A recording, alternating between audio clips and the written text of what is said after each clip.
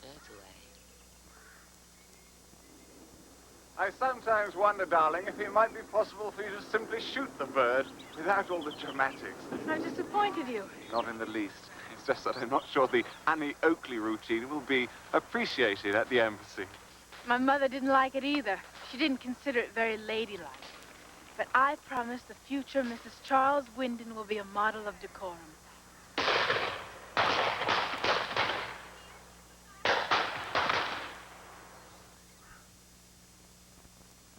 I'm simply trying to plan everything, just as your dear mother would have done. I think 8 bridesmaids would be the proper number for a wedding of this size. You must ask them at once, Jessica, so that their dresses can be designed. Fittings always take longer than one expects. I don't see what's wrong with a simple wedding, Lily. Arthur, she's your only daughter. Don't you want to see her married properly? Just happily. Jessica will be a lot happier if she starts her married life correctly. Oh, the pot should never touch the cup, dear. Oh, sorry, Aunt Lily. The invitation list must be discussed so that we can tell the engravers how many we require. Jessica, you must decide on the pattern of your silver at once so that it can be properly engraved. Whatever you think is best, Aunt Lily. And after breakfast, we must talk about the flowers for the church. And then there's the music. Oh dear, there's still such a lot to do. Wouldn't it be lovely to run away with the man you love and just get married? Jessica. Sorry, Aunt Lily. I'm sure everything will be perfect. You know I loved Catherine, God rest her soul. But why did you have to go and marry an American?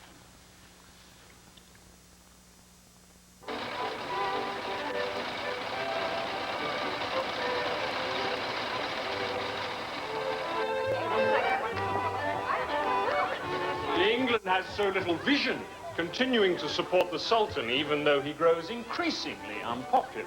We must do business with whoever is in power. In the Ottoman Empire, we do business with Sultan Hassan. I suppose you believe that Tsarist Russia will fall as well. Excuse me, Charles, have you seen Jessica? The last I saw her, she was flying upstairs, followed by a flock of cousins. Oh. It was at the British Embassy in Washington. Charles was an attaché there. What were you wearing? I don't remember. You don't remember what you wore the first time you met Charles? Oh, I remember what he wore. Look at this. Oh, Jessica is beautiful. Where will you wear it? To bed. It's a nightgown, you goose. Oh, all this embroidery and no one will see it. Charles will. Hush. I know about married people. You don't have to hush. When did you know that you were in love, I mean? When he kissed you? I can tell you the exact minute. We were playing bridge. It was me, Charles, my father, and someone from the French embassy. It's silly, really, but I just happened to look up, and Charles was frowning at his cards. He's not a very good player. I looked at him, and I knew. He must have felt me staring at him because he looked up, and he smiled, as if he read my thoughts.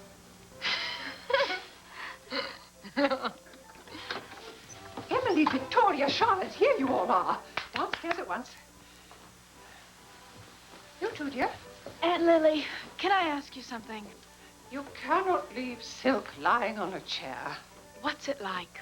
What is what like? Being married. You will get used to it.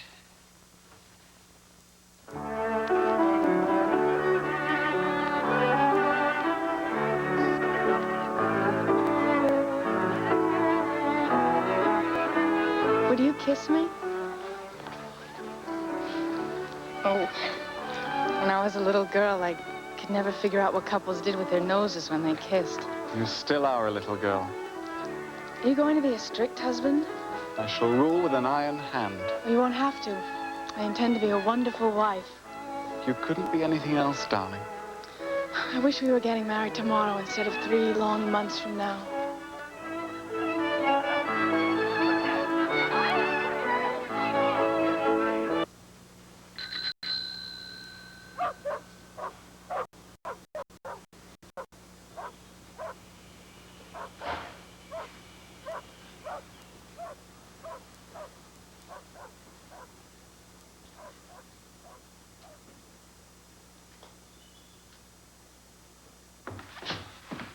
Jessica down yet?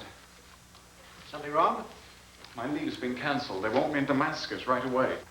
Oh. More riots? I'm afraid so. Ambassador Grant wants a first-hand report. When do you leave? Tomorrow. I'm sorry, darling. Well, this means the wedding will simply have to be postponed. How long will you be gone? It could be months. Oh, Charles. Or maybe the wedding doesn't have to be postponed. What are you suggesting? That we'd be married at the embassy in Constantinople. A wedding at the embassy? Well, it wouldn't be as elaborate as you'd have here, but... Well, I don't care about any of that as long as I'm with you. Well, it's simple. I could go with you to Damascus, and then I Jessica is leaving tomorrow morning. You'll come too. We'll all go, the three of us. Even Aunt Lily can't say that an embassy wedding isn't proper.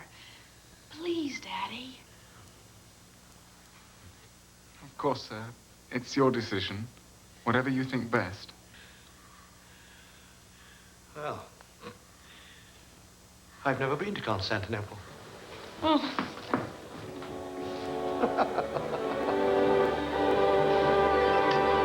Aunt Lily!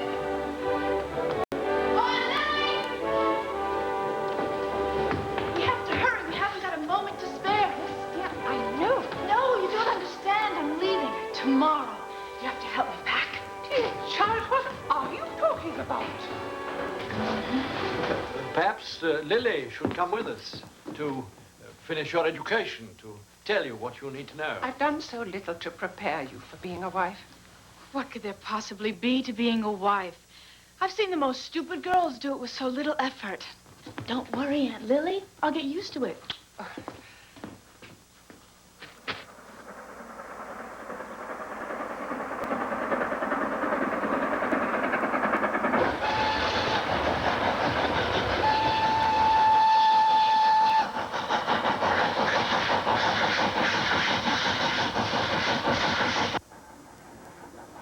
Miss Gray, Mr. Gray, let me introduce Lady Ashley. I've asked her to join us. Oh, how delightful. Hello. Your young man so graciously offered me refuge. It seems there's not room for all of us in my compartment. You're a fellow traveler, then? Oh, I scamper about hither and thither. But my home is in Damascus. Even in the desert, one needs one's roots. Lady Ashley is probably the most famous Englishwoman in Damascus. Some say it's easier to get an audience with the Sultan than an invitation to one of his soirees. You're far too polite. Infamous is a more apt description.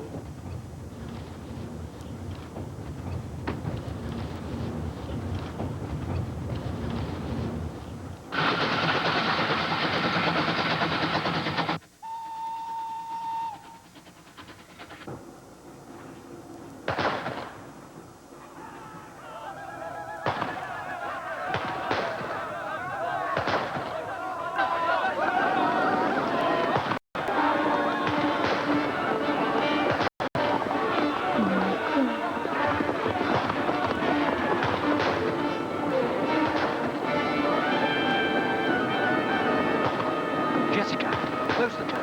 Now.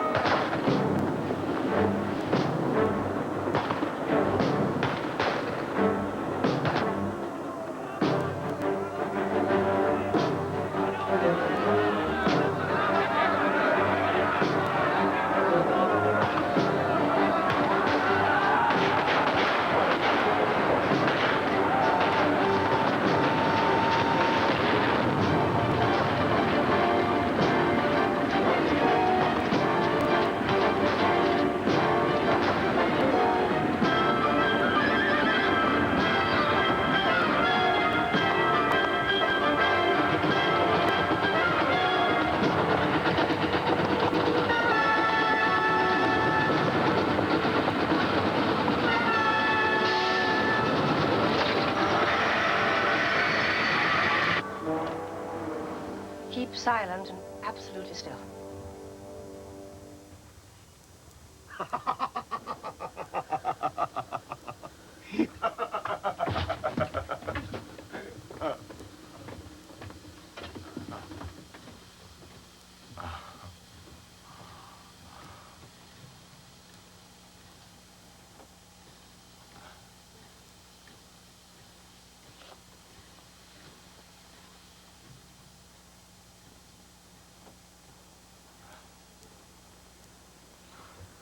Nahnu Malachim.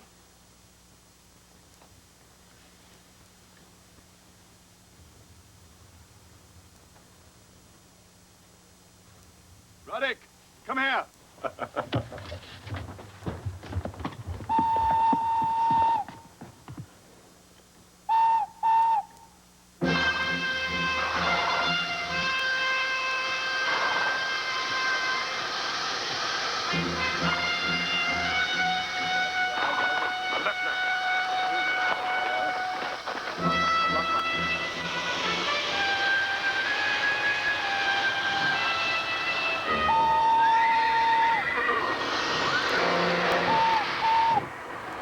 I don't understand. What would the Bedouins want with the Sultan's men? Retaliation. The Bedouins are always trying to insurrect against anyone who tries to rule them. It's practically a tradition. But what if I was to tell you that the young men you have just seen were not Bedouins, but a group of Turkish rebels? It's impossible. It's only a theory, but there are those who believe that these young Turkish rebels have been behind every insurrection throughout the empire during the past 3 years. Revolutions, then? Of course. It's impossible to have a revolution without them. For hundreds of years, no one's been able to gather the people together to rise up against the Sultan. Ah, but you see, these rebels are different. They've been abroad, been influenced by Western ideas. Oh, yes, they've found a new way of life, and they want to bring it home. But is it so bad here? The people here are subject to the whims of one single man who has the right to determine life or death. It's very hard for us to understand. We have a system that guarantees basic human rights. These people have nothing. No recourse, no rights, no hope. Well, I'm not defending what Sultan Hassan has done. Only England's diplomatic position. Which is? That these revolutionaries have neither the strength or support to overthrow the Sultan. As I said, it's only a theory. Well, not one which would make you very popular at the embassy. A fate, I can assure you, to which I am well accustomed. Still, I think these rebels are to be taken seriously.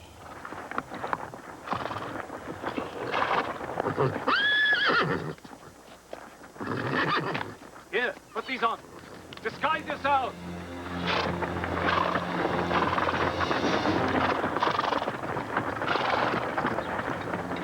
Tell them we have been informed that men from this camp took part in a raid in a train. That they took Turkish soldiers. Tell them we want to know where the soldiers are. Surely someone here must know something. You! What do you know? Tell me who led the attack. Such a beautiful face. See? What a beautiful face. A face this beautiful should not be disfigured. Tell them what I say. Tell them what will happen to her if she does not tell me what I want to know. Tell them! Konuş, marşaniş, hukusur ulduracak. I tell you nothing.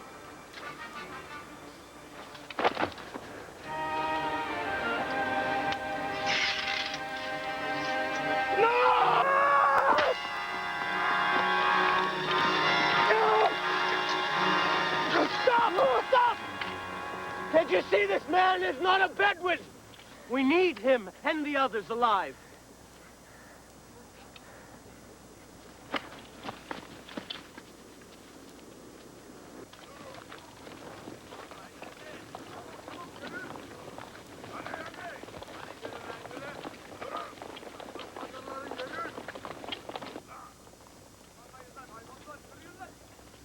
They must be taking them to the Sultan. There are too many soldiers. We cannot fight them. And I cannot let them go to their deaths.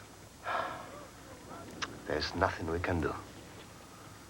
Not until they reach Constantinople. What are you talking about? I have a plan. What plan? We can bargain for their release. How? We can make a trade. What do we have that's worth 20 men? It's not what we have, but what we can get. And what's that? What the the Sultan craves most.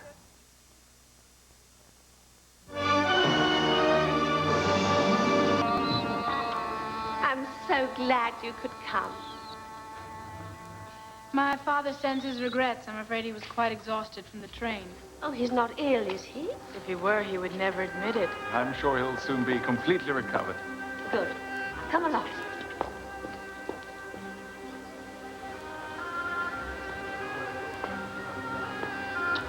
How silly of me. I should have warned you.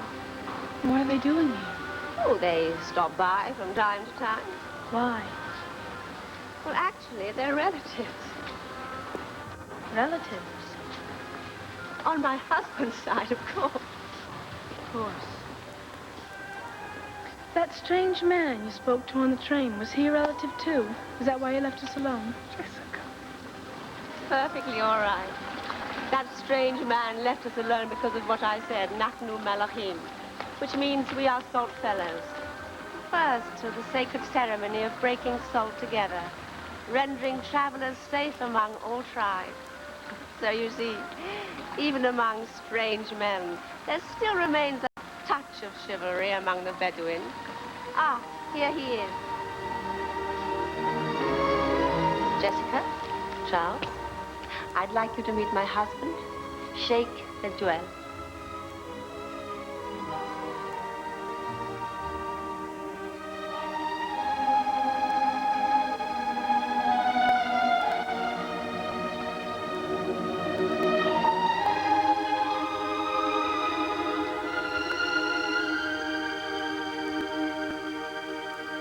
Excellent hotel. We're staying there too. Until tomorrow, of course, when we begin our caravan to the ruins of Palmyra.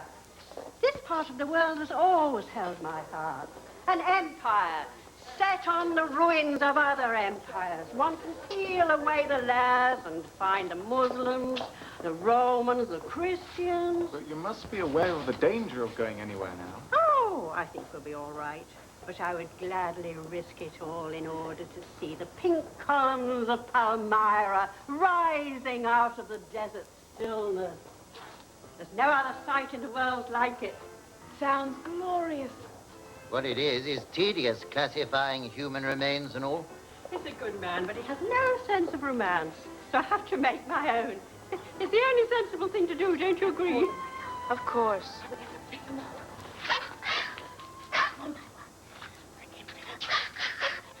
And he was coming toward me, and I didn't know what to do. I didn't know which way to go. So I grabbed my knife, and I came toward him, and I cut his throat. Oh, I'm so sorry. Went a bit too far then. It's a true story. It really happened. Are you all right? The ruins of what? Palmyra. It's just an overnight excursion. What about Charles? He's busy working. Well, I don't suppose you could get into very much trouble. Not with Mrs. Pendleton firmly in charge. Thank you, Daddy. Enjoy yourself. Will you be all right? Of course, of course.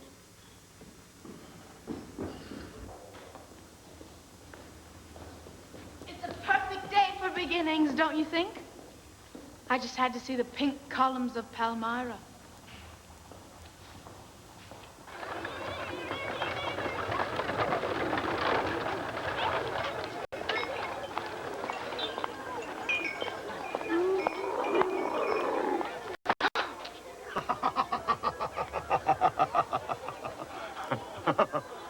Get away from me. Jessica, you've met Radic. We were told he's the most expert guide. I am best. I make all the right brides.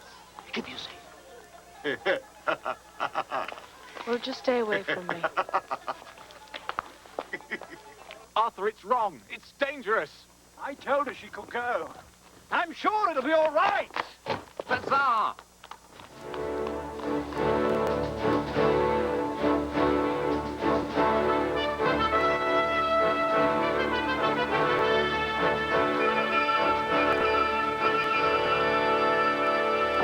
Should never have let her go.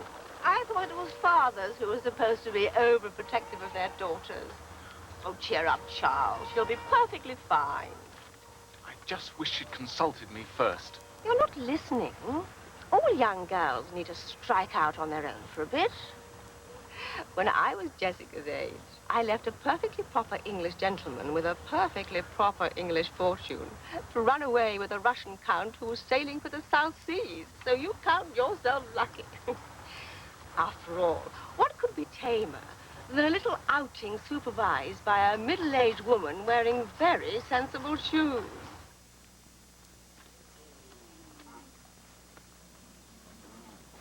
Missy, do you want water? I'll wait for the well. Why don't you ride? I don't want to tire the animal. And what tires you?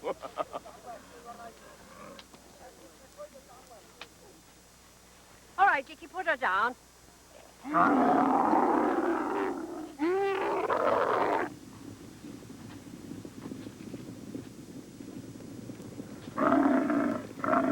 What is it? Nothing to be alarmed about, I'm sure.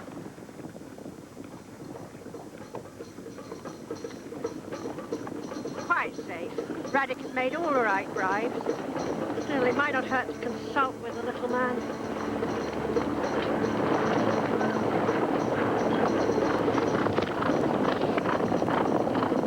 It's disappeared. It's vanished.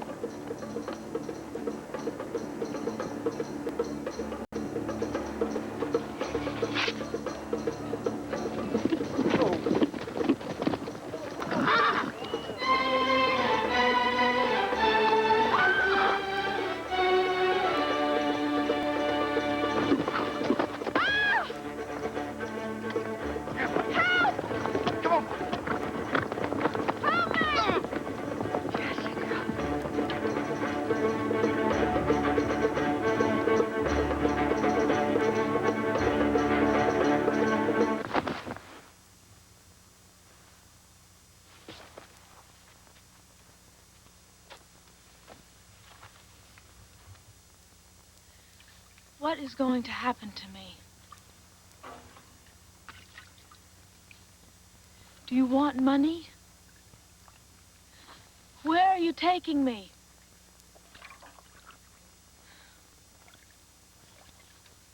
Nachnu Malachin.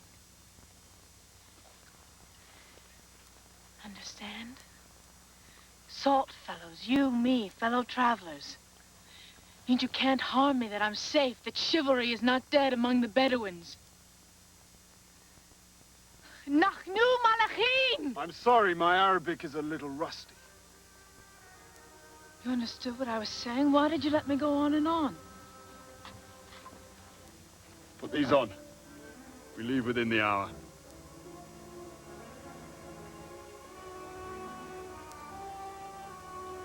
Now, either you put these robes on, or I'll put them on for you.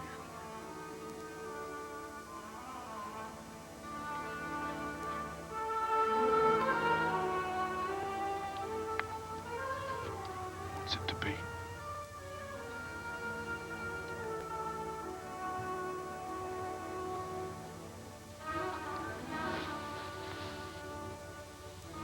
I thought as much.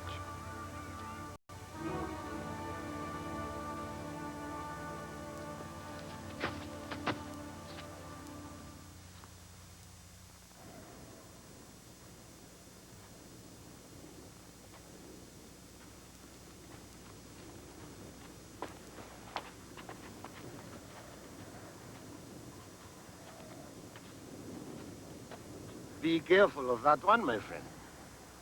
Fair hair is unlucky. Do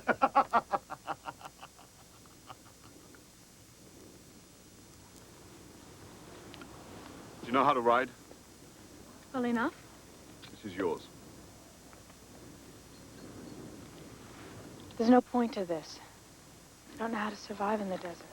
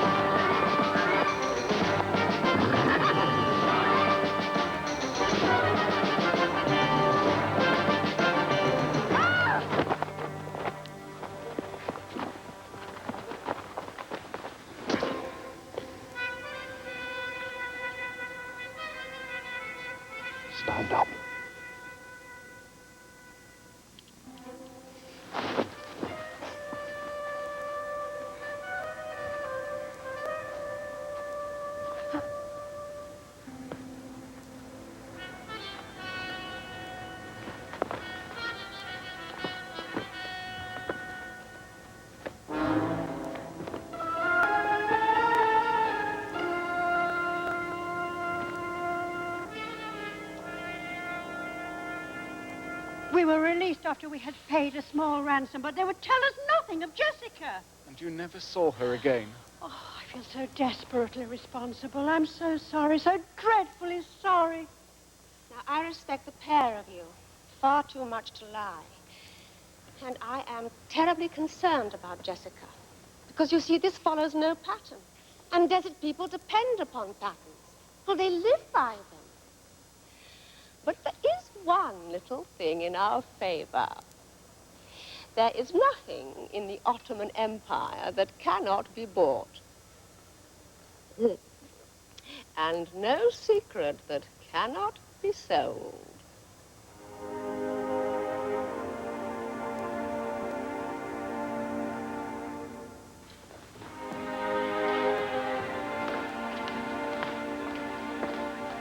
Thank you. They belong to my wife. They're Jessica's now. You can start with these. Lady Ashley assured me there's enough here to buy every spy in the Empire. And should you need more, I shall make sure you get it. We'll find her. I promise.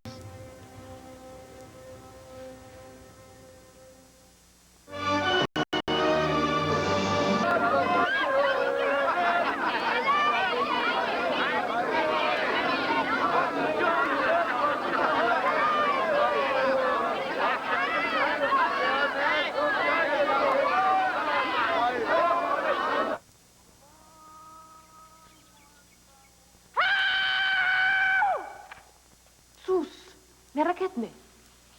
Dur, meraketme.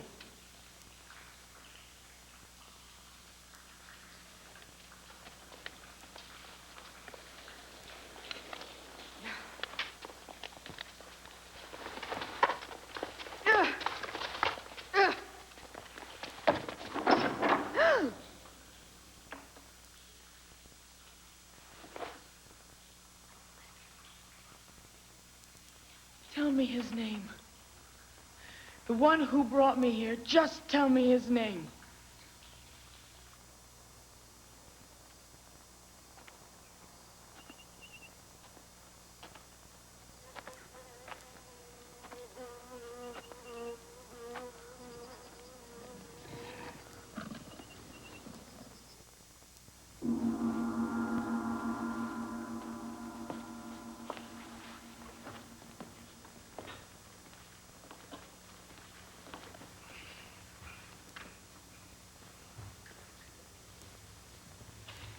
What have you learned? The prisoners have confirmed our suspicions. The same group of young rebels that have been rioting throughout the Empire were behind the Bedouin raid on the train. The army has allowed this problem to continue for too long.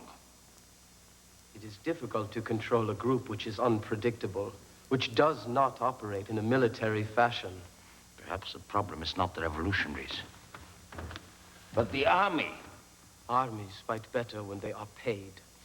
If I might speak, with all respect, a military solution to this problem may not be necessary.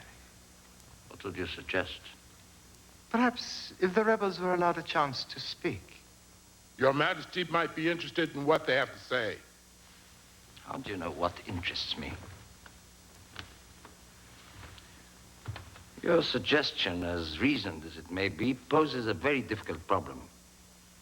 One must always listen to what all people have to say, if their words can have effect. But these people, with their vision of the changes they would bring, tell them. There can be no law, but the Sultan's will. So why waste my time? Or theirs? The soldiers are becoming more discontented every day, and less willing to fight for a Sultan who rewards them only with hunger. He spends his money on pleasures. He indulges his women with jewels and extravagances that exceed all bounds. He never sees a soldier so that they do not interest him. But he visits the harem every day. Is he blind to the dangers? Blind to what's going on around him? No, he was raised to believe he's invincible. There was a time when he listened to me. And there was a time when you provided him with the most wonderful women in the world.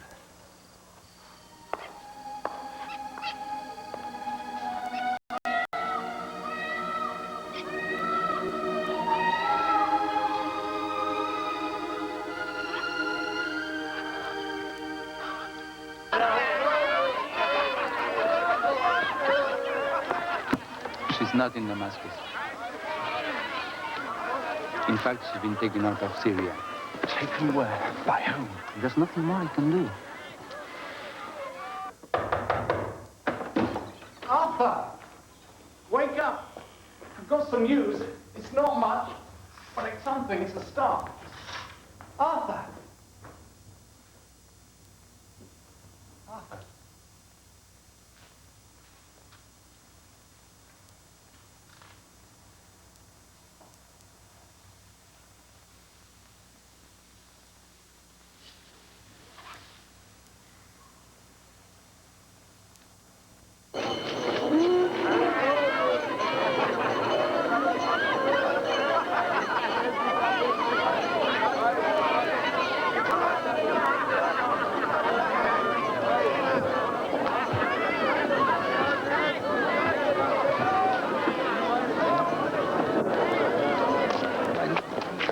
Whatever happens, don't say a word. Your life depends on it. This one is special. I cannot offer you any more.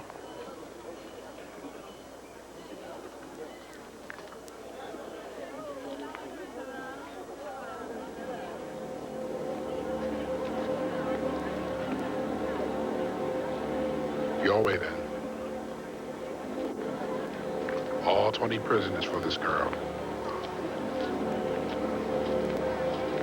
What have you done? Who is that man? Tell me what is going on. There is no other way.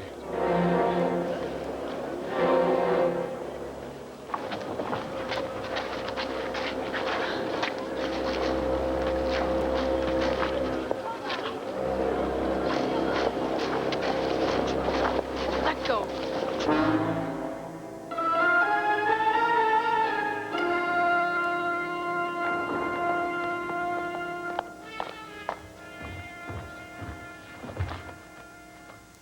When you are free, I expect you to continue with these writings. Free? You are very talented. It should not be wasted. So I want you to continue. And in these writings, you may speak about everything. Everything. Except, of course, revolution, liberty, the rights of the people, the rights of women, constitutions, plots, bombs. May I ask His Imperial Majesty, what remains? Everything. Absolutely everything. The rain, the good weather, the dogs in the street. You can even speak of the Sultan, as long as you sing his praises. In short, you have full and entire liberty to speak of everything that seems good to you. You might also want to write that the army will torture and put to death every single woman, man, or child engaged in these traitorous uprisings. Write that a revolution against the Sultan is impossible because it is. Tell your friends, leave the empire or be destroyed. Remember what I've said. You are my messenger now. I'm counting on you.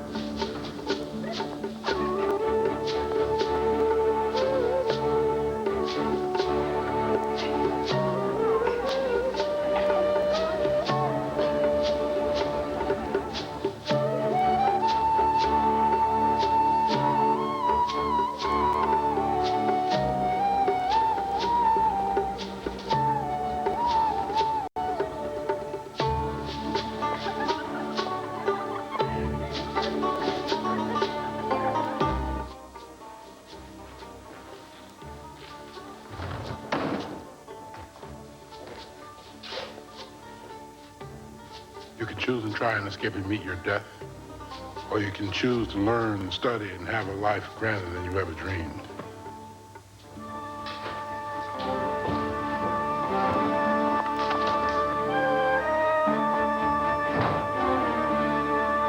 Tell me, how can they do this? Lock us up and keep us here against our will? I don't understand. Those bars are meant to protect us. I want to be here. Do all women want to be here? Mostly, yes. It is the greatest honor that can be bestowed on a woman. What are you supposed to do? We wait for the Sultan. You mean we just sit here and wait for the Sultan to come take us away or be raped by the Kizar? Many things are possible in the Seraglio, but being raped by the chief black eunuch is not one of them. Kizar's a eunuch? All the men in the harem are eunuchs.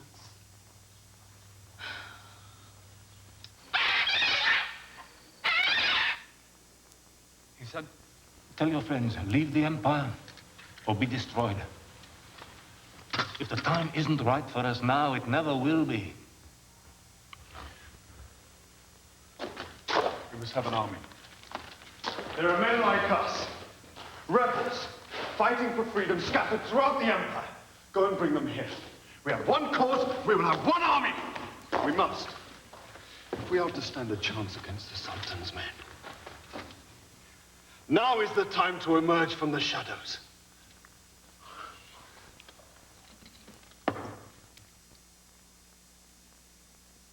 There are lots of rent.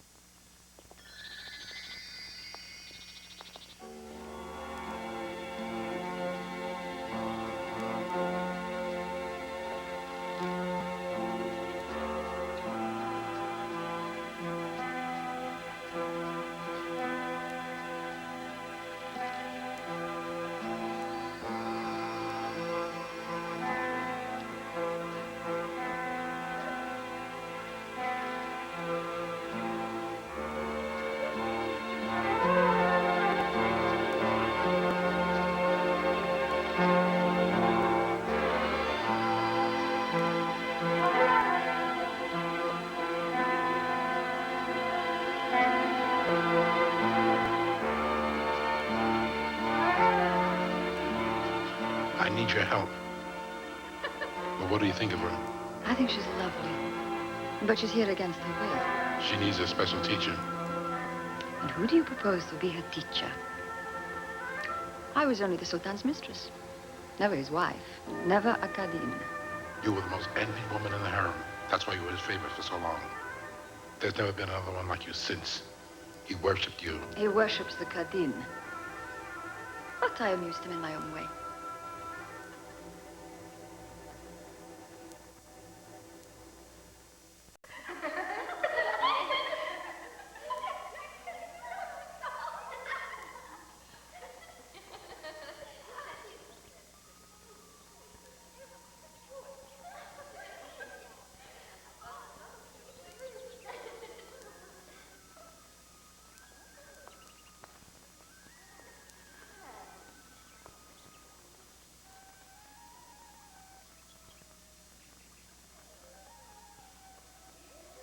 So you're the new girl.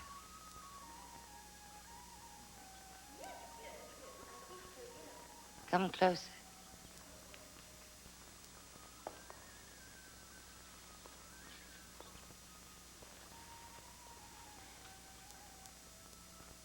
Take your clothes off. Let me see you. What? As the Sultan's wife, and only wife, I decide who pleases. Will you take your clothes off? There's no question of her being pleasing to the Sultan. Your choices mean very little to him now. Will you please take your clothes off?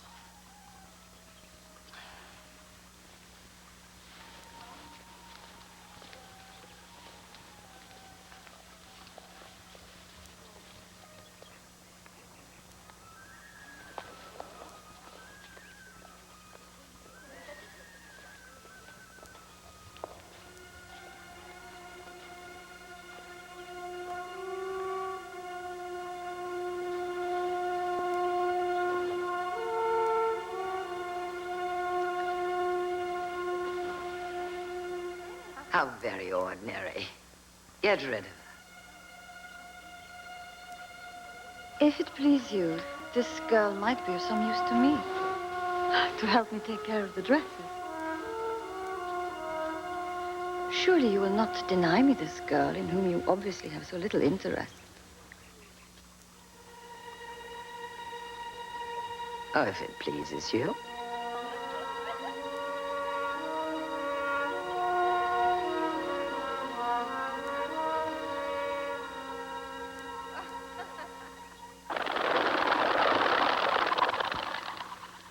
Of course, we're dreadfully sorry to hear about your fiancé.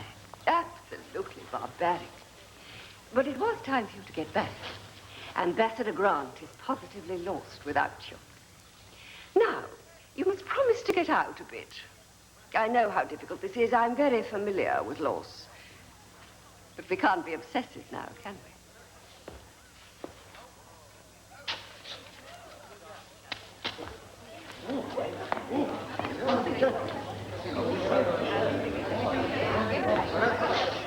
We must speak privately.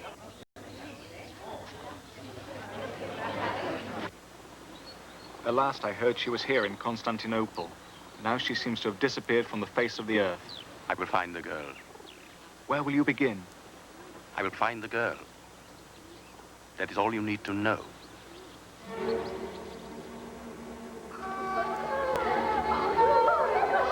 What's happening?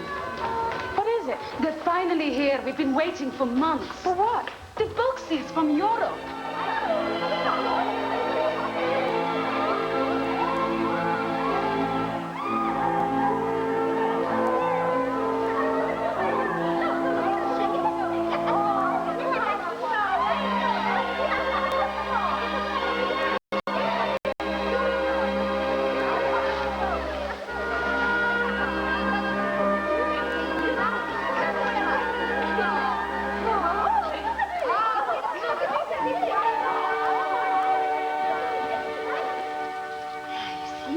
Accentuates the lines of the body.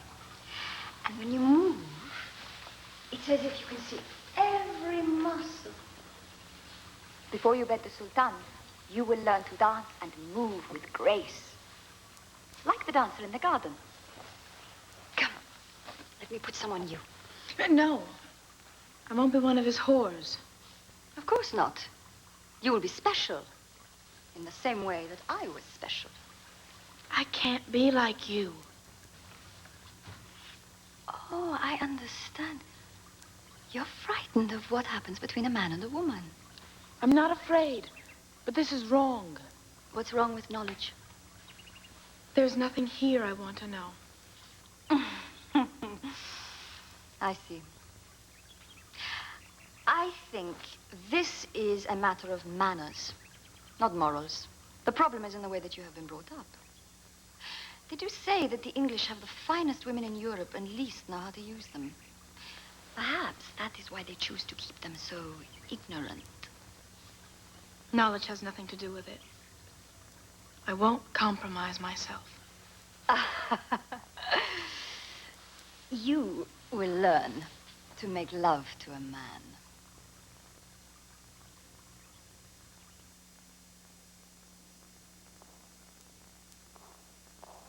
Oh, it pains me, my love, to see you so distressed. Remember, you're descended of the great Hassan, and you could make the empire greater still. Whom do I make it great for? Myself or your son? Our son.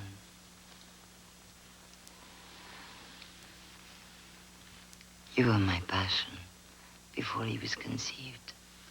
And you're my passion still. Perhaps you do still love me. Perhaps it was not so impossible. Perhaps the girls need not come tonight. You gave me a son. That is enough.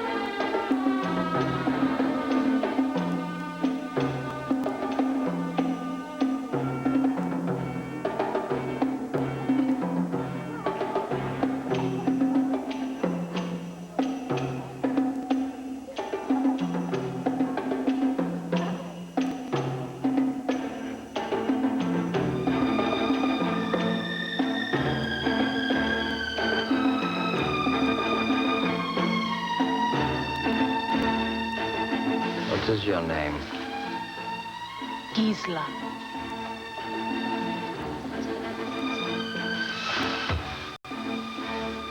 Write Gisela in the great book.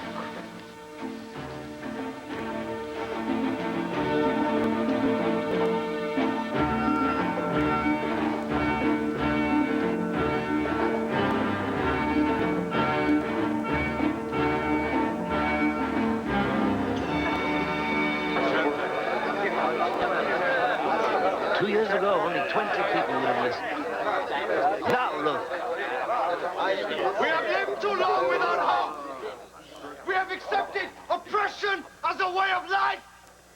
I have seen other places in this world. Places where people live freely with hope instead of despair. Promise instead of resignation. Freedom instead of slavery.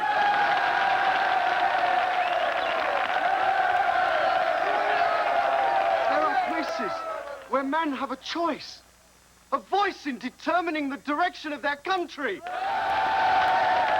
Now our children are starving. Our men are dying. Our women are mourning. It is time to break the chain of oppression. It is time to be heard. Time to fight!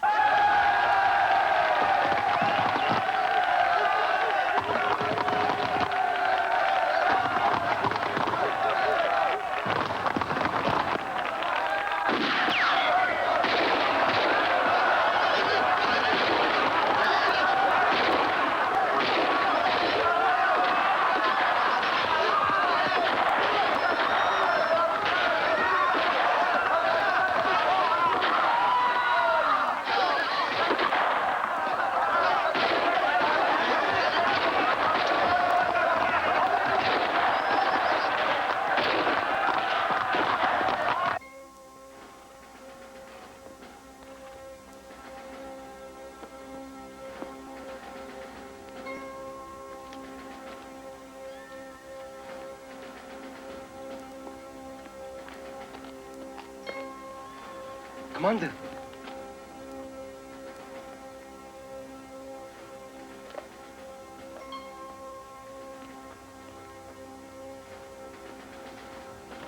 Why do you speak to me? You don't need your gun. I am unarmed. What do you want? There are many others like you. Men who believe that the Sultan should fight the enemies of the Empire, not murder its own people. And how do you know what I believe? Your soldiers respect you, but they also know how you feel. There are others like you. And where do I find these others? We have men scattered throughout the Empire, willing to fight.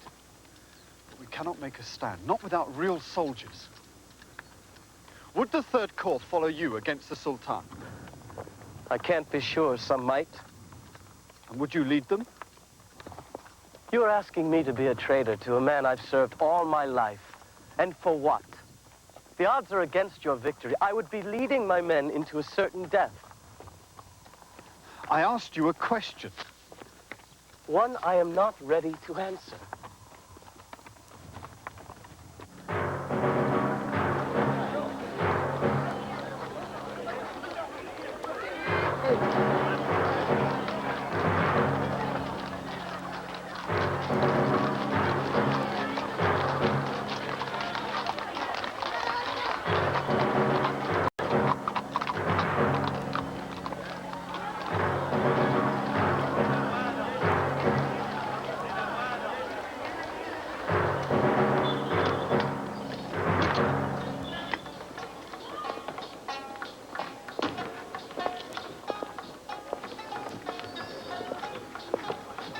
Anything you want is yours.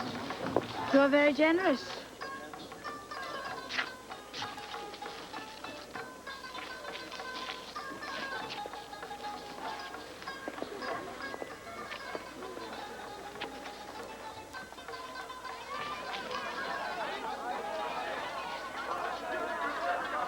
What a lovely color. Jessica! Jessica! women back.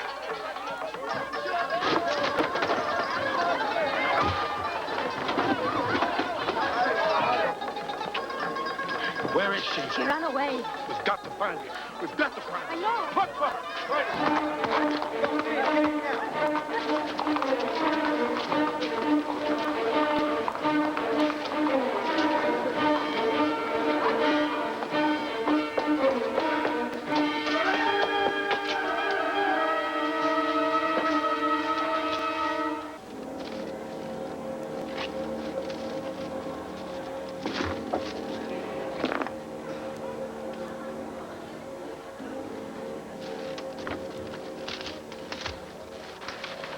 Come with me. Let me go. I take you to the British Embassy, to Mr. Charles.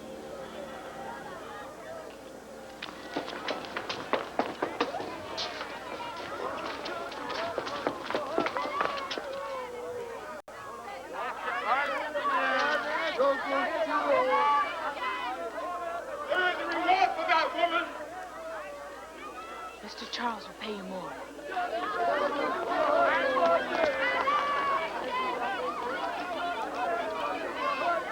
Is this the one you searched for?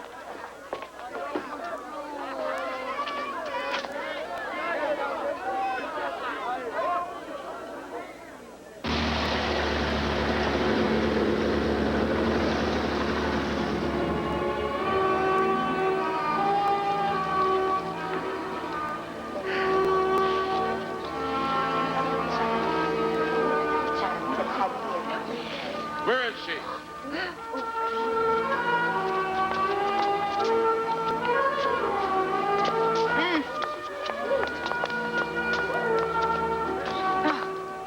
Whatever happens, whatever you see, you don't make a sound.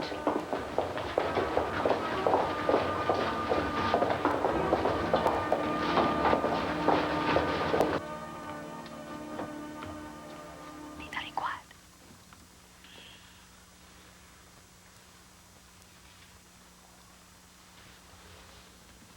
There are rumors that you're pregnant.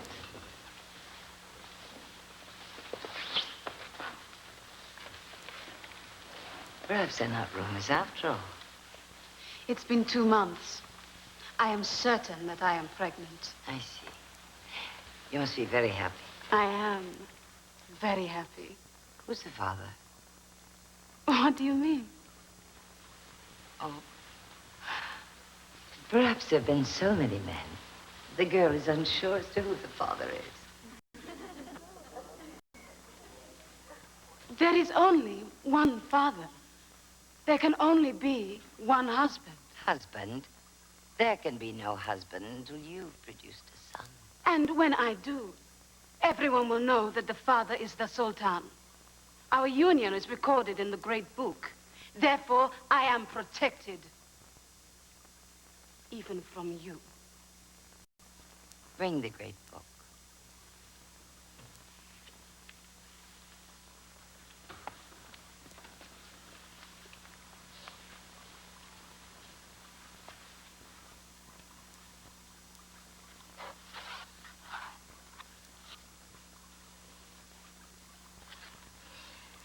I find nothing. No record. But you must. I watched you write the entry myself. Oh? It's possible that I've missed it. Perhaps one of you could find Gisla's name in the book. But they can't even read. Perhaps one of you remembers the night that Gisla caught the Sultan's eye. Does anyone remember that night? Why are you doing this to me? I'm following the law. You are the first, Kadeen. No one can take that away from you. There is no record of your union with the Sultan. Therefore, you're either unfaithful or a liar, or perhaps both. My child is no threat to you. I'm protecting my husband. If you love the Sultan, then save my baby.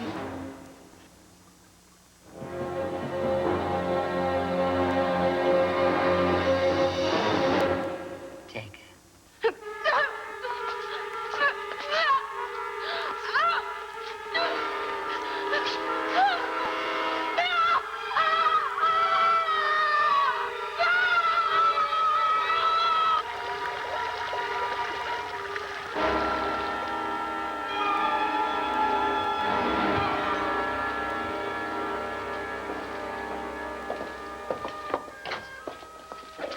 This is what happens to unprotected girls.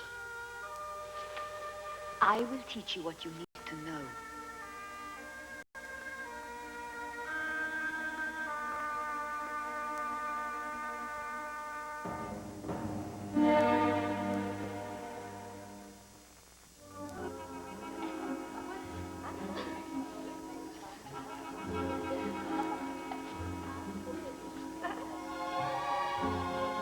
Before we can begin, you must learn to take pleasure in your own body.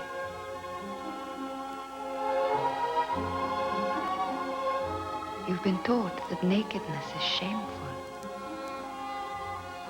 something to be hidden.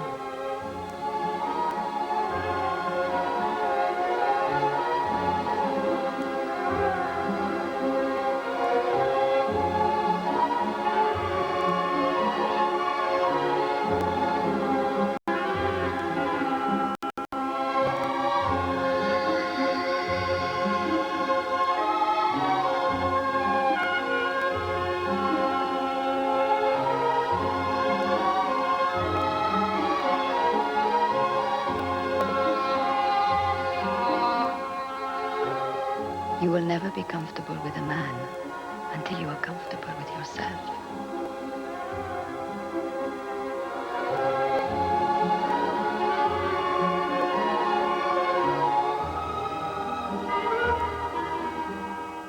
Put aside everything you know.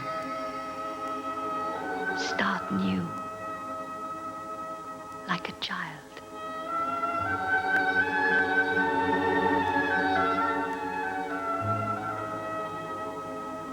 Open yourself up to the world. Loving involves each and every one of your senses.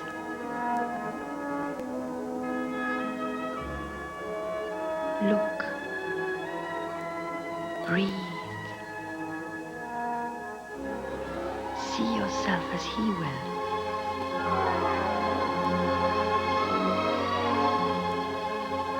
Touch yourself as he would.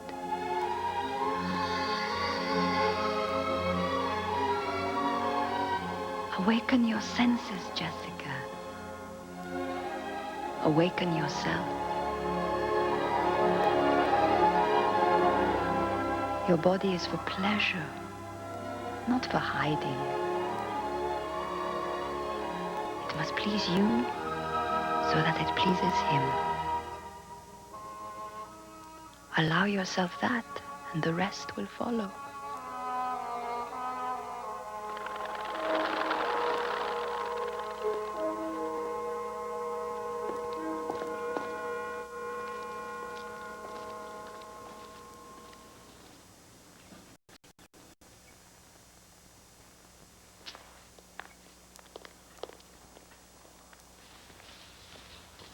I know where she is. Then for God's sake, tell me. The money first. Sir, what do we propose to do?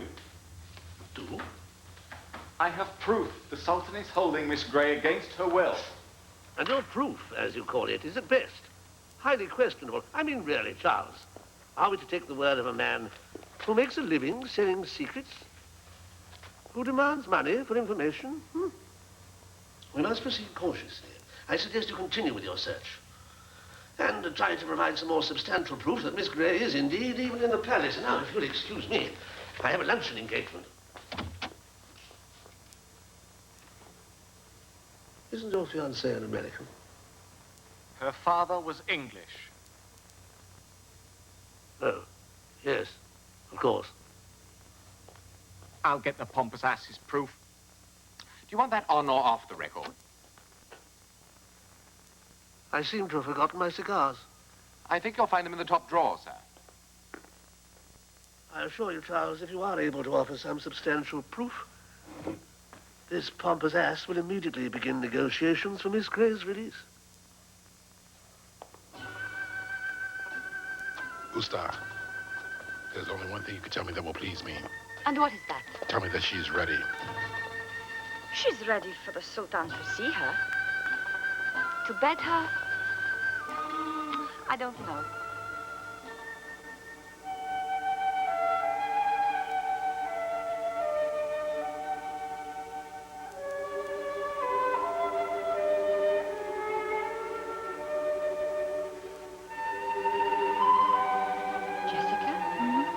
time to get up.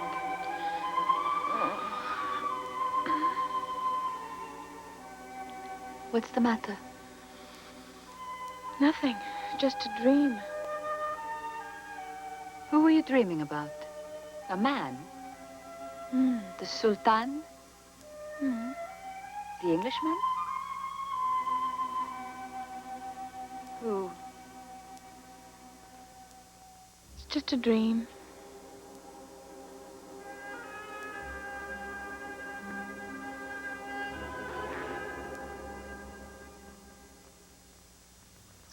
Tonight you will wear the emerald green. With no jewels. Perhaps a few rubies for your headpiece. When I was the Sultan's lover, I never wore my jewelry. I used to let my slaves carry it. They followed me, naked, carrying trays of diamonds and emeralds. It was rather effective.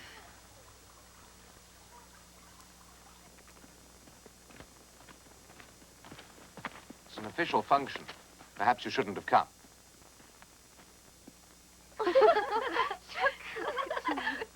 She's in there. I know she's in there.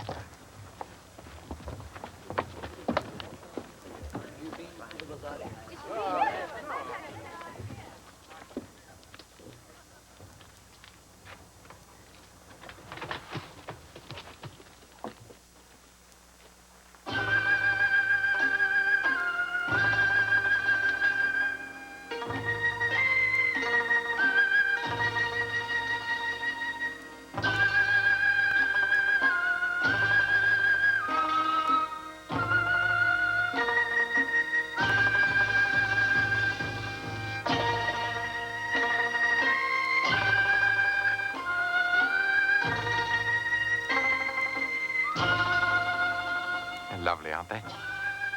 What they are boys. Well, even the one, even her.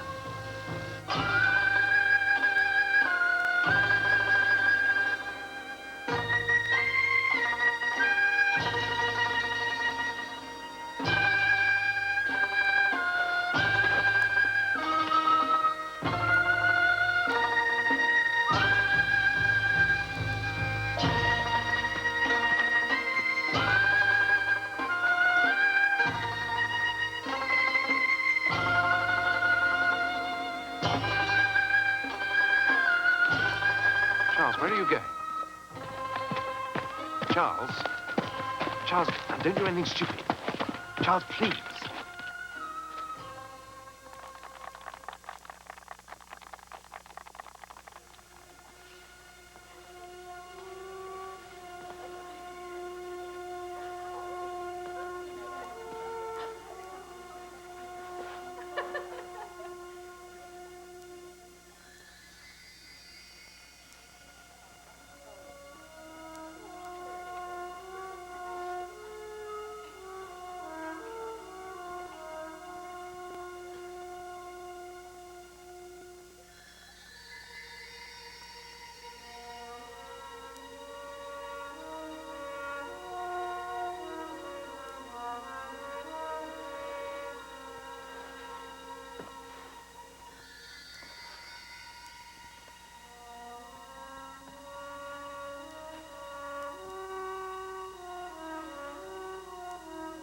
Why do you continue to cover yourself? It doesn't please you? It would please me to see your face.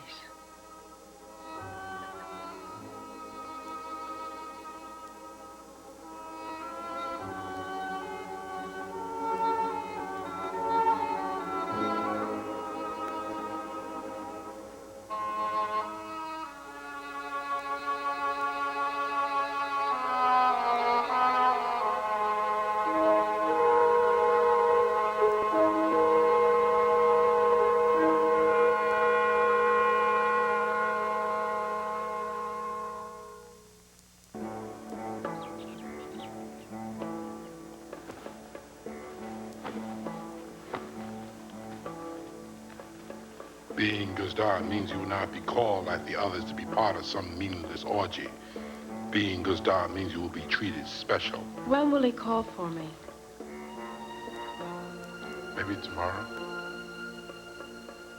1 month. Whenever he pleases. I see.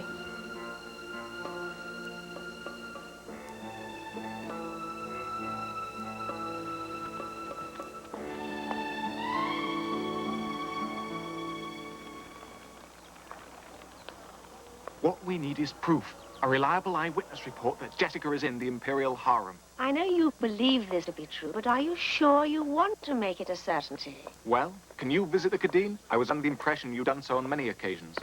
Of course I can. I can go there tomorrow. But Charles, supposing Jessica is there, what will you do? What can you do? The embassy will take some action. Against the Sultan? Are you quite sure? Positive. Then perhaps the embassy has changed.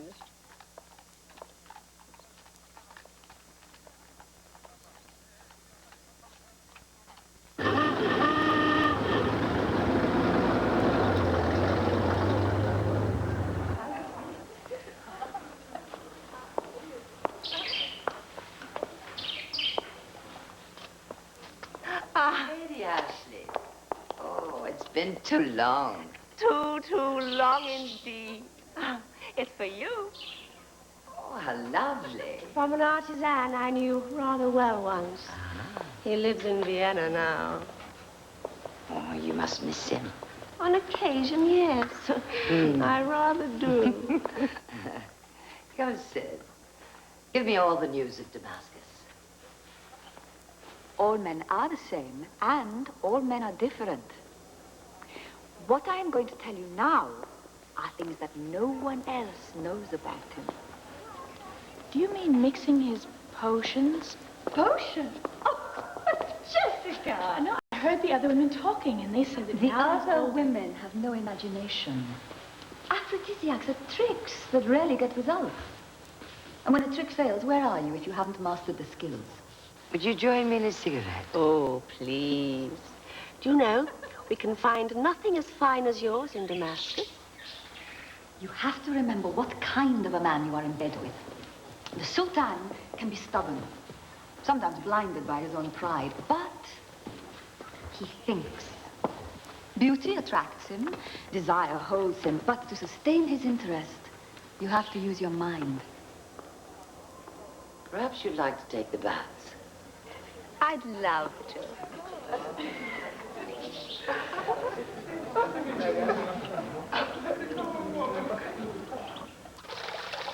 Eastern men study the mystery of satisfying a woman, and it is a source of great pride to them. So you must let the Sultan feel that you want him. How do I pretend desire? You may not have to pretend. So the Sheik has not taken another wife. He could have had four. You've done very well. Me? What about you? The one and only Khadin. Women from all over the empire wonder how you've managed such a coup. Some even say you weave magic. But still, what with all the new girls coming and going, it must be difficult to remain the Sultan's only wife. There are no new girls. Oh, funny. I thought I saw some new faces.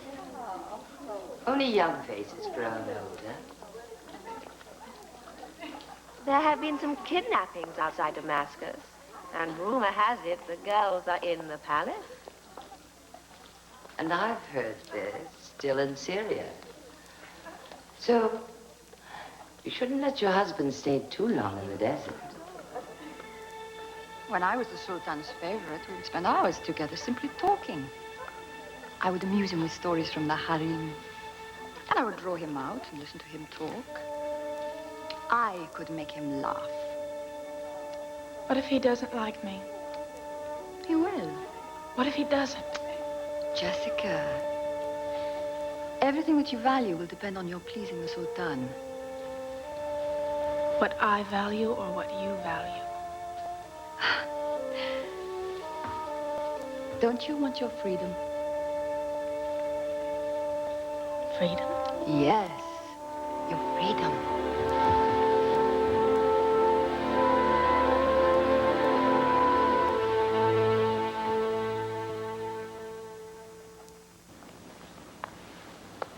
Must you leave so soon? Oh, I'm afraid I must. Well, not without a token of my pleasure at seeing you again. What becomes you these days? Rubies, diamonds, pearls? What? Oh, you're much too generous. Thank you.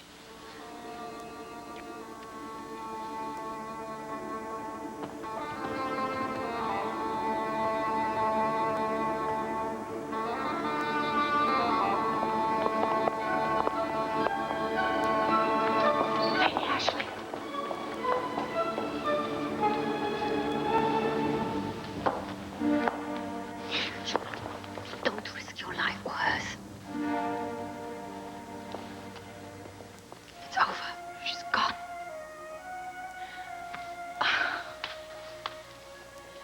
She just stared past me.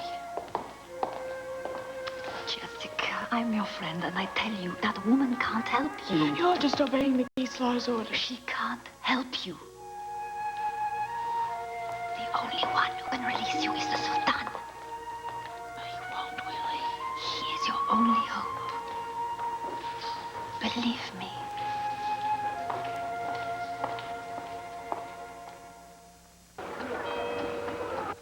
Well, she is there. I saw her for myself today. And you're certain she's being held against her will? There's no question. She was kidnapped. Well, we should begin negotiations immediately. Thank you, sir. I suggest we approach the Sultan with gifts. Let's say we begin with 4 elephants, 2 tigers. I'm sorry, sir. 4 elephants and 2 tigers. I don't believe the Sultan cares for elephants. He does like tigers, doesn't he? Only if they come from Africa. Oh, very well then. Let's begin with 6 tigers from Kenya. I think it may prove easier to procure tigers from What is India. easier is not at issue. I realize these things take time. I find this whole conversation preposterous.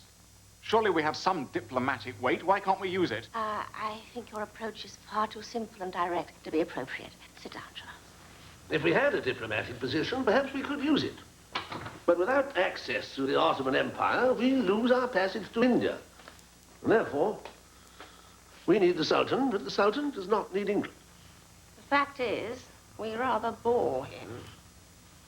In that light, surely you can see that it would be diplomatic suicide to suggest that the Sultan was holding a British citizen captive. I can't understand why we must move so slowly. Randolph, I wonder if you'd care to take Lady Ashley into the garden for some tea. Ambassador Grant, Mr. Wyndham, I do believe we have been dismissed. I realize you must be very fond of this girl. But you must see that certain things may have been forced upon her that would make her re-entering polite society quite impossible. Nothing could change my feelings towards her. Shall we continue with the elephants and tigers?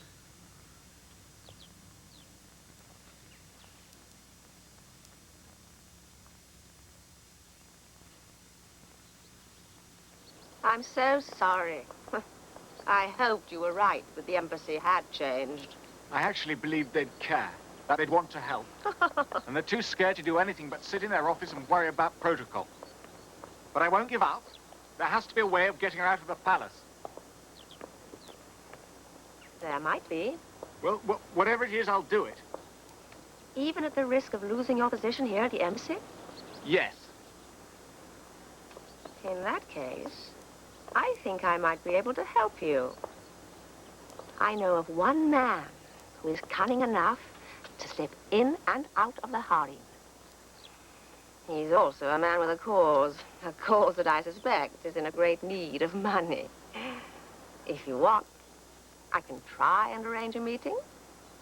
Yes, as soon as possible.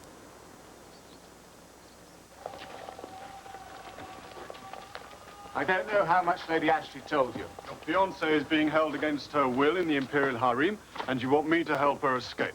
I'm willing to pay a great deal for her freedom. Is she British? Yes. Her name is Jessica Gray. What's the matter with him? The danger frightens him. You realize you're asking the near impossible?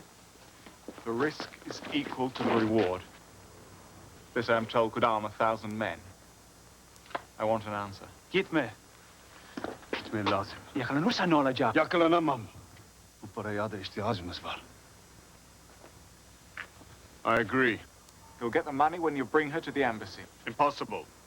Said is to get the money as soon as I enter the palace. But if your plan fails, I shall be left with no other recourse. This plan cannot be thought of in terms of failure or success. It'll end in either freedom or death for me and for your lady. Now, I am prepared to risk my life in order to arm our soldiers. Now, you must decide whether you are prepared to risk her life. I have no other choice. I'm certain she would want to take the risk. So you agree to our proposals? Agreed. I'll need something for bribes. Would she know this? It belonged to her mother. Good. Then I'll take it with me. Then she'll know who I am.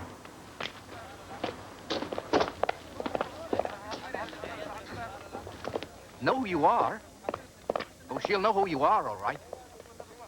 Well, I don't suppose you want to tell me how you plan to get into the palace. I imagine it might be easiest just to walk straight in. You're going to walk into the Imperial Palace, a man with a price on his head, just like that? Just like that.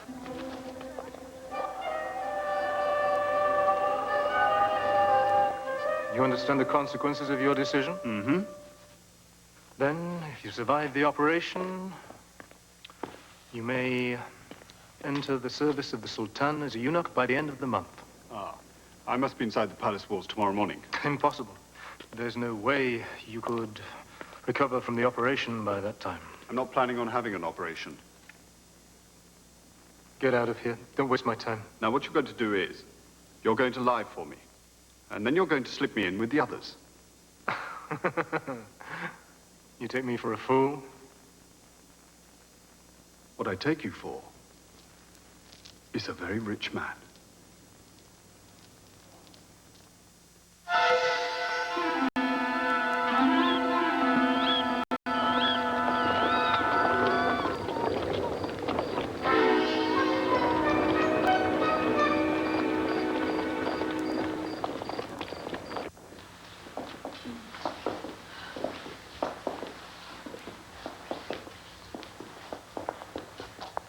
The Sultan will see you tonight.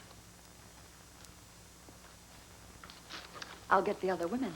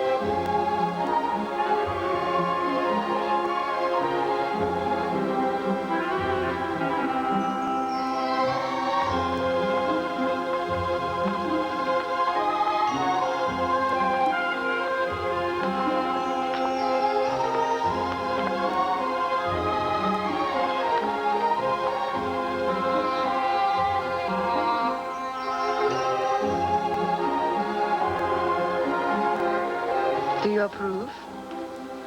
Whatever you think is best.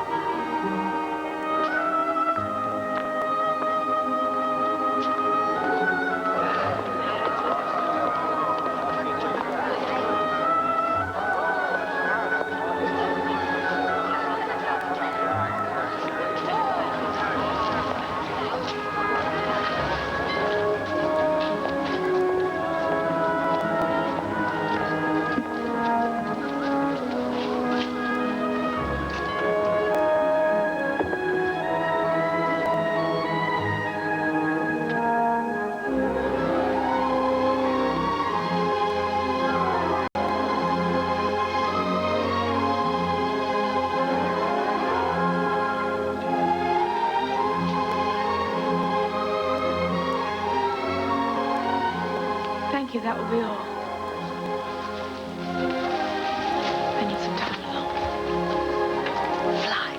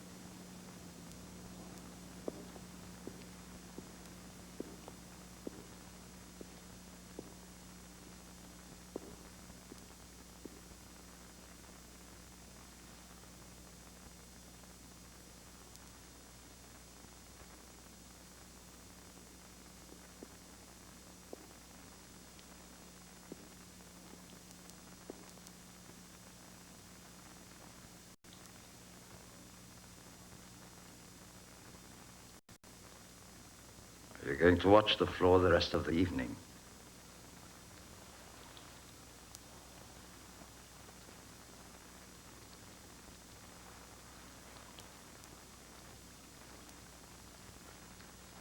Well, what do you think? Better still, what did you think the first time you saw me? Truthfully? Truthfully? You weren't as old as I thought you'd be.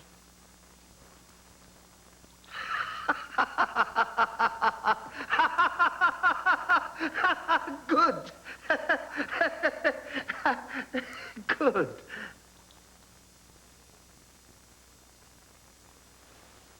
Is that a good likeness? What do you think? Excuse me? Is this the way Mr. Theodore Roosevelt looks? You have seen him, have you not? No, not in person. But you are an American. I was born in Tallahassee, but I never saw the president. He never goes to Tallahassee. Not as a general rule. But I would have to say that from the photographs I've seen that this is a very good likeness. Would you like me to serve you? After a while, perhaps. Tell me, what is this Tallahassee like? Is it important? Important? No, not like New York or Washington or Chicago. But it's very beautiful. It's lush green hills, terribly humid in the summer. In the evenings, we languished on front porches. Front porches? Like a balcony. Except on the ground floor. In the evenings, everyone sat on their front porches. Front porches. Interesting notion. You've never been to America. Oh, then you should go. That's impossible. I don't understand. I never leave the palace. You mean you've never been outside the palace? I went to Bursa once, 20 years ago. But you've never seen the very countries that you rule? It is not necessary. I have thousands of spies. They tell me everything. But they can't tell you how the local wines taste or bring back the sounds of the languages or the smells of the marketplace. You are the only one who can tell me about front porches in Tallahassee. Come now.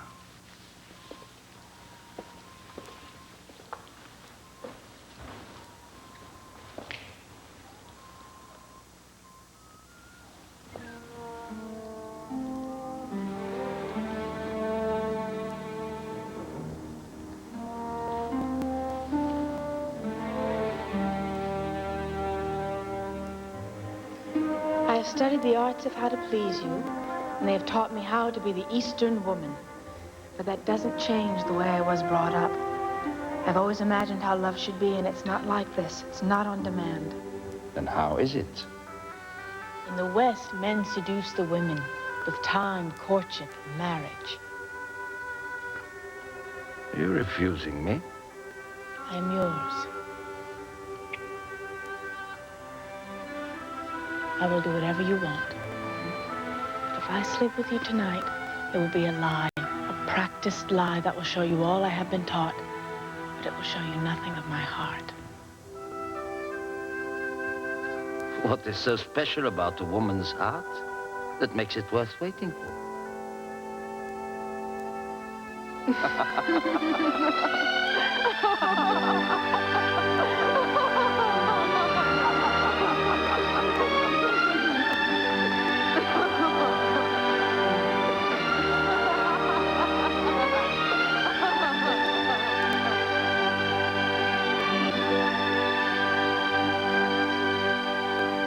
We talked all night long. He asked a lot of questions. And he found you interesting? He seemed to, yes. Oh, this is a very good sign. But, Usta, how long will it take me to win my freedom? First, you must win him. Remember, Jessica, real power comes after you have made love to a man.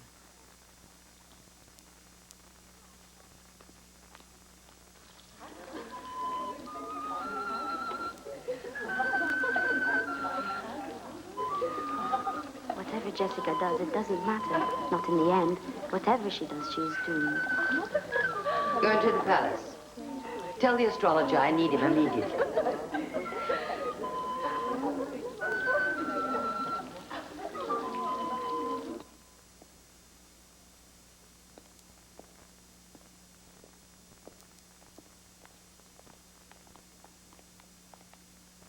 You may go.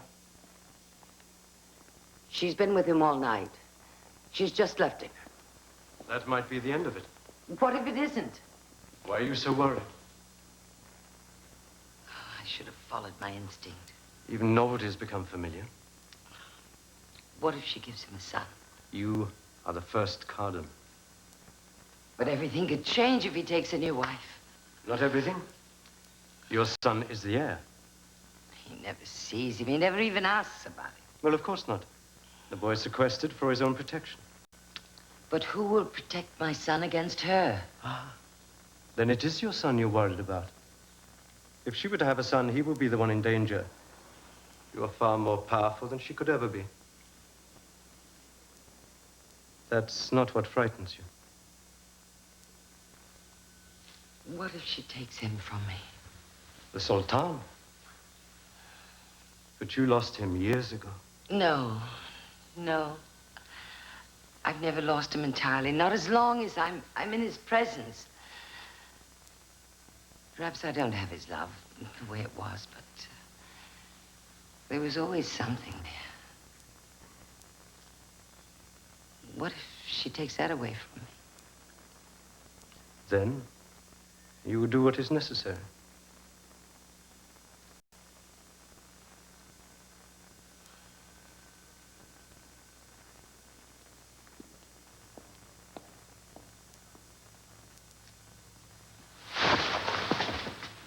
Spying on the Khadim could be considered an act of disloyalty. My first loyalty is to the Sultan. My second is to you.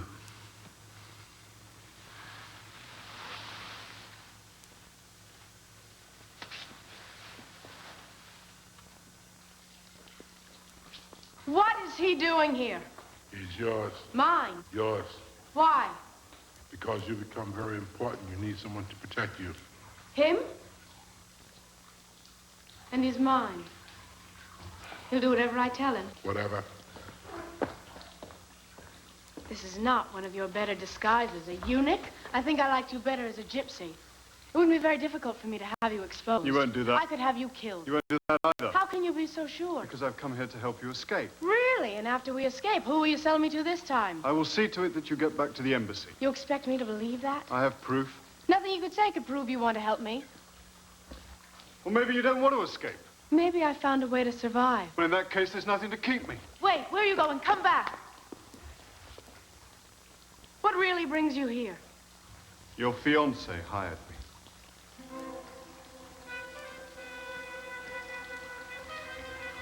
How do you know Charles? Lady Ashley arranged our meeting. You could have heard those names anywhere. I've been betrayed twice, once by a man in the bazaar and once by you.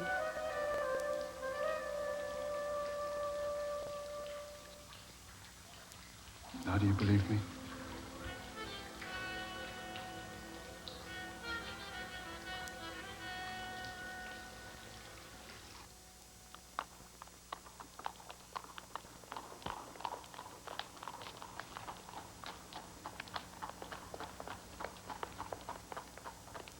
How I envy your husbands who can show you off so freely.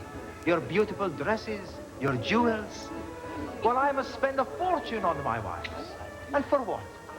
Dresses they can wear only to please each other. Sir, we have a question. Something that has puzzled us for a while. Certainly. Is it conceivable that a woman can be held in a harem against her will? That is not possible. But what about the Sultan's harem? We've heard that women are kidnapped and forced into some kind of sexual slavery. Madam, this is the 20th century.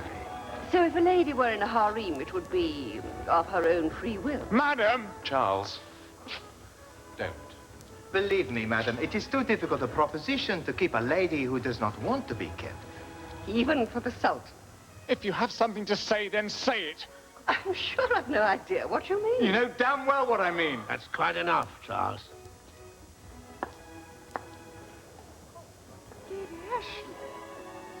I find it goes very well with my brandy, Charles. Thank you.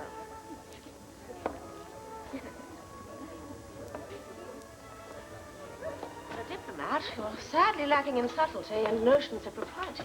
Well, perhaps I should find myself another job. Your Highness, we have reports that an increasing number of soldiers are deserting. That should be brought to the attention of my officers. Your officers are at a disadvantage. It's 3 months since the soldiers received any pay. The soldiers served their sultan for the honor, not the money. That may have been true once, but not anymore. Times are different. Not so very different.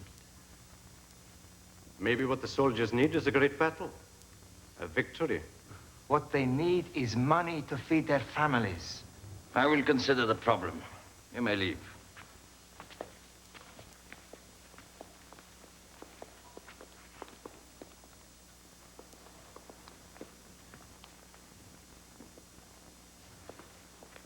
Stay.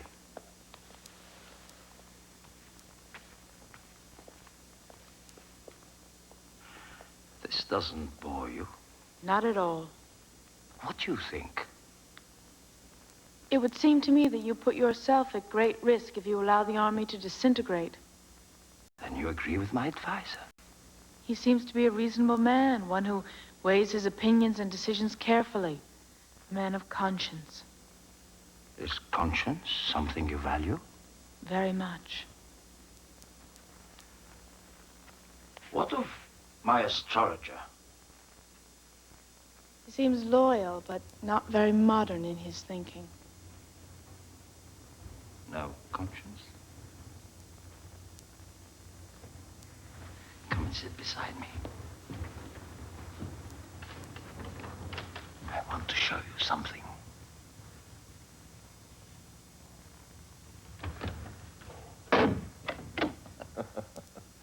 To protect me from assassins.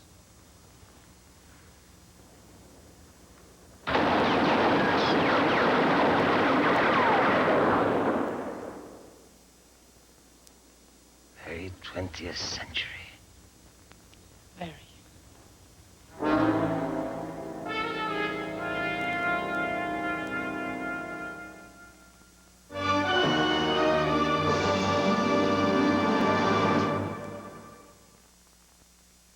Read any good microwave popcorns lately? Now, this one says it's normal for 1 to 3 tablespoons of kernels to remain unpopped. And this one is only recommended for certain wattage microwaves. Now, this one is new.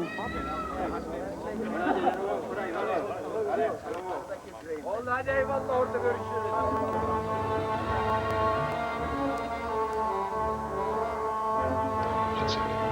That's the signal. We must prepare to leave.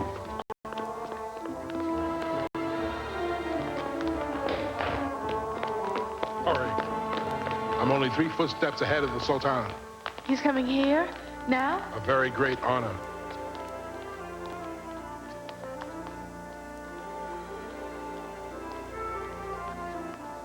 Everything your Imperial Highness wants shall be provided for. Every whim shall be attended to. Every fantasy shall be fulfilled.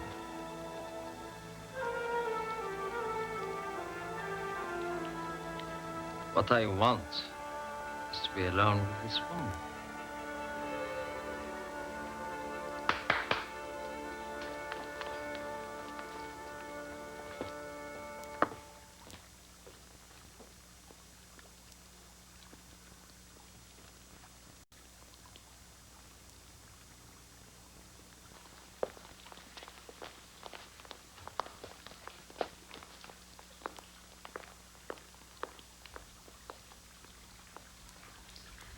They tell me that you're not interested in jewels or dresses.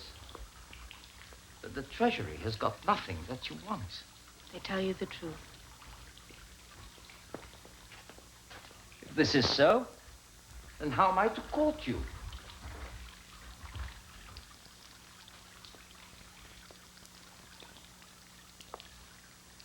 I've been thinking about taking a second wife. What I'm saying is that you have the promise of marriage. You could be the second cousin. But in America, a man has only one wife. This is not America. And the first cousin, would she want there to be a second? The first cousin wants only what I want. I was hoping for the second to be the same. If we were to be married, I would want to be a virgin on my wedding night. And I would want a wife with experience.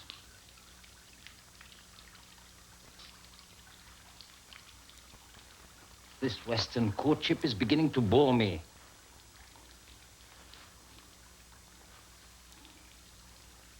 You really have no choice.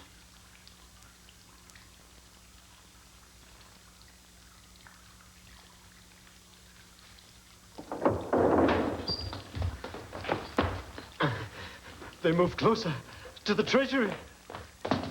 What is it? You'll be quite safe here. This has nothing to do with you. We must leave immediately.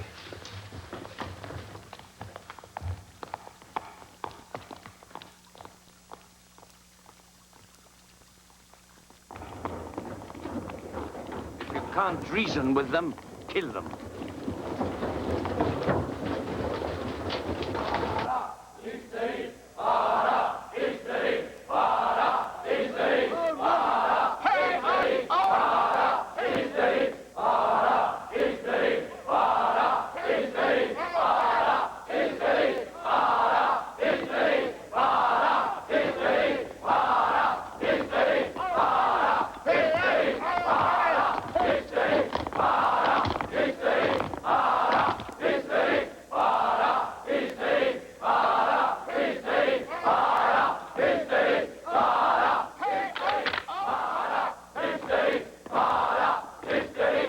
It is too late for reason.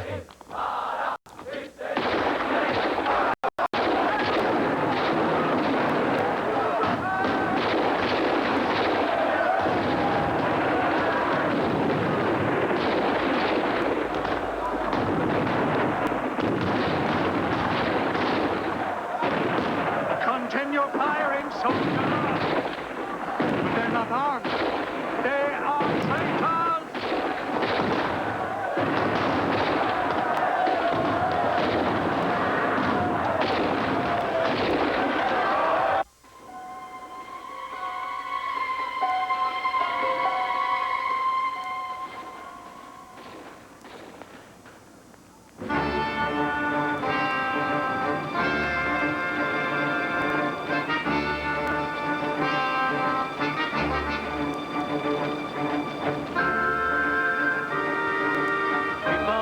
Wounded, some whom we suspect to be members of the rebel group.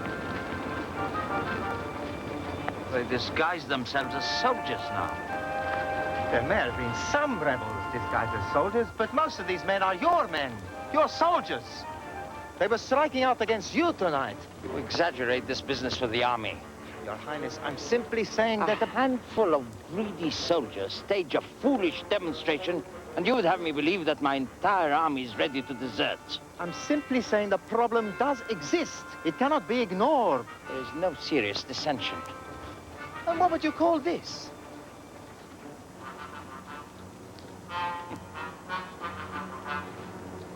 Even though our opinions sometimes differ, I've always thought your advice worthy of note. Perhaps you could be of greater value to me elsewhere. I understand the situation in Macedonia needs attending to.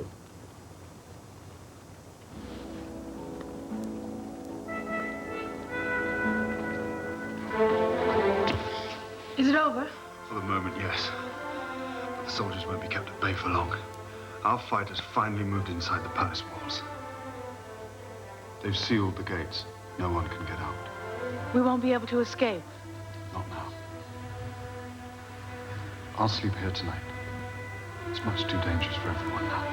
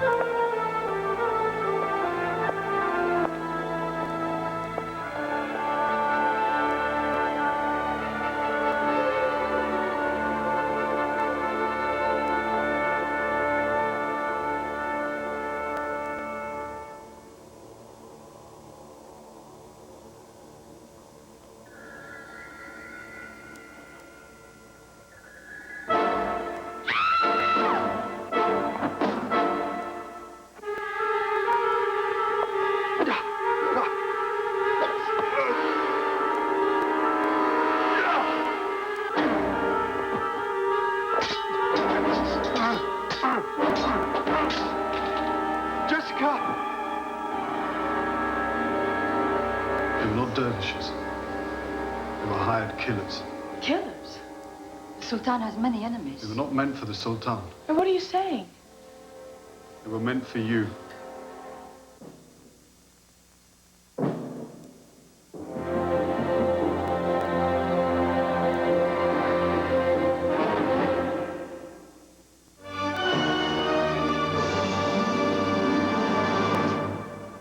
They've always given us trouble. They move the rebels from house to house. They stay no longer than a few days in one place. What of their leader? There are rumors that Tariq Pasha is dead. But I think not. His following grows every day. His Majesty must move quickly. What do you suggest? I think you should consider doing what your grandfather would have done. He was merciless. His measures were dangerous and extreme. He was very effective.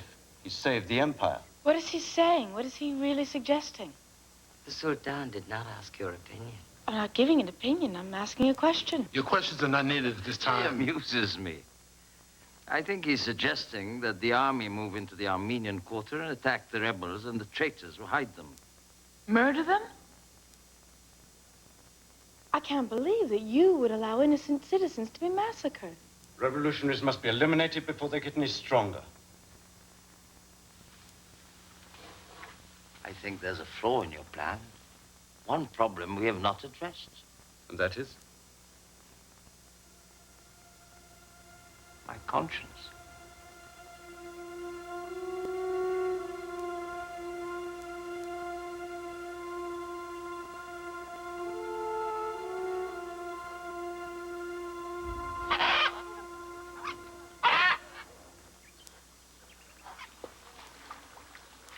How can you say such a thing? All I'm saying is he can be a very compassionate man. Oh, do you know why this compassionate man had this parrot cage built?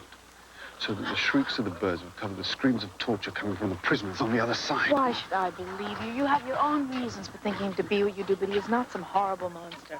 I've seen him act otherwise. Well, what have you seen? He refuses to allow the army to attack the Armenians, even though he has proof that they are hiding the rebels.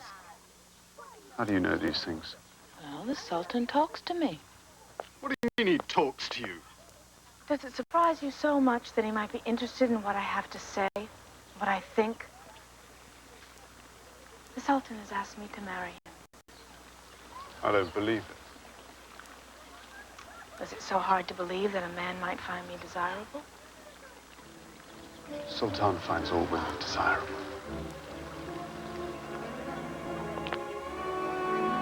Now, if what you say is true, that you do have the Sultan's ear, what you find out could be very valuable to us. It might be weeks before we have another opportunity to escape. Now, that time could be well spent. Are you asking me to be your spy?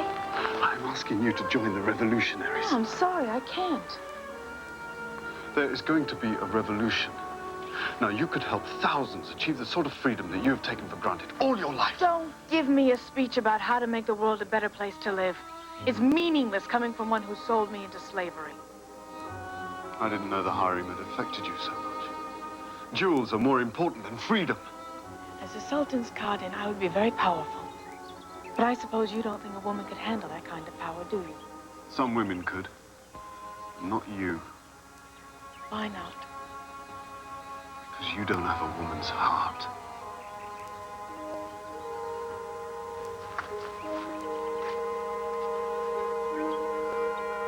Your Imperial Highness cannot rely on the judgment of men. There is another, more powerful council that should not be ignored. The stars? I'm to trust to the stars for an answer? The stars? No. But perhaps the dervishes. The holy men advised your grandfather. He sought the council often. Perhaps they could help again.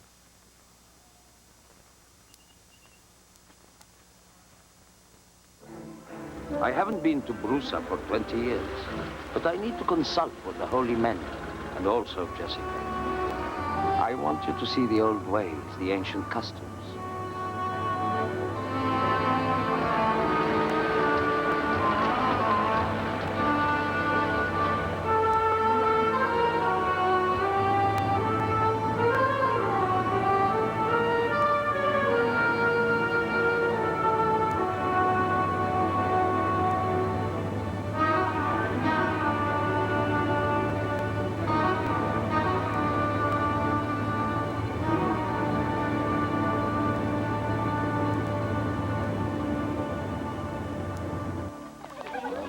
Tutun oradan. Padişah geliyor.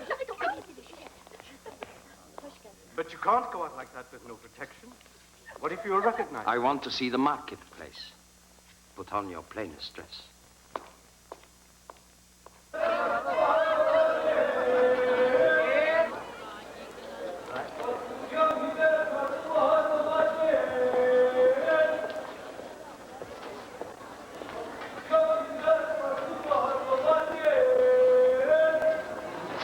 Why do you stay behind me? Because in Turkey, the husband must walk behind the wife.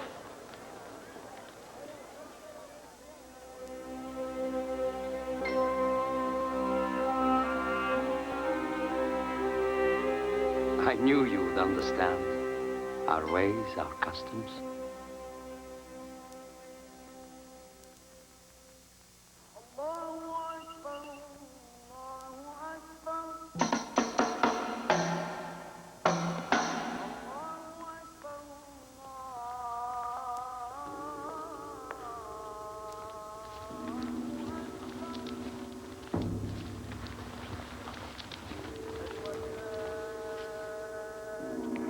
Come with me.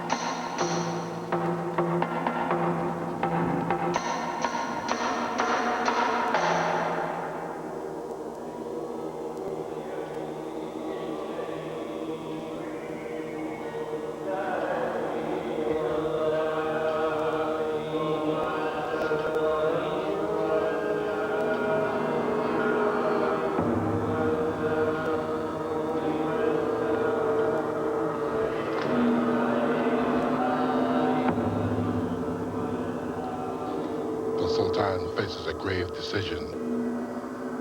They are praying he will find guidance. What decision? Things that do not concern you, things that are of a political nature.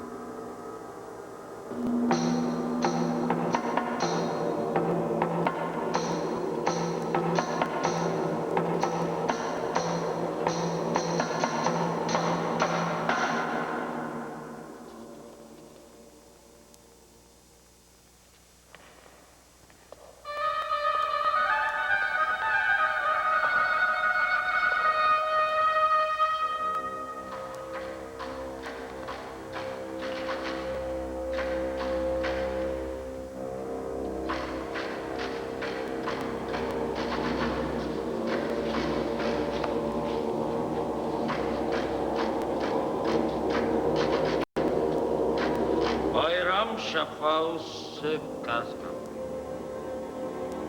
Ordumuz berada. Asilere karşı. Harekatta kaçacaktır. Kılıcımızın hiddetinden hiç kimse kurtulamayacak. Hiç kimse bağışlanmayacaktır.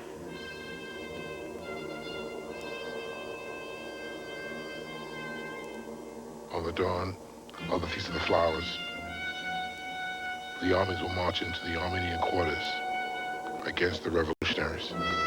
No one will be spared. No one will be forgiven. Nothing you can say or do will change anything. Anyone discovered who belongs to any revolutionary group shall be executed.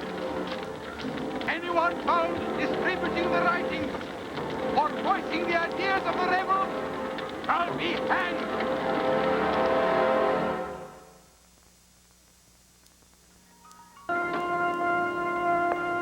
You have to get me back to the palace.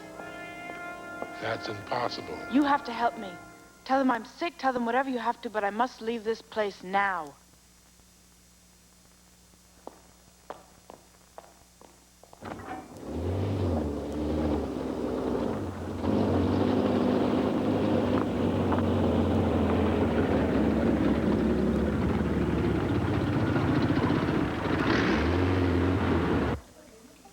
You may all leave now. Do you want some food? Nothing, just leave. Everyone. Stay. Where have you been? Bursa. With the Sultan? Yes. Why didn't you tell me? There wasn't time. How am I supposed to protect you if I don't know where you are? Why are you acting like this? Like what? As if you care for me.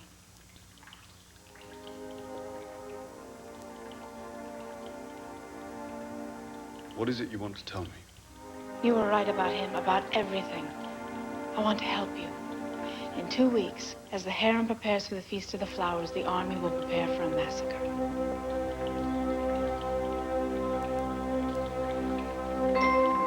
The Sultan's army takes boys, children of 11, 12, sometimes even 10, and forces them to be soldiers. Now, I would have been a soldier, but my parents hid me. We took refuge in a mosque. My mother, my father, and my 3 sisters. We knew the penalty for refusing, but we thought at least in a mosque we would be safe. But even the mosque could not protect us. The soldiers stormed through the door. My mother covered me with her body to protect me from the bullets. And that night, hundreds of the dead were piled into a funeral pyre. Among them lay my entire family. I couldn't see their bodies. They had become nothing. And even though I was very young, I knew that at least in death there should be some dignity. And as I grew older, I began to believe there should be dignity in life as well.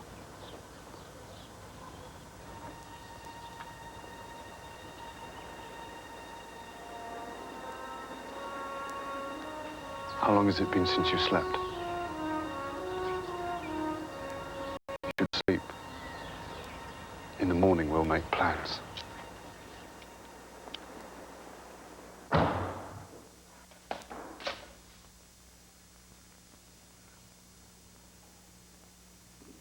Do you want the coffee in the bath?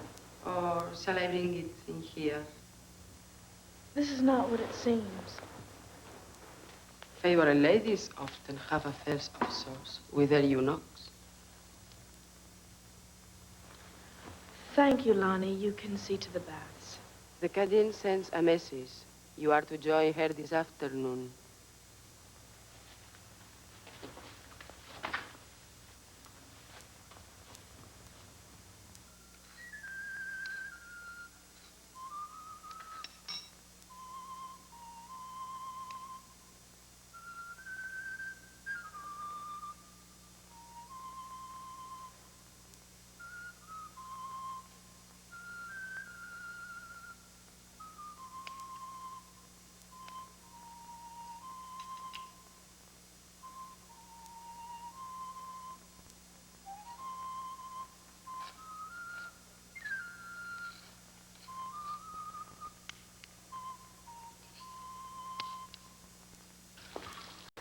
Everything I saw and what the Kislar told me. The revolutionaries will be attacked by the soldiers in a dawn raid on the Armenian quarters. Let's go to Salim. How do we get it out of the palace? Since the attack on the treasury, no one's been allowed in or out. Jessica, ready? You cannot go out as a bribe. It's much too dangerous.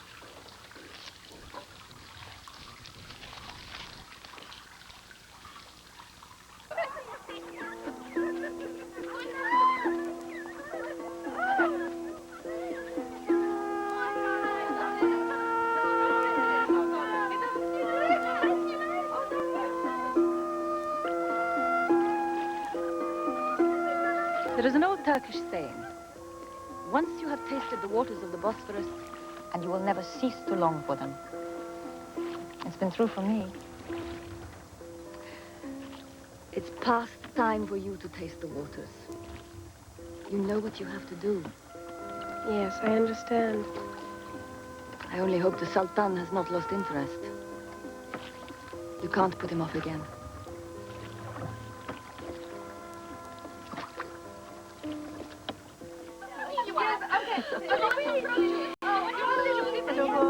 He didn't realize he was married.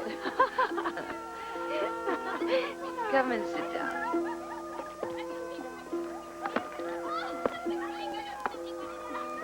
Oh, do look at that swinging on the water.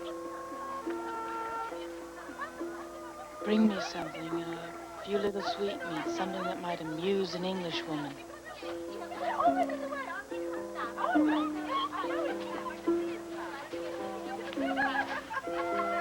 Brewster, Jessica, won't you join us? Have you met Lady Ashley?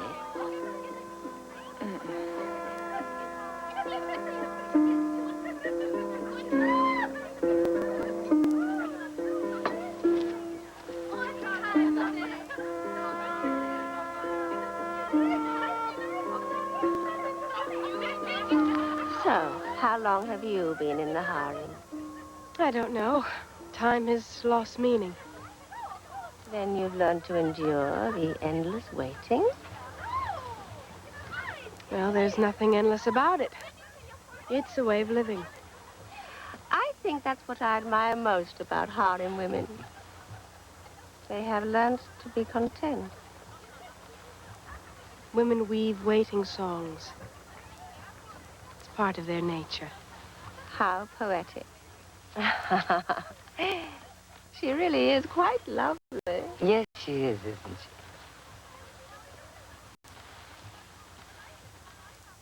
Thank you for the compliment.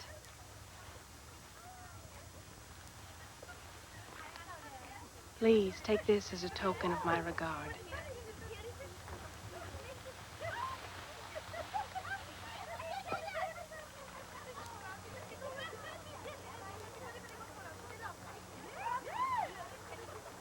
Dance for us. Show us your dance.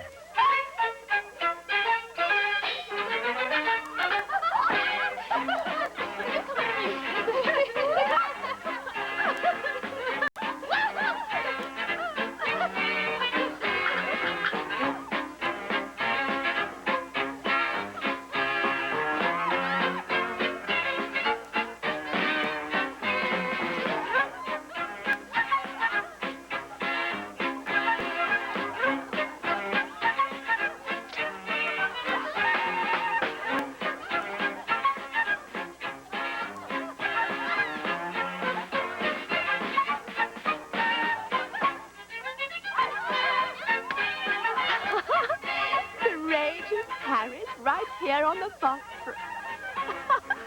That is Jessica, some coffee. I must confess, the one thing I've never grown accustomed to is the coffee. Oh, but I've gone to such trouble. I wouldn't want to waste your efforts on so unappreciative a palate. A more appreciative palate than mine you will not find. Thank you.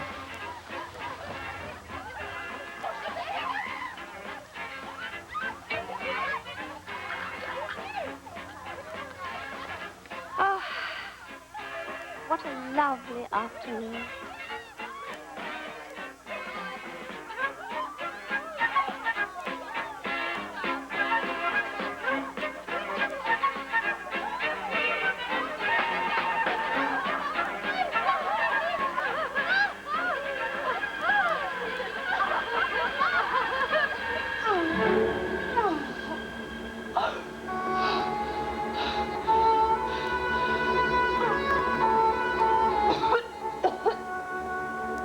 I can't believe she'd involve herself in something like this. Then who wrote this note? It doesn't look like a man's hand to me. Well, it is her handwriting, but what does that prove? Charles, perhaps Jessica has become involved. I have to tell you, the woman I saw today seemed very much in control of herself. Well, what if Tarek has no intention of helping her escape? What if he's only in this for his own political purposes? Charles, do you trust Jessica? Of course, always. Then trust Jessica? Where are you going? I'm going to deliver a message. If you take that message to the rebels, you will only be putting her life in even greater danger. Neither one of us can determine history. So this has become a matter of politics for you, too. My dear Charles, for me, nothing is ever as simple as politics.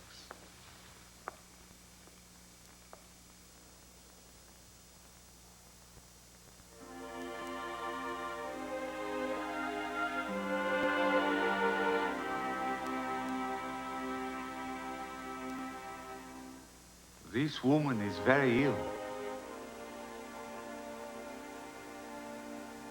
But I cannot find the cause.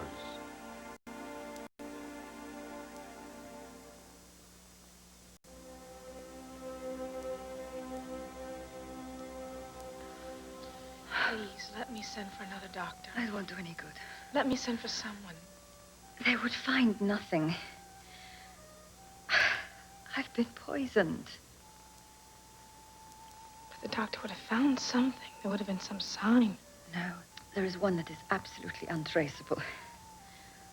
In sweetened coffee. But when? By the river. At the outing. God. That coffee was meant for me, wasn't it? The coffee was meant for all of us. Let's go now. No, let me stay with you. Please, go.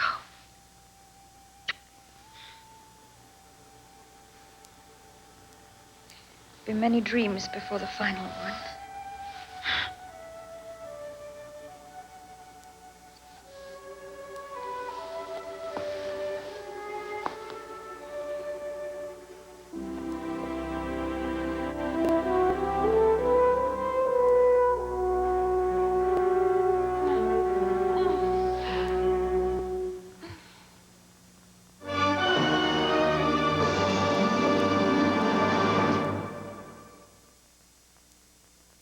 There are lots of remedies for minor arthritis pain these days. Pills, creams, lotions. But the #1 rub for arthritis pain is Ben Gay with warming power. No rub is exactly like Ben Gay. Rub it in, and you can feel the comforting warmth of its medicine in seconds. Tests show Ben Gay's Nameless faces. Their screams can't be covered by shrieking parrots. I hear Ooster's voice. Yours. My own.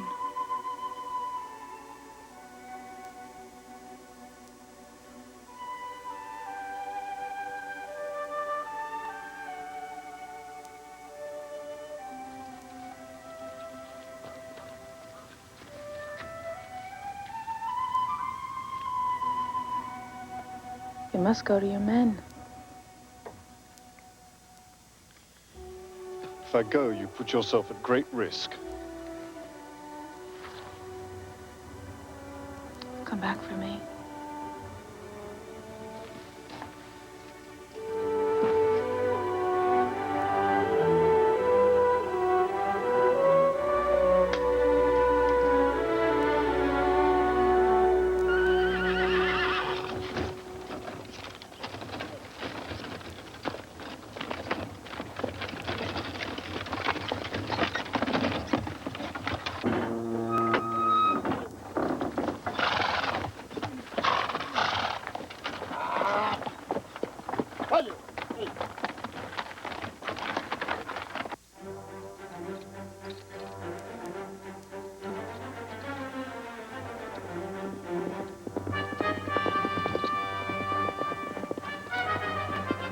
It is time for us to make our move, but we cannot succeed without your armies.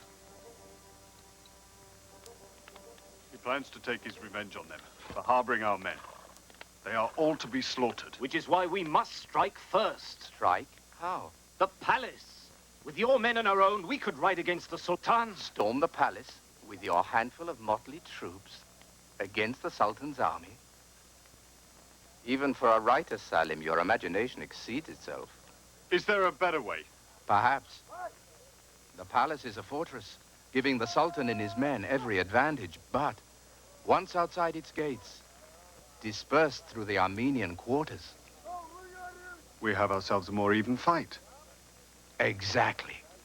And you could entrench yourselves in the Armenian quarters. What? As the Sultan plans to attack on the Feast of the Flowers, you could be there ready for them. You could strike them before they even knew you were there. And then, if you beat them, then you could think about taking the palace. Which should be a considerably easier target without the Sultan's army being there to defend it. And this fight in the Armenian quarter, how are we supposed to protect the women and children? You can't help the cost of lives. But these are the same people who protected us. People die in revolutions, Salim. We shall try to get word to as many Armenians as is possible. I see no other way. So you are with us, then?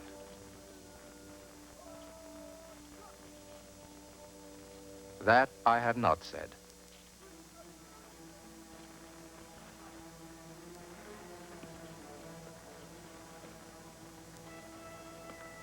Why can't the man say yes or no? It's not easy for him. Do you think he'll join us? If he doesn't, we'll attack without him. I'll see you in 24 hours. Why? Why go back to the palace now? I have no choice. I promised to save the woman. Laying siege to the palace was a decision I had to make. No one will be safe there. Let her be killed then. I can't. Then things have changed for you.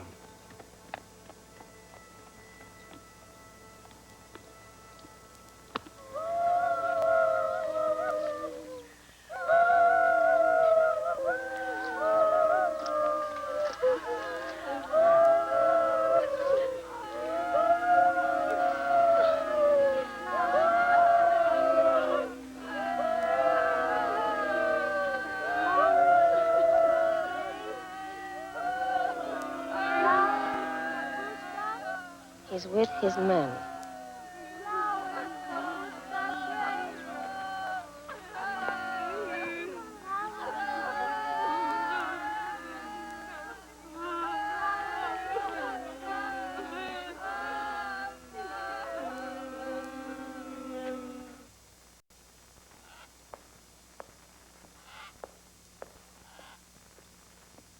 Tarek.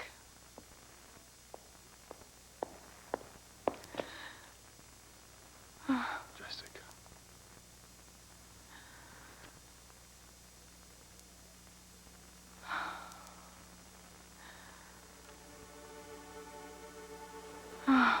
Jessica.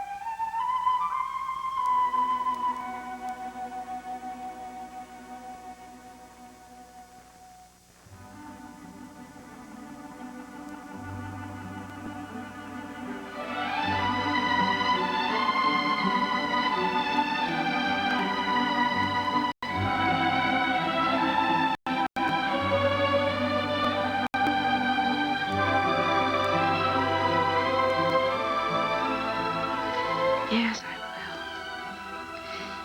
Yes.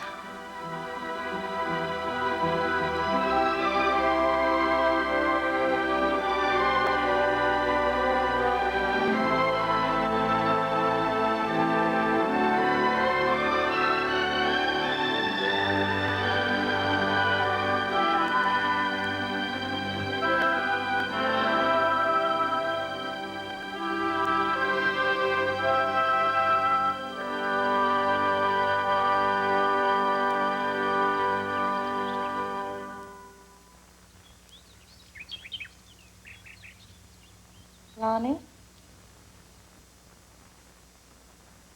Yes? Lonnie, what is it?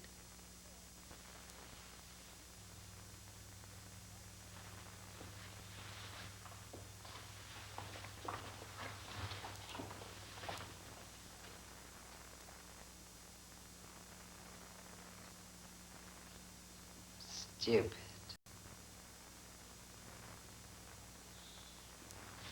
Stupid little girl.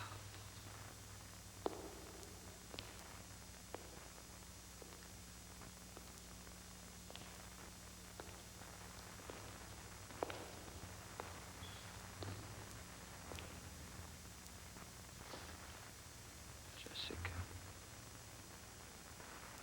Don't turn your heads away. You can look at this face unveiled. Gaze at it.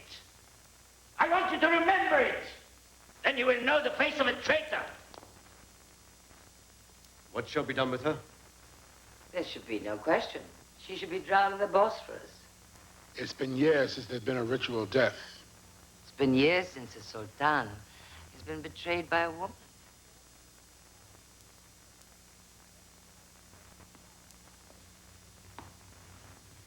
I want to know what happened. All of it. And you will tell me.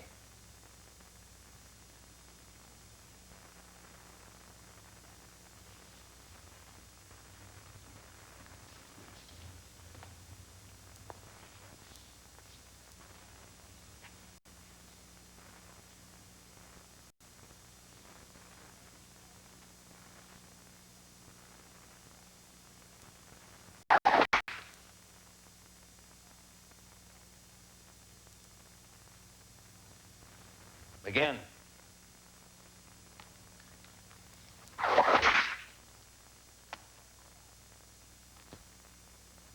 Begin.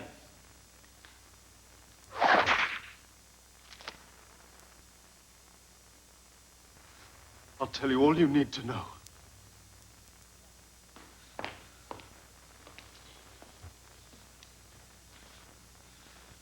I was sent into the palace as a spy by your enemies. I used this woman for information. When she discovered who I was, I raped her.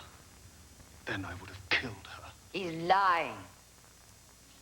She was clinging to him like a lover.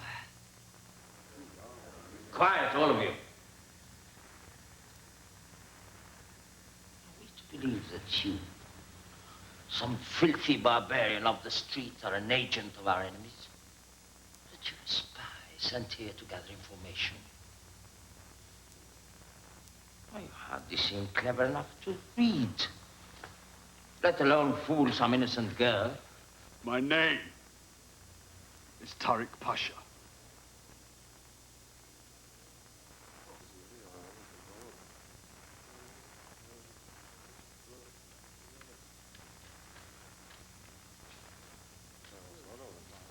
Come.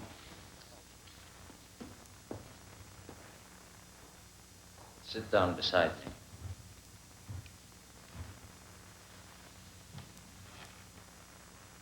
Bring in the executioner.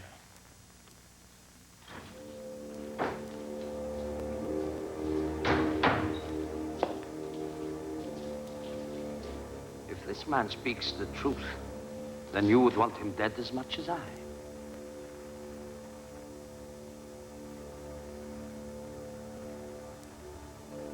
Prepare.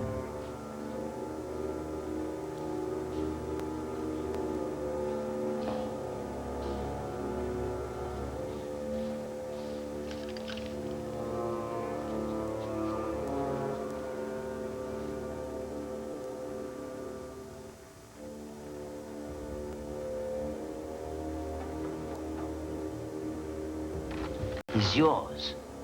The power of life and death is in your hands.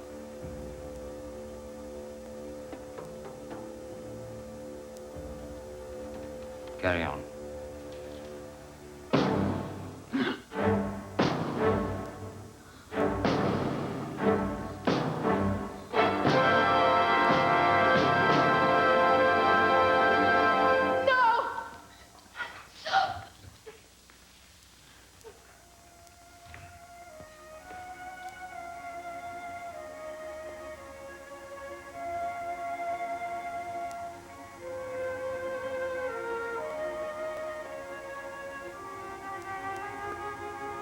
Take care.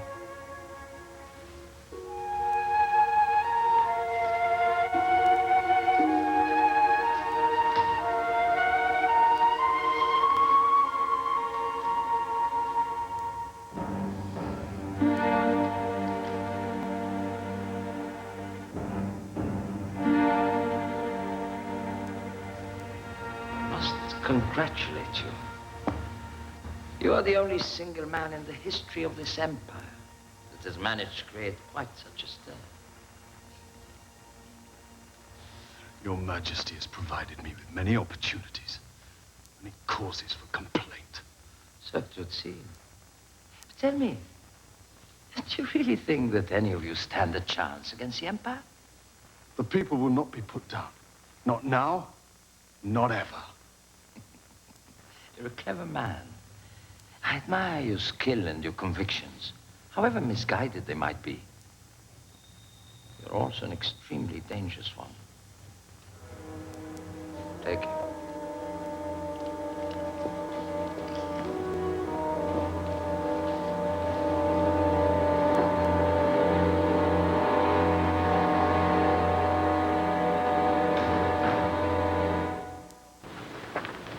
I know you must feel that I betrayed you too. No, you only betrayed yourself. You will die quietly, and your lover will die in a public execution. No. The Sultan said the decision was mine, that his life would be spared. Listen, it was only for a moment. Your life only brought him a few days.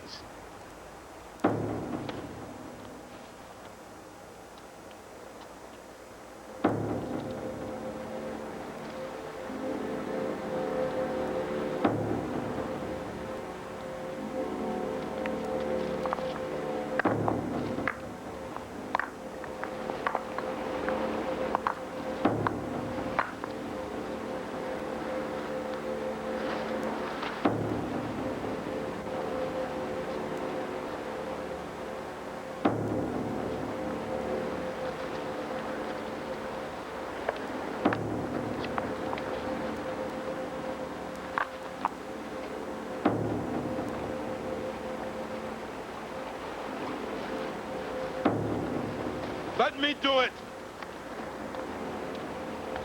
No way.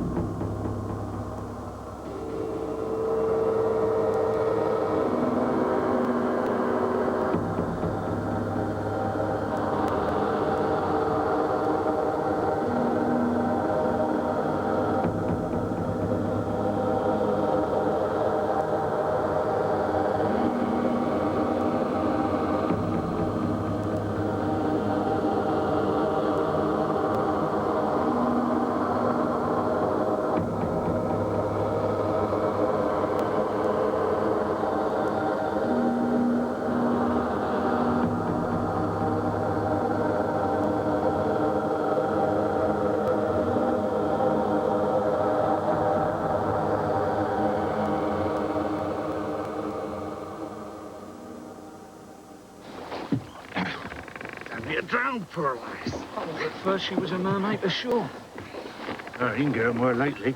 It was no accident, not with these bound hands. Whatever it is, I'll wager she's a beauty. Where am I? Look, save us. The mermaid speaks English.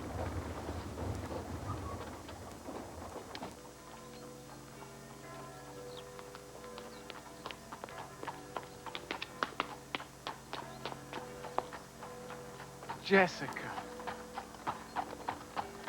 Jessica.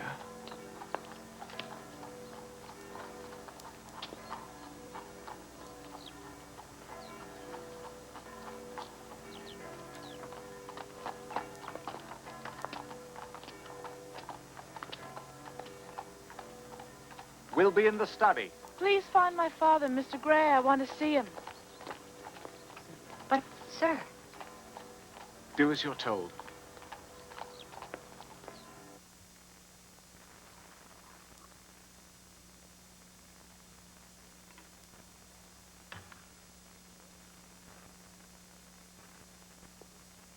brandy? Please.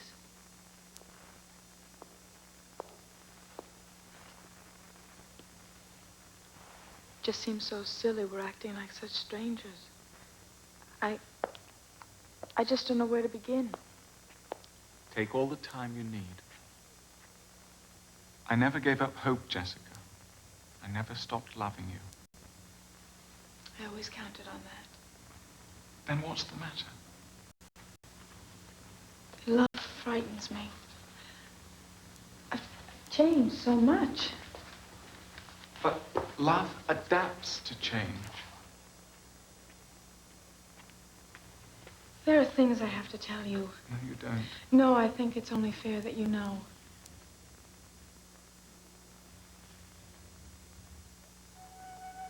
I fell in love with a girl, Jessica, but I'm prepared to love the woman.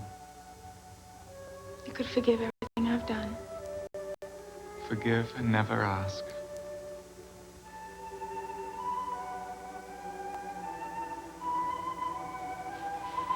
Where is my father? I think it would be better if I could see him.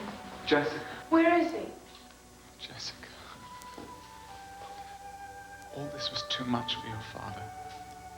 He died in Damascus.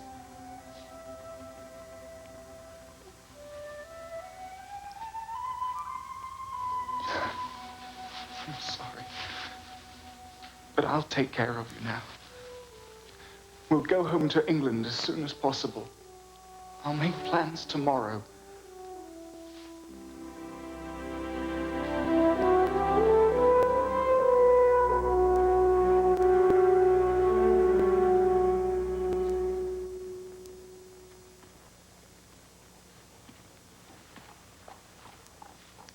Everything just as I left it. A whole life there, Jessica. Waiting to be resumed.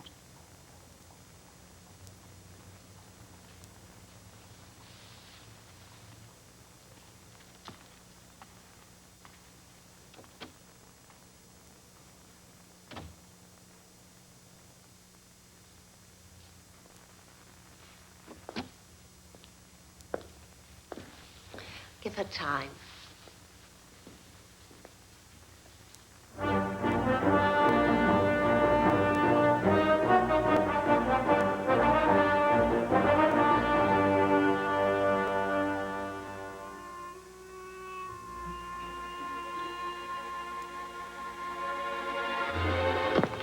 Get it down there in the corner. Bring it on, make it. Inspected them several times, but I think it's going to be ages for anything.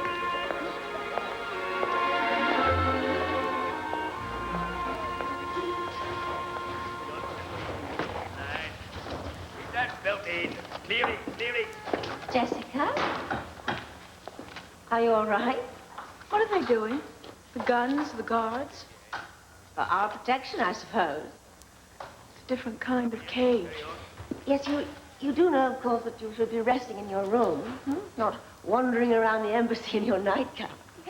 May be appropriate to the harem, but it's not terribly British, you know. Of course. It's not very British at all. Lady Ashley, there are things I have to know. You must help me find his friend. His life depends on it. If I help you, I would say Charles. Have you considered how your leaving now is going to affect him? Of course I have. But he'll understand. I'll make him understand as soon as it's over. Jessica.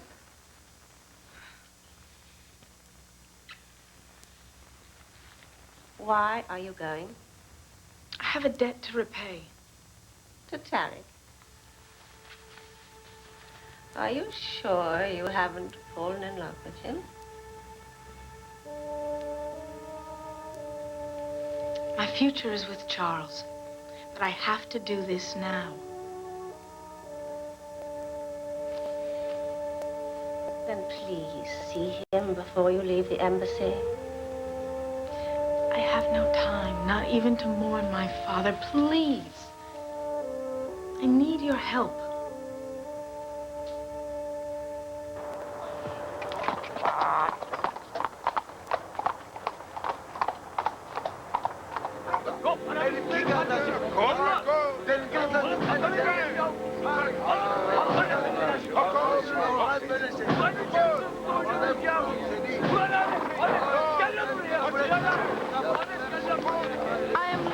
for Salim.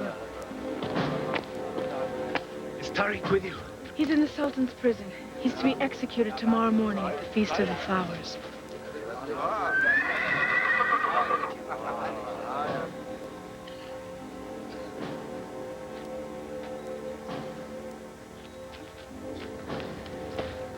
What are they doing? Making uniforms. We have to look like an army tomorrow, even if we don't have the strength of one. Where are the soldiers from the Sultan's army? They never came. With the commander and his men, we might have had a chance. And it's not good to be without a leader. It's not too late to save Tariq's life. We cannot risk sending one of our best men into the palace. We need every man for the battle. Then send me. I know the palace. I know what has to be done. You know the harem. And the sound of the parrots will lead me right to Tariq.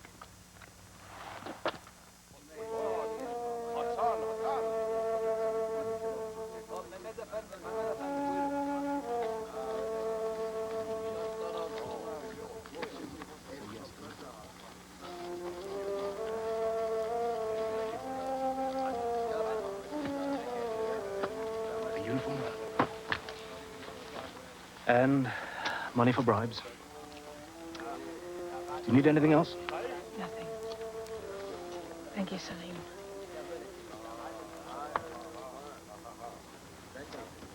Jessica, if we succeed tomorrow, you should leave this place. Go home, back to your own people. You and Tariq, he's a man with only one love, his country and what it could be. There isn't room for anything else. Perhaps I also believe in what you're trying to do.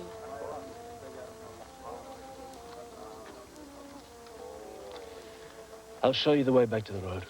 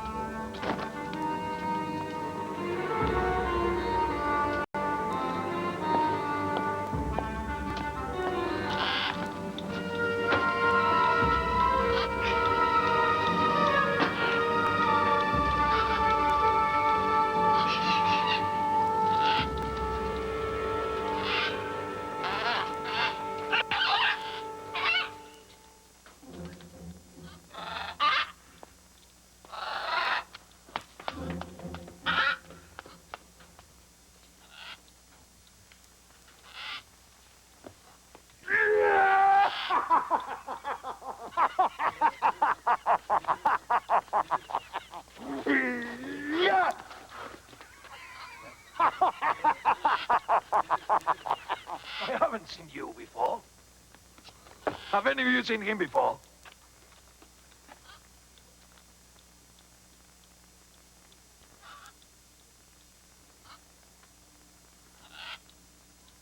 He's a mule.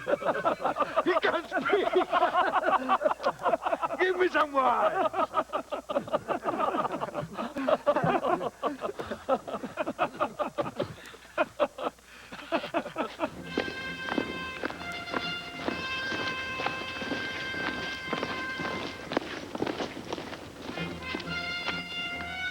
Halt! My friend, we've been waiting. Where are the others? They're ready. Forward. The whole quarter's with us. We will need their help. They'll give us whatever help we need. Down this way. We've started on the barricades. Close up now. Come on, quickly.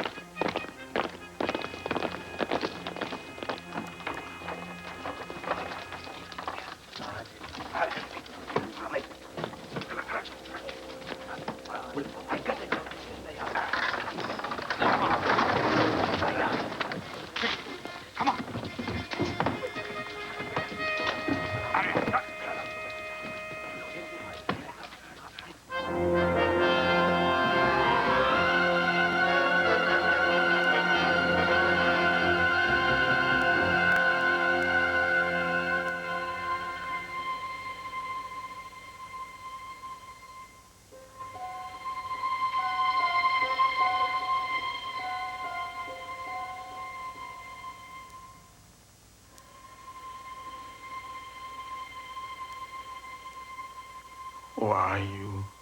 A dream.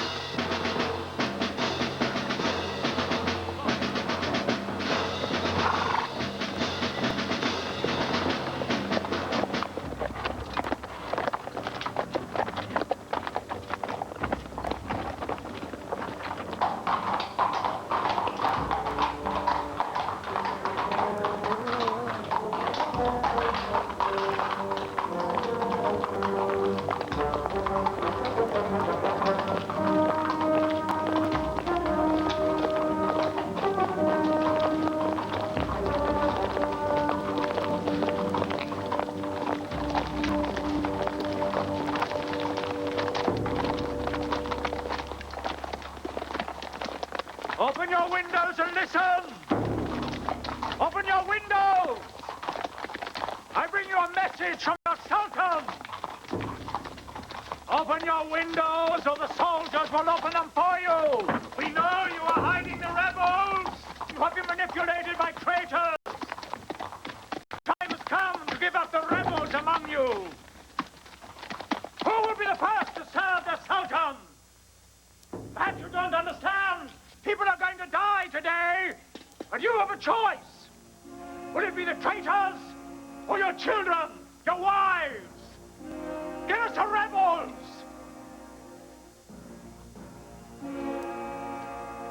So, none of you has anything to say.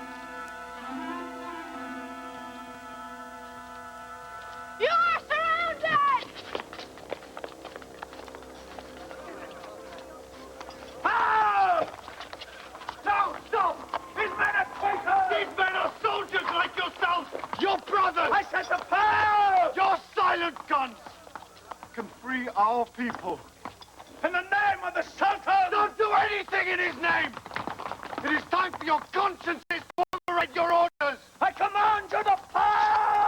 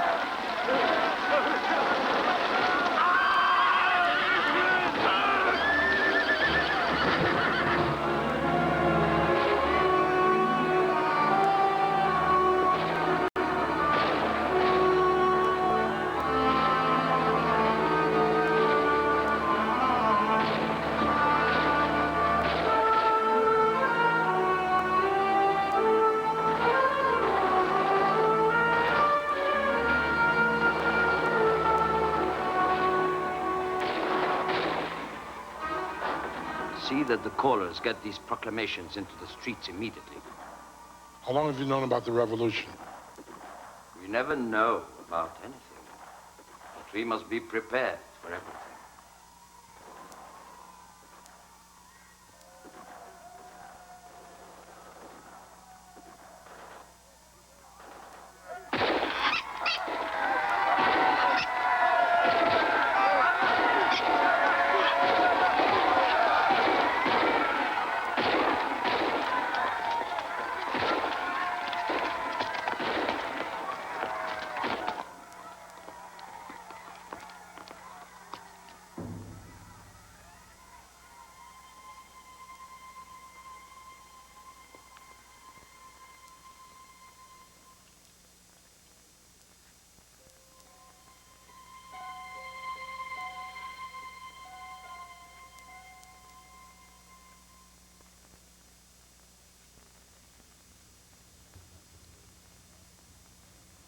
You could have been my cousin. That moment was gone before we even met.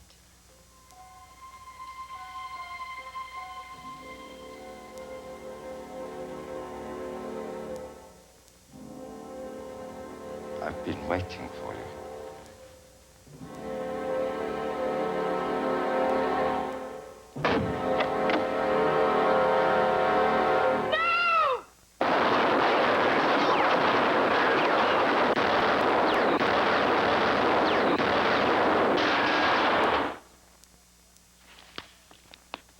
You seem to make a habit out of saving my life today.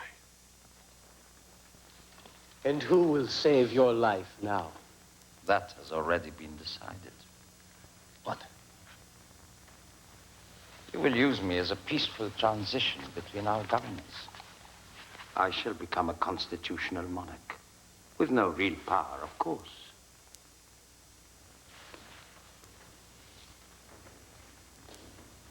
It's with the people now.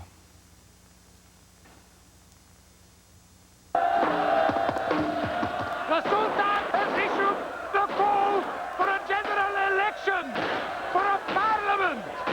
The Sultan wishes to bring equality to the empire, to give the people a voice.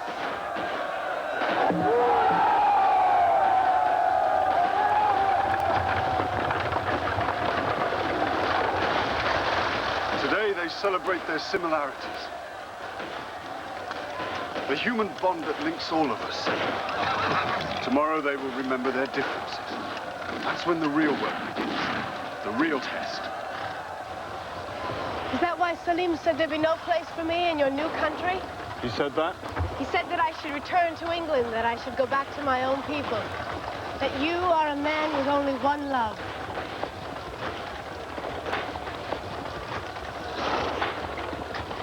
Charles wants me to return to England. We never talked about him. We don't have to. We know he waits for you. What about you? My place is here. I was part of a moment, not part of your life. I want to know that you loved me. I want to know that for a while you really loved me. Words matter so much.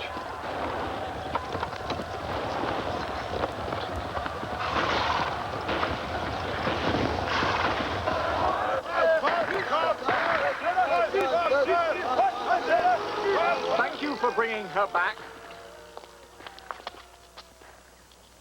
It was her decision.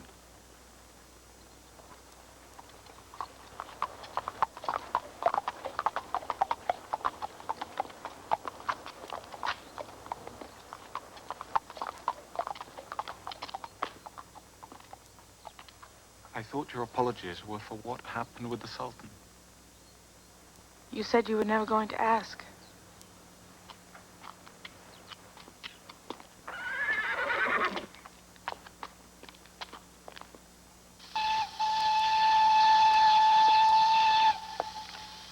I remember when we first met.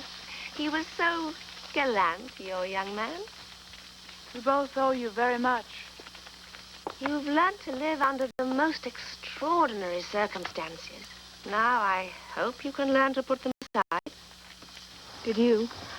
Not very effectively, and never for very long. I'm doing the right thing. Of course you are. Oh, so many times when I miss England dreadfully. But it's impossible for me to go back now. We should be getting on board. Never doubt your decision. The England you left is not the England you return to because you have changed. Of course, if you had decided to stay here, your destiny would have been determined by history, not by you. So much here is uncertain. Is everything ready? Seems so. Well. Well?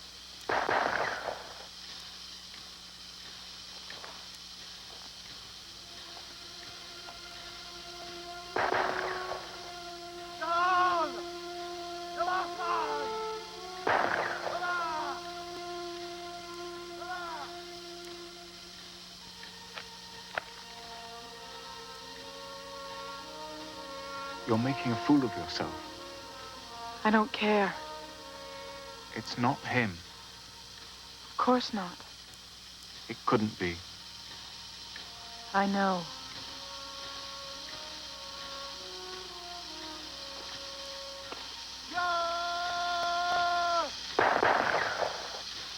Jessica. If it were. If.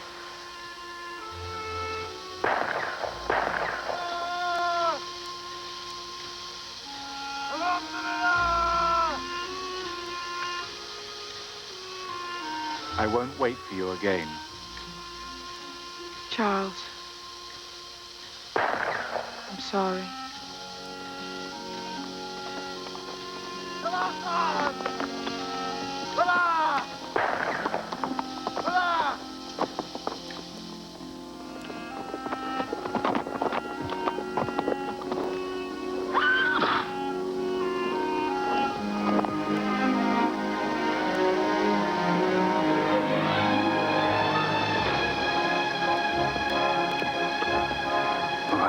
to make you stay? You ask me.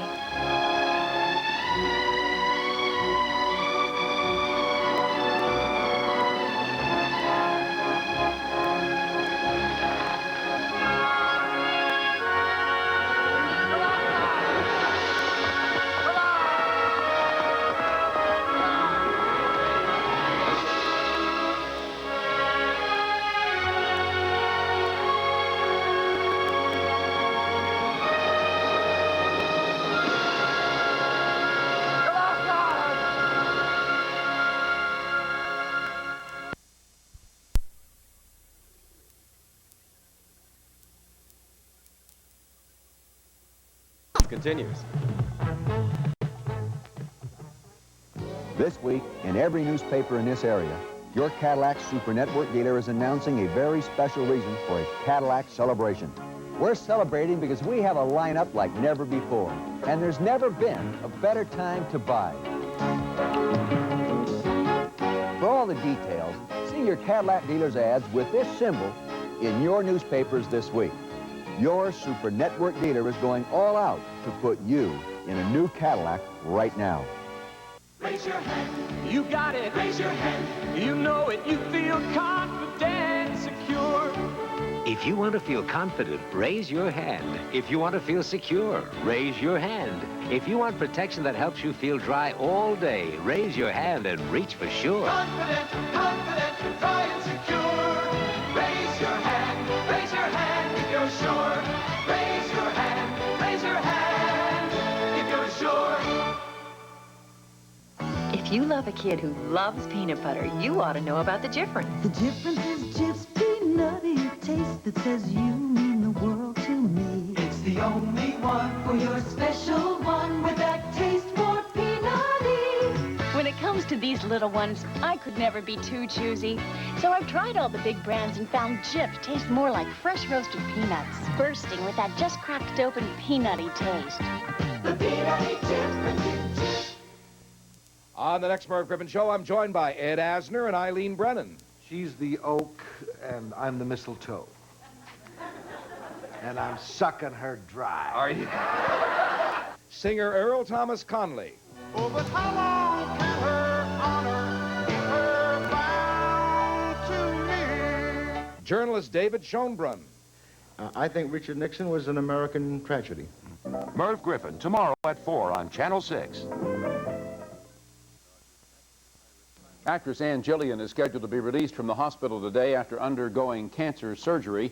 Jillian, who's seen here in a 1983 appearance at the Philadelphia Navy Yard with Bob Hope. They were on their way to Lebanon then to entertain the Marines, you may recall. She underwent a double mastectomy surgery last week for breast cancer. She's said to be feeling well.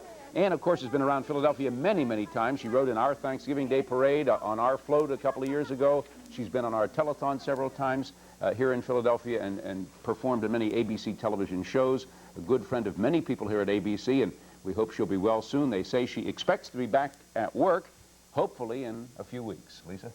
On To Your Health this evening, a local hospital is asking for your help in an important experiment on diabetes. Robin Garrison has details. Karen Wagand of Turnersville, New Jersey, is a diabetic. Karen is taking part in a very important research project at Children's Hospital. This study is going on in 21 of the nation's leading diabetes centers. Doctors want to know if the technology developed over the last 5 years will help them prevent the long-range complications of diabetes. These are complications which can cause blindness, kidney failure, nerve problems, and increased death from heart failure and so on. The new technology allows diabetics through intensive insulin treatment to keep their blood sugar to near normal levels.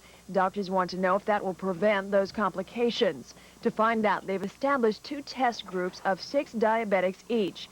One group receives the standard insulin treatment.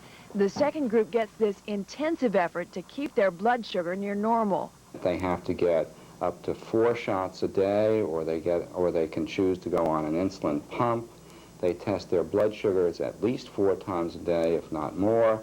They're asked to test their blood sugars during the night once or twice a week to make sure that they're not suffering from any low blood sugars. Why would anyone volunteer for this kind of research? Well, I wanted to do as much as I could for research and for future diabetics. Why? Because I have a niece and a nephew, and if I can help them from getting diabetes, you know, I'd like to do that. Dr. Baker says the project is expanding now and he needs 30 to 40 more volunteers. The study is expected to last 6 to 8 years. If the experimental group does end up suffering fewer complications, Dr. Baker says this study could revolutionize the treatment of diabetics all over the world. If you'd like to participate, he says call this number. It is 662-3571. That's 662-3571. I'm Robin Garris in Channel 6 Action News at Children's Hospital. New openings are always exciting. Now here's one that'll save you a bundle, too. It's the grand opening of the most spectacular Mr. Goodbyes ever in Lawnside, New Jersey. And grand opening savings are yours at every Mr. Goodbyes. Choose from over 500,000 square feet of Armstrong ceilings and floors. Select from the largest inventory of vanities and medicine cabinets. Mr. Goodbyes, Mr. Goodbyes, more of the best. More of the best for a whole lot less. I'm shocked and embarrassed. Soap made my skin dry, but with Dove, my face feels soft and smooth. I should have tried it long ago. We asked women across America to give up their ordinary soap and take the Dove 7-day test. Dove really improved the condition of my skin. It made my skin feel softer and smoother. Dove is 1/4 moisturizing cream. It doesn't dry your face like soap. I told everybody. I said, I'm trying Dove, and you know, it really does work. My skin feels softer. Dove is better than soap. You can feel it in your skin. Avis announces an airfare so good, no airline beats it.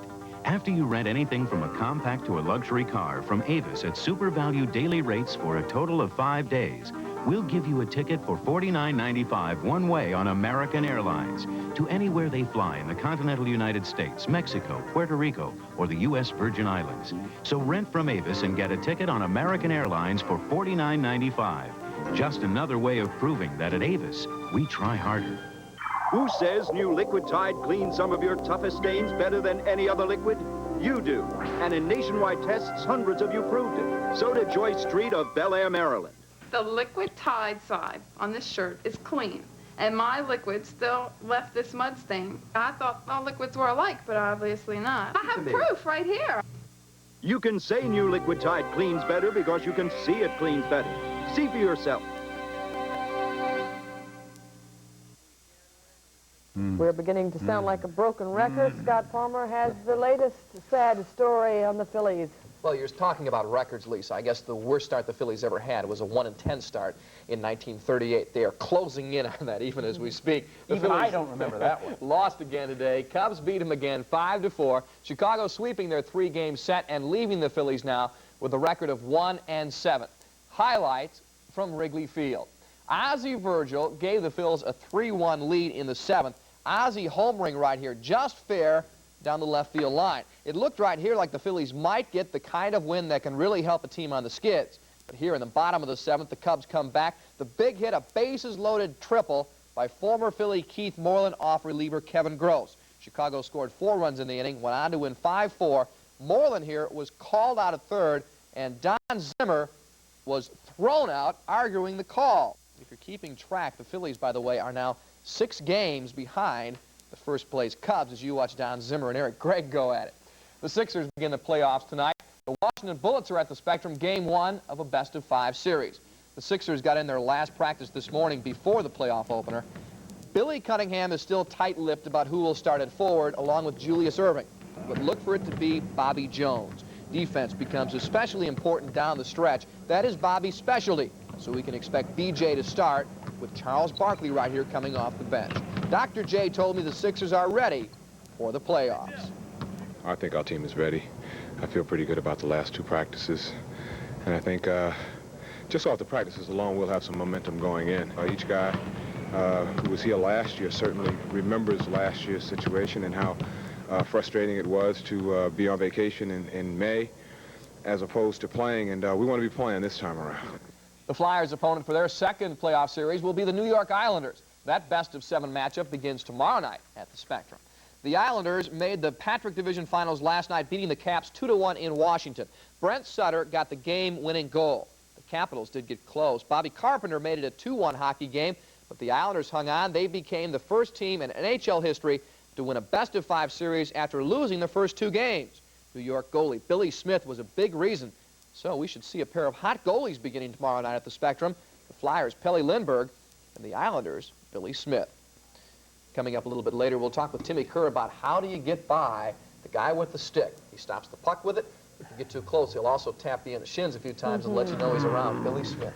Do more than tap you, huh? Hit pretty hard. Yeah, for sure. The stick is harder than the leg. My daddy taught me that. A major project of the Philadelphia Police Athletic League is underway tonight. PAL kicked off its annual School Respect program with a special assembly at St. Martin of Tours Catholic School in Northeast Philadelphia. At the assembly, students signed pledges promising to respect the law, their parents, their teachers, property, and other people. The campaign continues throughout April and May at public and parochial schools around the city. It's all designed to make Philadelphia's youngest citizens better citizens.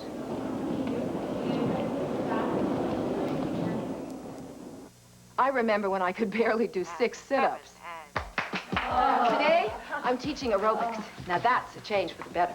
I used to buy separate detergent and fabric softener. Today, Bowl 3 detergent plus fabric softener is all I buy. I know, 1 product instead of 2. Look, Bowl 3 got a towel like this, really clean, really soft. And I'm not stuck with static here or here.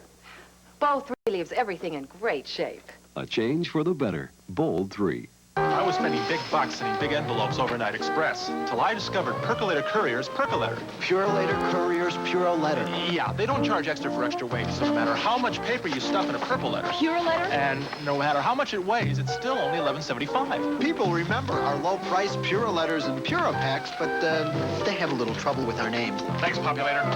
Purolator. If you want to save money and get great service, remember Purolator Courier. The nice thing about a vacation at Virginia Beach is you can spend a day of it in Europe at Busch Gardens. Come to Busch Gardens. Where else could you visit San Marco, Italy? The shops and spirit of France, Scotland, and Germany all in the same day. Come to Busch Gardens. It's worlds apart from any place else. Busch Gardens, Williamsburg. You'll find it at the store with the sign you can't ignore. And even at the shore, you'll find Cash Stream. It's on your way to class, you'll find it as you pass. And where you get your gas, you'll find Cash Stream. By night or by day, it's right on your way. Wherever you are, you're never too far from Cash Stream. Cash Stream. Wherever you are, you'll find Cash Stream.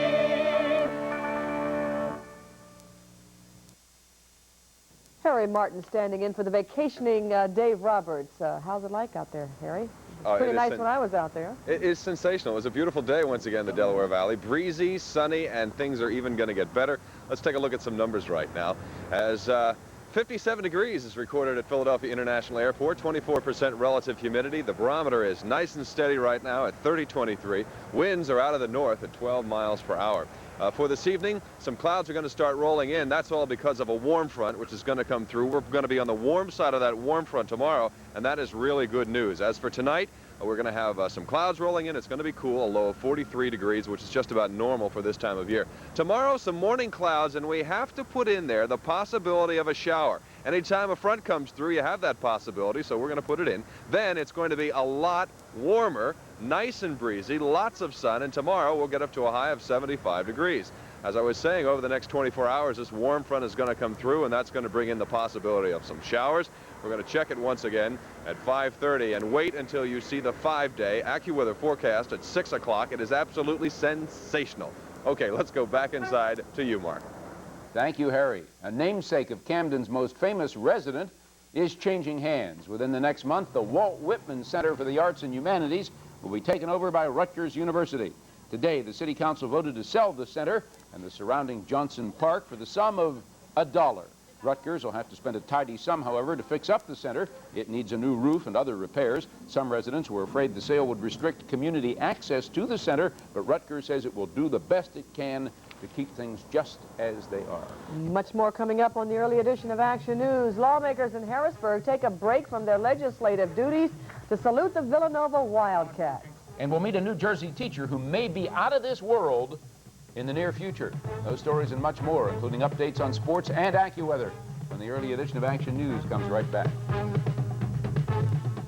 Meineke discount muffler shatters prices. Installed from $12.88 through April 30th at your local independently owned Meineke discount mufflers. This is an ordinary carpet with some ordinary stains. Today's milk, last night's lasagna. The protection is only sprayed on up there, so stains stick down here. But not on this carpet of Ankle-On nylon. It's got total built-in Scotchgard protection from top to bottom. So spills practically slide off. Great, huh? Ankle-On, the right carpet fiber when things go wrong. At Garden State Floors, Berlin, New Jersey.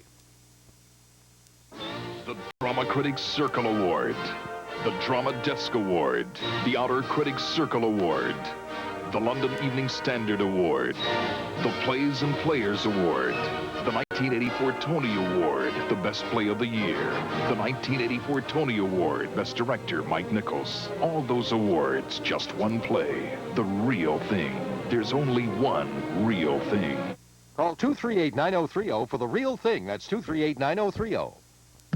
Get into action with Pro 500 athletic shoes on sale right now at all Endicott Johnson and Father and Son shoe stores. 2 pairs just $25. Rugged court shoes, fast action turf shoes, lightweight aerobic shoes, and comfortable joggers for everyone. Suede and nylon uppers, sure grip soles, mix match styles and sizes. 2 pairs just $25 at all Endicott Johnson and Father and Son shoe stores. Women's and children's styles only at Endicott Johnson stores. Chopper 6, only on Action News.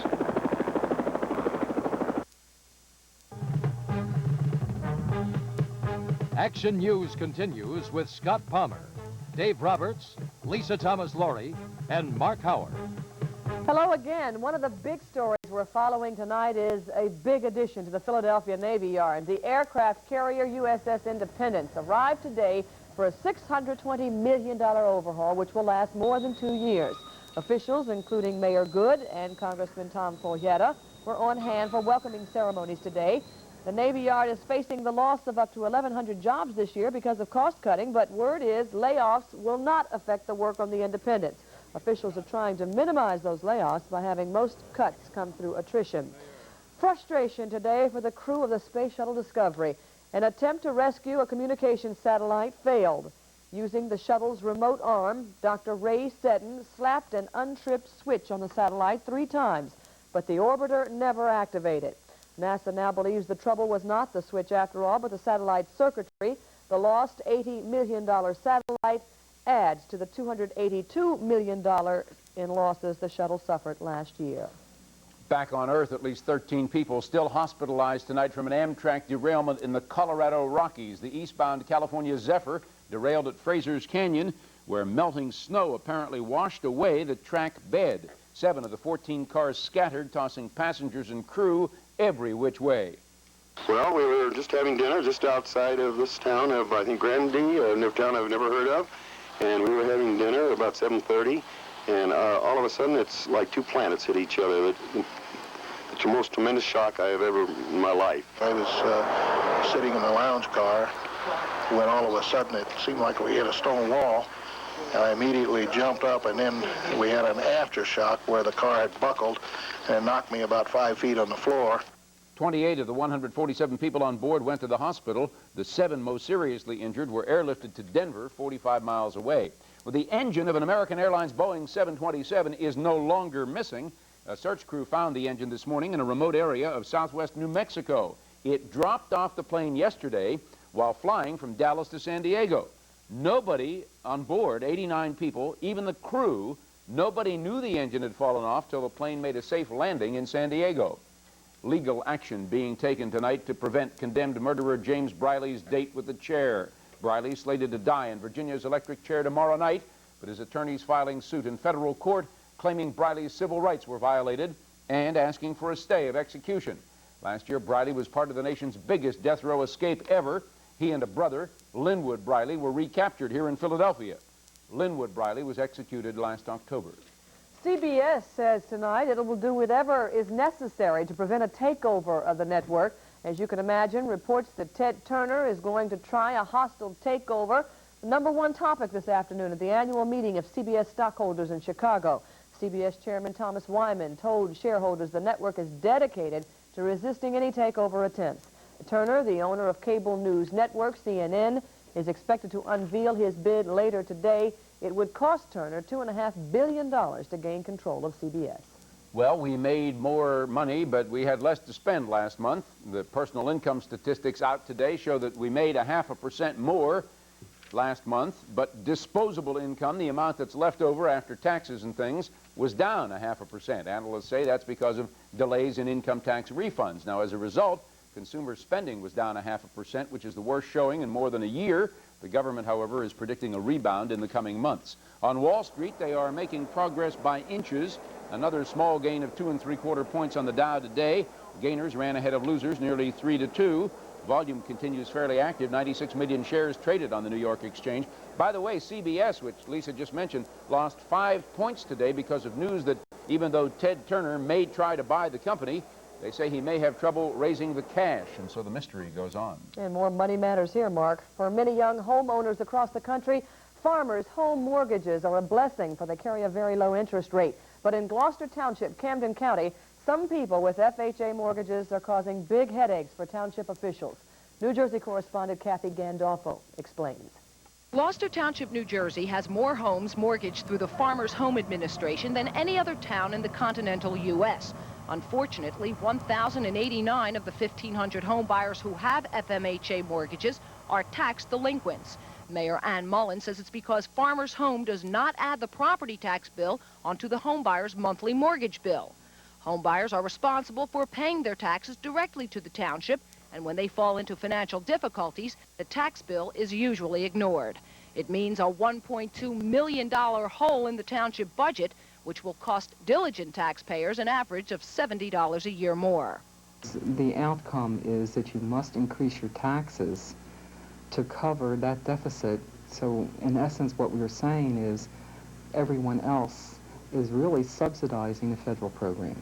Norman Davidson says he's fallen behind on his taxes, but has an agreement with the township to pay so much a month in order to catch up.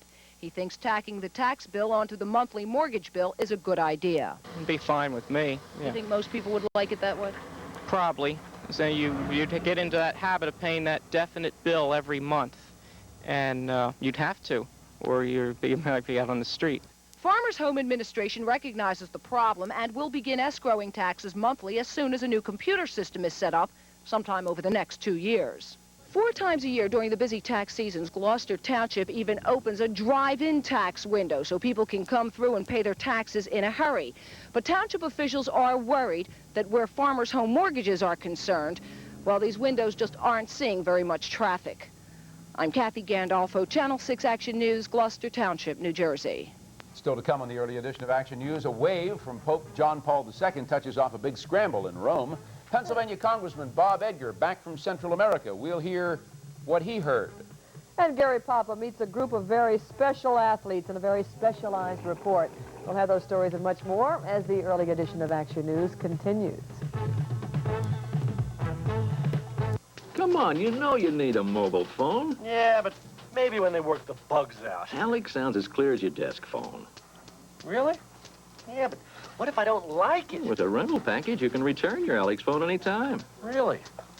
Yeah, but they're too expensive. An Alex phone and service is only $49.95 a month. $49.95? Alex, it's not too expensive anymore. Come on, you know you want a mobile phone. Dodge would like to thank someone special for seeing us through the tough times.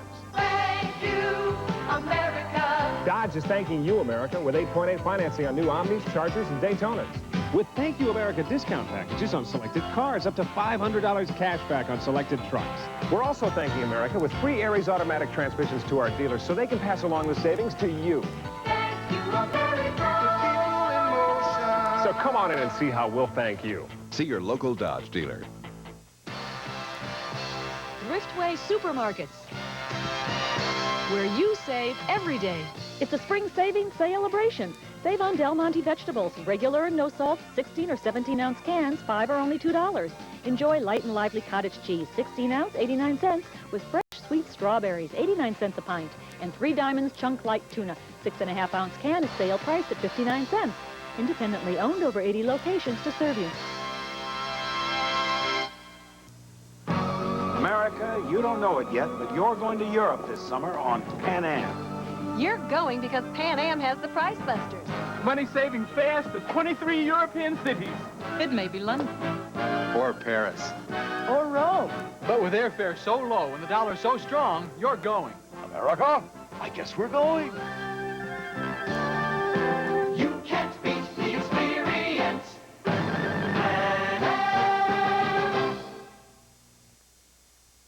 On our People Scene tonight, a homecoming for some of Philadelphia's native sons. Bobby Rydell, Frankie Avalon, and Fabian returned to their South Philadelphia roots today when they stopped in at the Melrose Diner to chat with Elizabeth Starr on AM Philadelphia.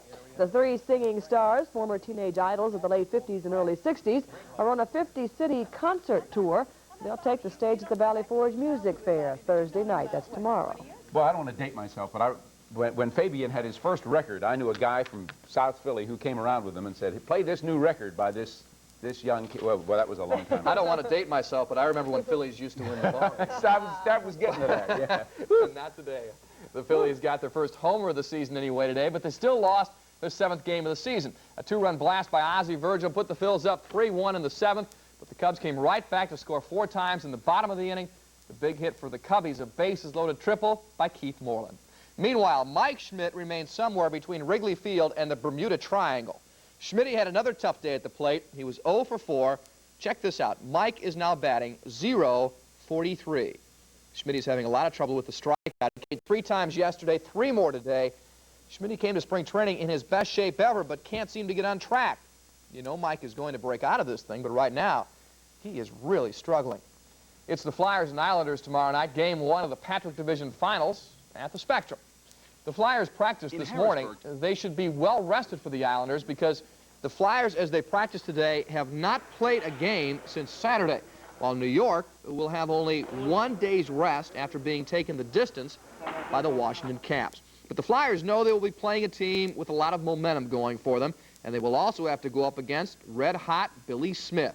He's a competitor, and you know, he'll do anything to win a game out there, and that's like a lot of their team, and I think that's what's made them very successful. They'll do anything to win, and they'll go to any measure to win. Is that a key right now, maybe, to shatter some of that confidence that they seem to have right now? Well, you know, if you had to pick a team to come back from 2 down, you know, they'd be the first pick, and they've done it so many times, you know, and come back from being behind, and you know, they're just a great team, and we're going to have a great battle with them, and we're very confident in our game right now, and it's going to be a great series. The Islanders beat the odds last night, coming off the canvas to win their series against Washington. Right now, Gary Papa has a report on some youngsters who battle the odds each and every day. The weather was so nice today that the children of the Lawton School in Northeast Philadelphia were able to hold their annual gymnastics show outside. These kindergarten kids have been waiting all winter long to flip out over spring. Besides the usual gymnastic performances, we were also treated today to some special performances by some special children in front of their friends and families. Because the school is equipped for handicapped children, they were included in today's performance.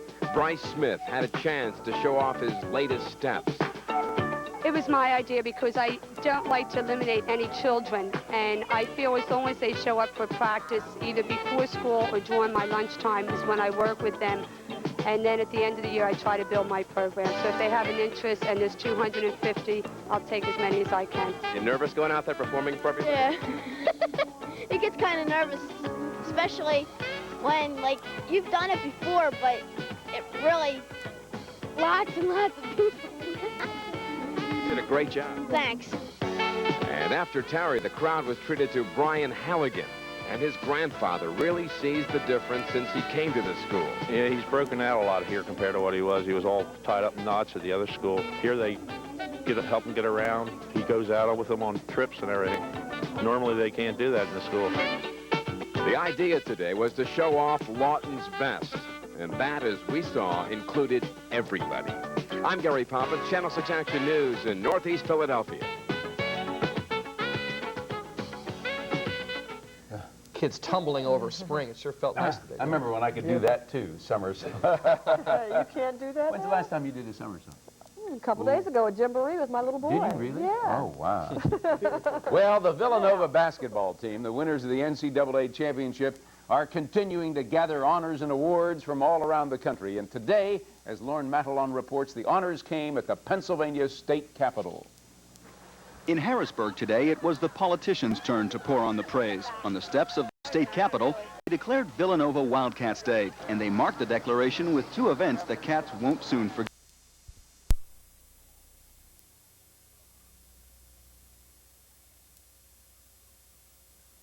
Oh, I'm draining my sinuses. Does that work? Not really. Sign off. When I asked, the pharmacist said it had more kinds of sinus relief than the things you used to take. Even that one. Relief from dripping, pain, and pressure. More kinds of sinus relief. Great. Can we get up now? Extra strength, sign off. There's even a sign off that can't make you drowsy from antihistamine. It's working.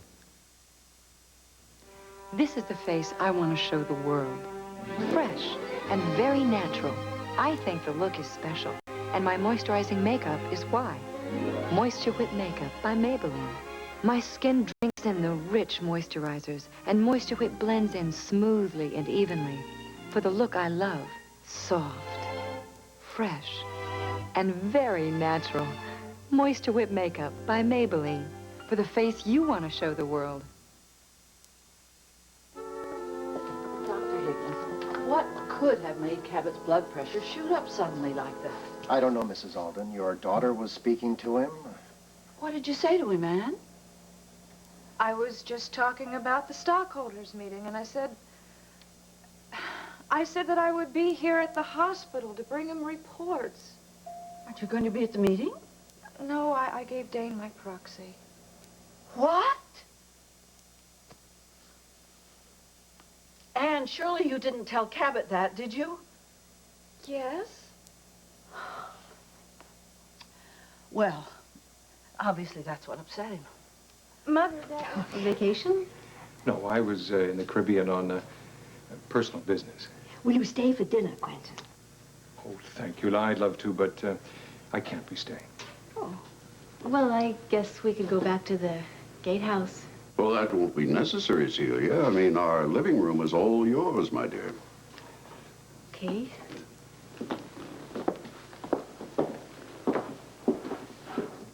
Do you know what I think? I think that Quentin came here to patch things up with Celia. Wouldn't that be wonderful?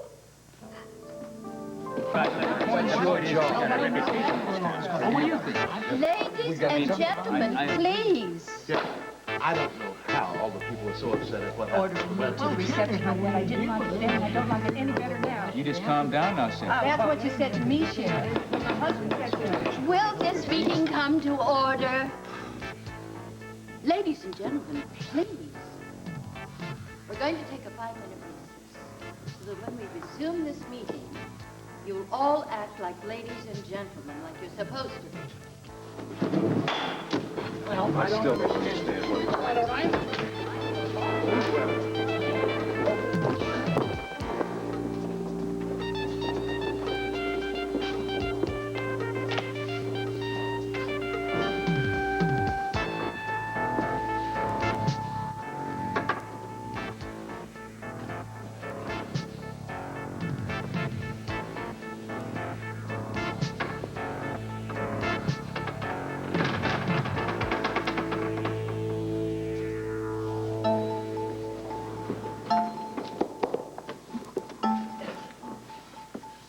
Oh, Kevin. A wedding gift for my bride.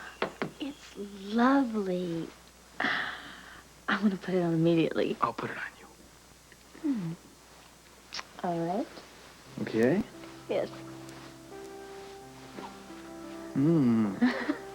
It's soft. Kevin. What? Kevin, are you having a problem? No. No, but you are. Me? You got a husband that's all thumbs. I can't work the clasp. Give it to Mama. Mama. Mm-hmm. Okay. See, here's how you do it. You unscrew it like that, screw it back, okay? I knew that. Can you do it? I knew that. Try again. All right. You got it? Okay.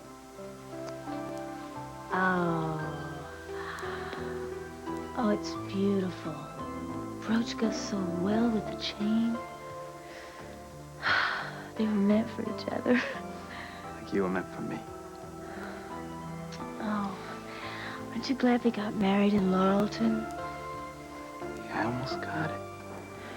Almost. Stop! Stop it! You're choking me!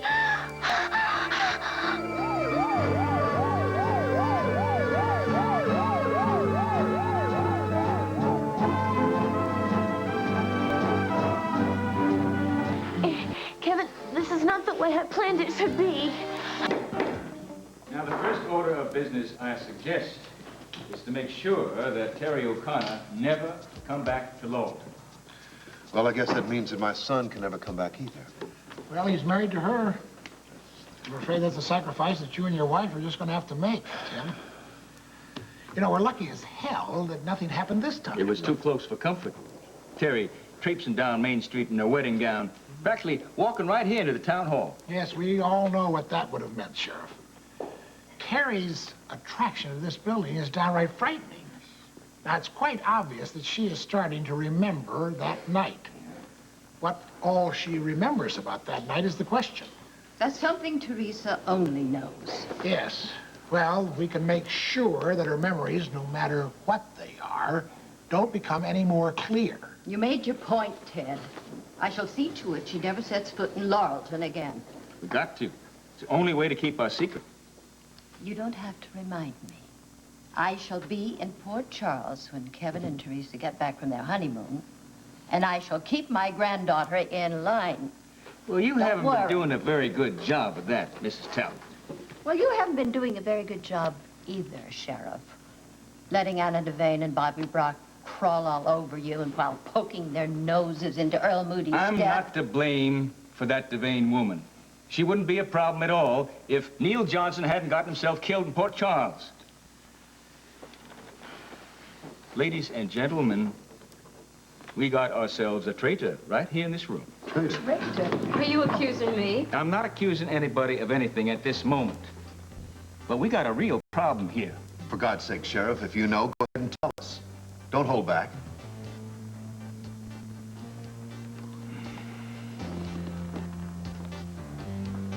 That's right, Sam. You're the weak link. Oh, Alan, you don't understand. A reconciliation between Celia and her father makes Jimmy Lee our weak link. He'll have Celia's money. Hello. Operator. Oh, Jimmy Lee. Hello there, son. How's it going? I'm making progress. I got an update for you. Yeah? Well, shoot. I found a surefire way to find out if Sean Donnelly's deal with Dimitri Cassadine is legitimate. See, I found this government assay man who's willing to sell me the original papers. What do you think? Well, I think it's a very wise precaution. Go right ahead. Precaution? What are you talking about? This man said that these papers could tell us a whole lot more. Well, maybe not. But I want you to continue to work on your other assignment. You mean Pilar? Yeah, you haven't dropped her, I hope. Well, I'm still hanging in there with Pilar. Don't worry. Tough as it is. Well, she's a problem, I gather, huh? Well, yeah, I guess she is a little bit of a problem, but you know me, Edward. I'll keep on hanging in there. Look, Edward, I got a little problem here. I'm having a little problem hearing you. I'll talk to you later, huh? Well, he's persistent. I'll give him that. Oh, dear. Monica, aren't you staying for dinner? No, I'm going to have to get a bite to eat at the hospital. I have a late consultation. Yeah, well, we have to have a consultation ourselves. That was Jimmy Lee on the phone just now. Oh, I do hope he's enjoying himself in Brazil and not working too hard. He's in very good shape, my dear. Mother, perhaps Stella could give Quentin some tea before he has to brave the cold again. Oh, that's very thoughtful of you, dear. I'll tell Stella right away. Quentin? What do you suppose Jimmy Lee's up to now? Okay, wait a minute. Excuse me, Quentin. Is Quentin here? Yes, he is. Why? We don't know. He showed up with a Caribbean suntan, asked to talk to Celia. Do you two want to hear about Jimmy Lee's phone call, or don't you? He may be onto something about this Cassadine-Donnelly deal. Well, I would think so. I mean, I'd like to know that he was acquiring something more than just a suntan himself. Don't you worry about that. Jimmy Lee's already wormed his way into government circles. Some official seems to be willing to sell him assay papers about Donnelly's venture with the Cassadines. I hope he's not wasting our money. Well, it's an offer we can't refuse. This official seems to be implying that there may be something funny about Donnelly's deal. I see. Oh, you do? Well, you realize what it would mean if it turns out Donnelly's deal is a phony. It means that we've spent our money well finding out. It means that Donnelly has been using Monica instead of the other way around. Edward, excuse me. That could be. I find that very hard to believe. Why? Donnelly's a professional. You're an amateur. Well, I think I have served you people very well as an amateur. We'll see. Okay, Alan, you want my job? You take it. I'd like to see just how far you get with Sean.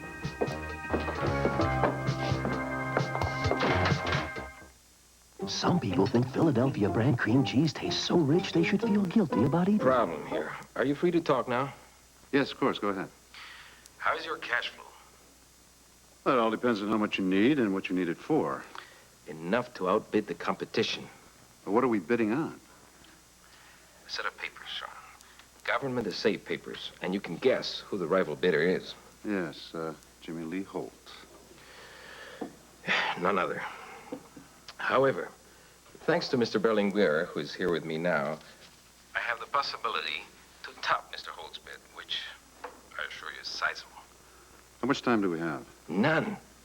Jimmy Lee is really hot on making the buy immediately. Sean, those papers clearly spell out that our property is totally worthless. Need I say more? No. How much cash do you need? All right, fine. You got it. I'll wire it to you today. It's done. Dimitri, tell me, how do you read Jimmy Lee? Is he just being super cautious, or does he really have a valid reason to suspect our deal? I don't know. But as long as he doesn't get his hands on the papers, all he has are his suspicions. That's true. Can you trust this government man? Do I have a choice? Oh, I guess you don't. All right, we'll have to keep Jimmy Lee occupied so he doesn't try to get back to the government man. Tell you what, you have Pilar make sure to keep Jimmy Lee's mind off those essay papers until the money arrives, all right? Excellent idea. Also, have Pilar step up her intelligence operation. I want to get to the bottom of things, find out what Jimmy Lee knows, what his thinking is. Will do. Talk to you later. Did you get all that? Yeah, sure did. And it seems like your sources are really on top of things. It's hardly worth my while coming over here. You're joking. No, and don't you have to wire some money? Well, yes, I do, but not before I do this. I told you I have to get to the hospital. What the hell's going on, Monica? Look, I just think we better cool things, Sean.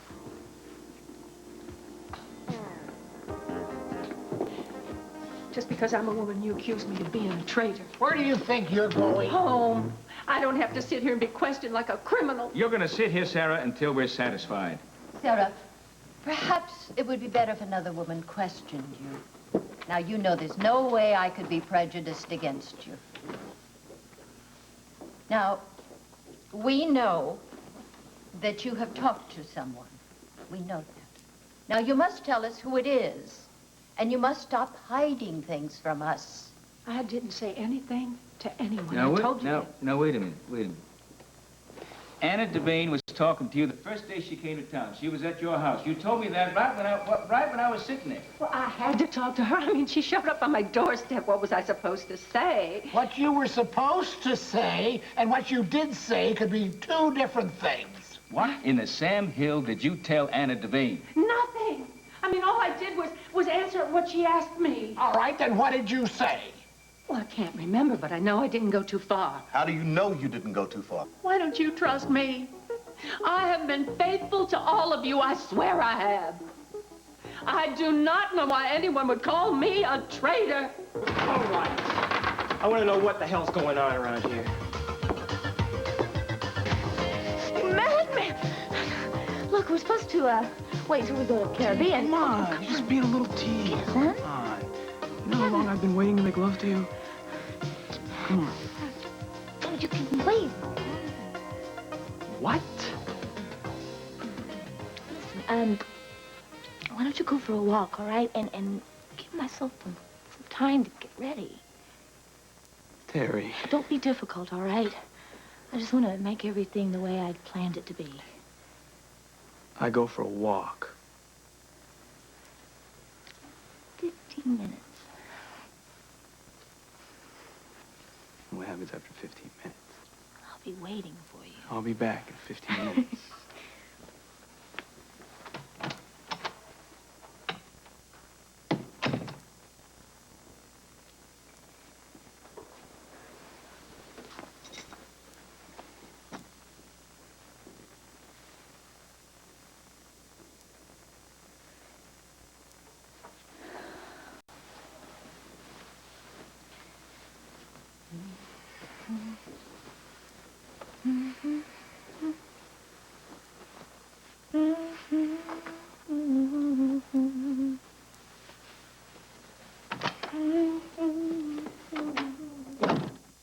I want strong sinus medicine, but this... Good old Haiti. I've been through that scene myself, you know. Yeah.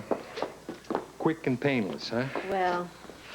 Celia, I've changed my will. I had my New York attorney take care of it while, just after I got back from Haiti, and, well, I just think you should know.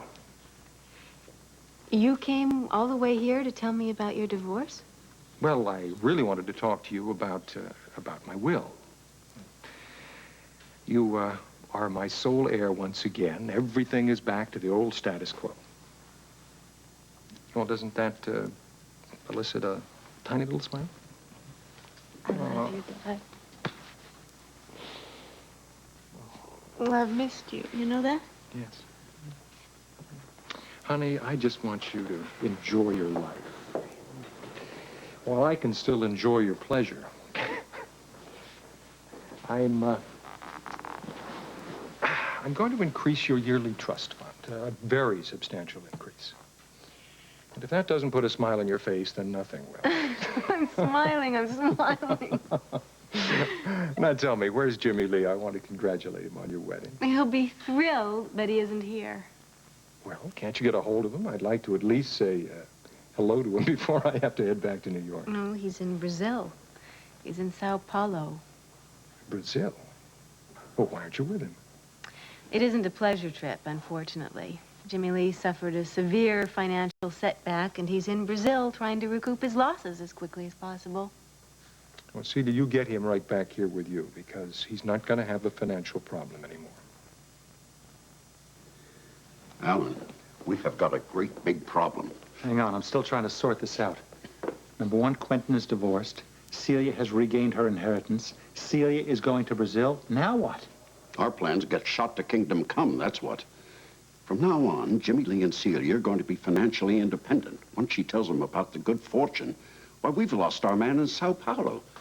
Then how the hell are we going to beat out Donley? Jimmy Lee's not responsible. We'll have to hire somebody else. I mean, you've got connections. Alan, will you please think? It's not just that Jimmy Lee will no longer need our money. He's got his own bankroll to muscle in on our deal. He's already got the inside track. He could cut us out completely. You're right. Well, of course I'm right. Quentin's brought us right to the brink of disaster in this game with Donley. So what do you think we ought to do? I don't know, but I'm not going to let all my time and effort go down the drain. You have a solution already? Well, of course not. But you can bet I am working on it.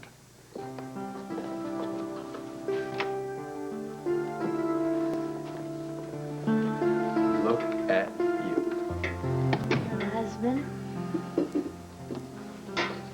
You look beautiful. As long as 15 minutes of my life. But it was worth it. Toast. Kevin, I can't have any champagne. Sip.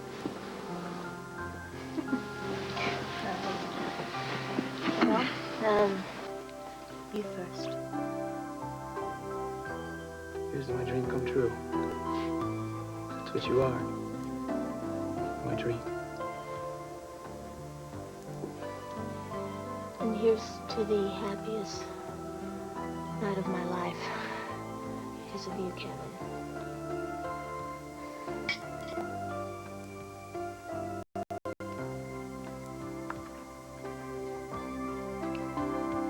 I'll always remember this day.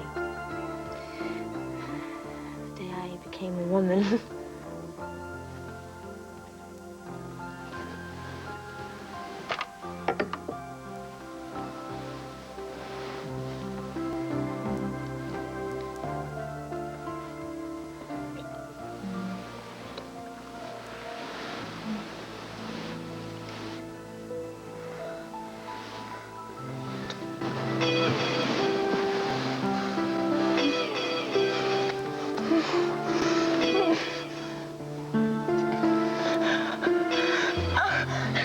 What's wrong?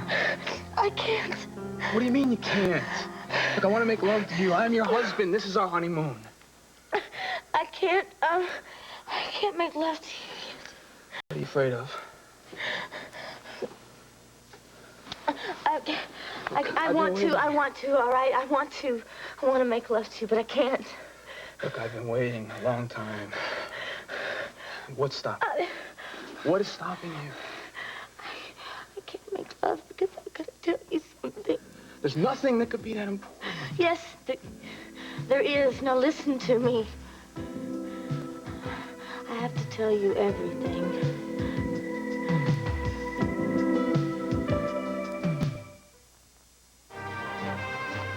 Jen? I dreamed it. Right. I'm listening. You see, it happened 3 years ago in Laurelton. Something happened to me once. Something happened to me one night.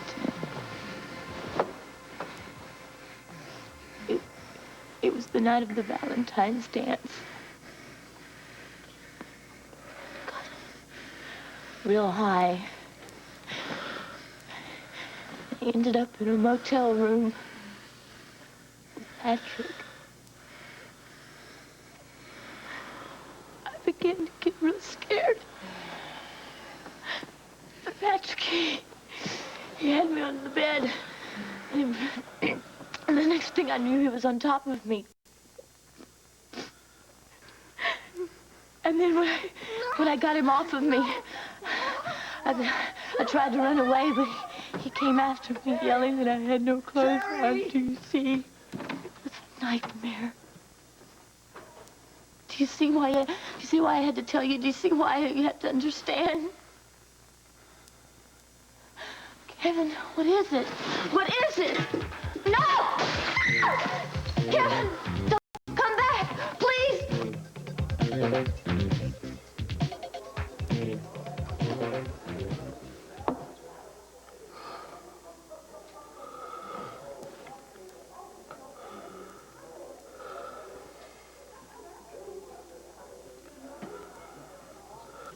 Patrick is the one that started all the trouble. He will be the death of me, not to mention his mother. You talk about a bad seed. Oh, now, Tim. Don't try to gloss it over.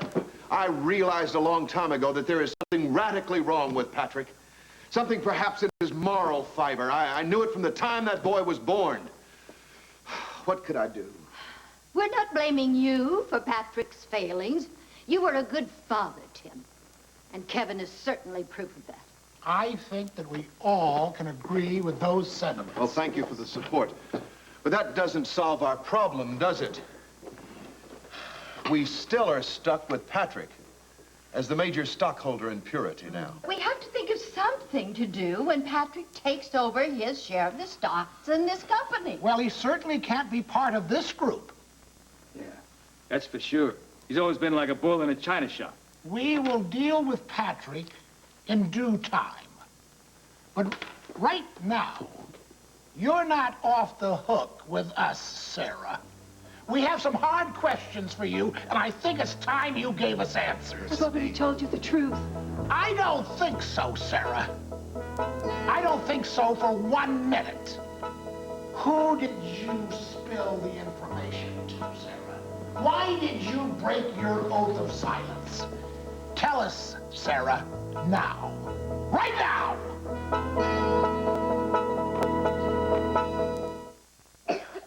We have 3 kids. With 3 different colds. Tommy's coughing, Jenny's all stuffy. And poor Sarah has coughing, sneezing, and a stuffy head. Different kids can get different.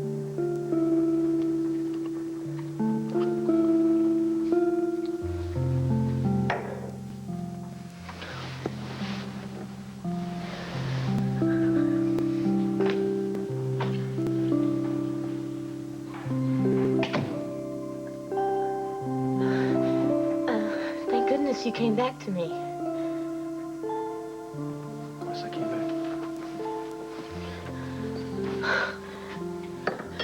You're still not angry with me. I'm never angry at you. It's Patrick. When he told me what he did to you, I got so angry I had to get out of here. Eddie, clear my head. You're not sore at me, are you? How could I be? Look, what happened that night It's Patrick's fault, not yours. He set you up. Why do I feel so guilty about it? There's nothing to feel guilty about. I can't help it. I've been living with that night for a long, long time. And I just can't get it out of my head. That's why I have all those nightmares. Beautiful girl. Stop. Do you still love me? More than ever. Love you more than ever. Now, you just try not to think about that night, okay? I'm gonna take care of everything for you. Well, Kevin, you don't have to do anything. I mean, it's like you said. I can just try. I have to try to forget it. There's something I have to do. What do you mean? Patrick will pay for this somehow.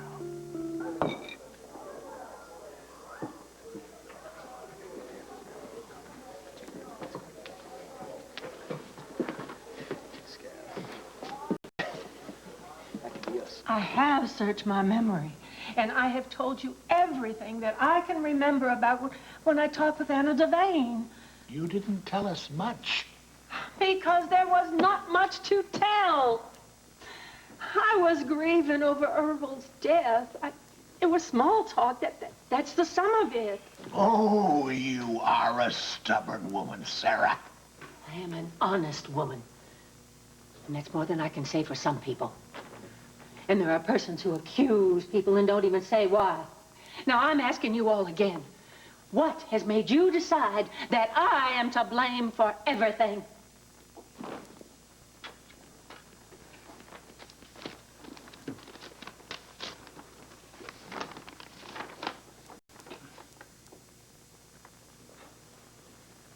Go on, Wait a minute.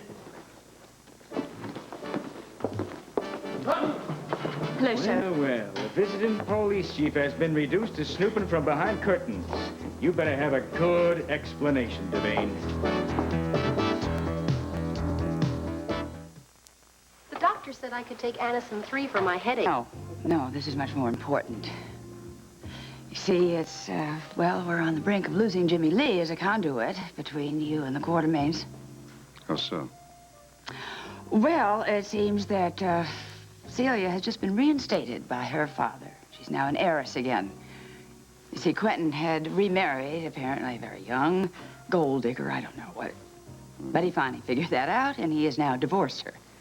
So that puts Jimmy Lee in the driver's seat financially, huh? Yeah, and he's going to know this very shortly because Celia's going to tell him in person. She's going to Brazil? Yes, she is. So much for Edward's plan of let's destroy Sean Donnelly. Because both Edward and Alan know right now that their plan's gone.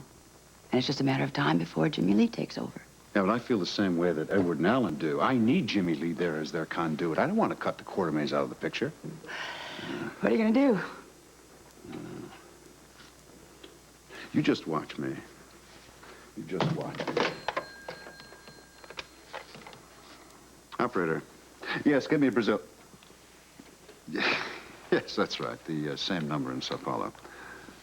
Right. Right. Person to person to Dmitri Cassadine. Dmitri? This is Sean. I have some additional instructions for you, my friend. It seems that the logistics around here have changed, so I'm counting on you. Are you trying to tell me that you couldn't come up with the money for me to get those estate papers? No. The money's already been sent to you. Now, it's Jimmy Lee Holt that you have to worry about. He'll be in a position now to cut the Quartermains out of their own deal if we don't stop him. How can Jimmy Lee do that? The Quartermains there are bankrolling him.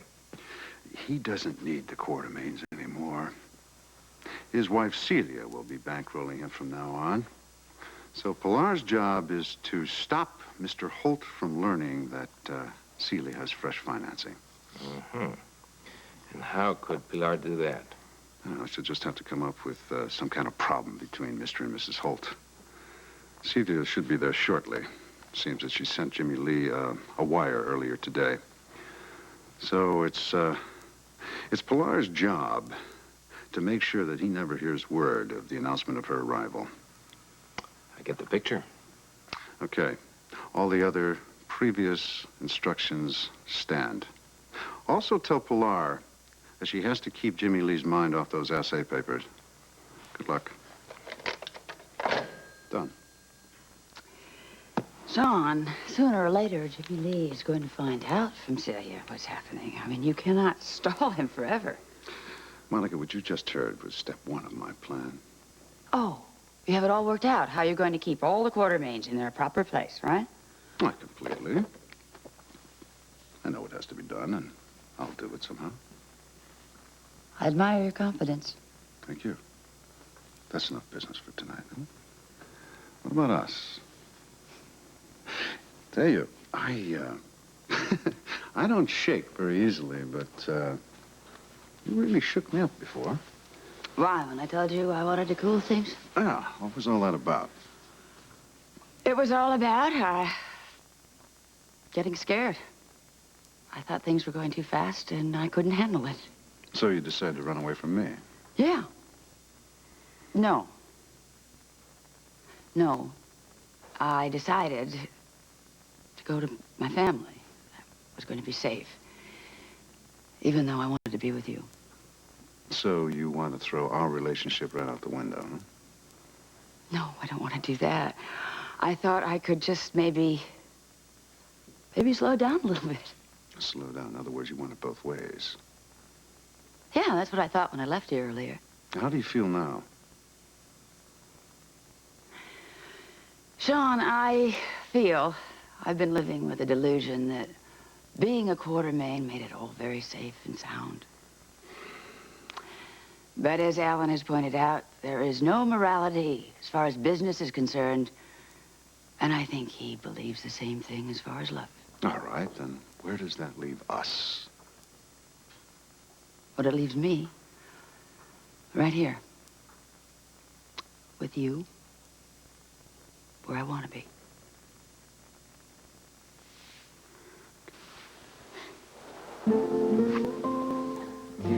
I feel so safe with you.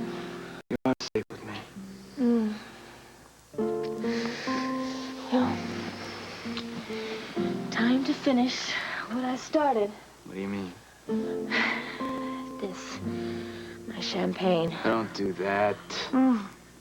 I'll be fine, okay? I had some before. Just let me finish. It's not good for you, Terry. I'm doing it for us. This is not the way. Kevin, I just want to be a real wife to you. Can wait. Okay? I promise you, I will wait. Oh, you're so understanding. You must be so disappointed. It's okay, all right? I'm not gonna try and make love to you until you clear the entire past out of your system. Maybe I've already started to because I can't think of anything I have to remember. I don't know. Well, I've got my own problem now, okay? It's with Patrick. So we'll both have to deal with what we know.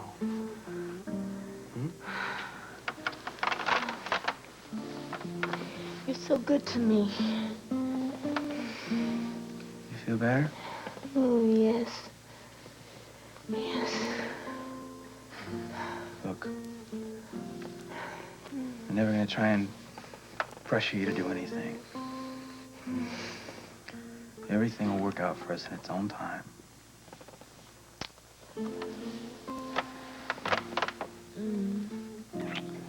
You're certainly full of surprises, Mr. Vane. I hope so. It's my business to catch people off guard. Perhaps so. But it looks to me like you've been caught off guard today. No, I'll survive. What exactly did you expect to find here? I was curious about the town hall. I'd heard so much about it. So I wanted to take a look for myself. Look. Now listen, it's more the point. How long were you hiding behind those curtains? Long enough. What does it take to get rid of her, Sheriff? Well, my simple request, I expect. Are you getting out of here, or do we have to make things unpleasant? This happens to be a private meeting on behalf of the Purity Water Company. Then why didn't you meet on company ground? It's none of your business. This is a public place. Anybody has a right to be here, including an out-of-town visitor. Oh, visitors, yes, but troublemakers, no. And you, Chief Devane, are a troublemaker. If I set my mind to it, I could find some ordinance on the books that could let me kick you out of town. I'm sure. And if you couldn't find an ordinance, you'd make one up yourself. I uphold the law as I see it. And I want you out of the Lawton first thing tomorrow or else. So what? Damn, that woman. I like the elephant.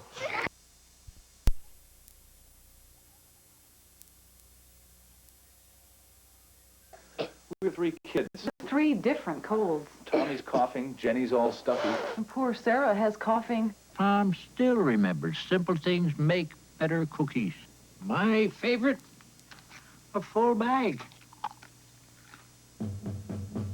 Ed Asner joins Merv today at 4.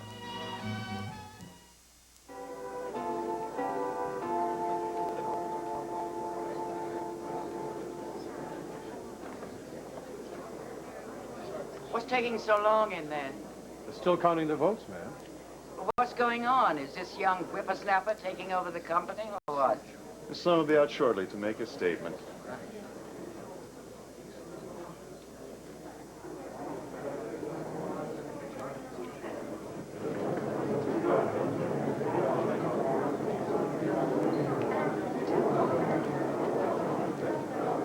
Would you all please take your seats?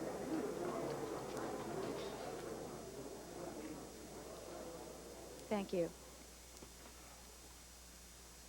The results of the recount confirm that the opposition slate proposed by Mr. Lincoln Beecham has a majority of the votes.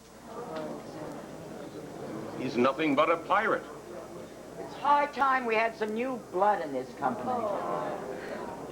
I'd like to make a brief statement. I want to express my gratitude to all of those who have made Alden Enterprises the great company that it is. Was, you mean? The man who built this company, Cabot Alden, lies ill in a hospital bed. Mr. Beecham and Mr. Hammond have taken advantage of his incapacity to further their own ends. Legally, they have done nothing wrong. I have no choice, therefore, but to turn this meeting over to the new chairman of the board, Mr. Dane Hammond.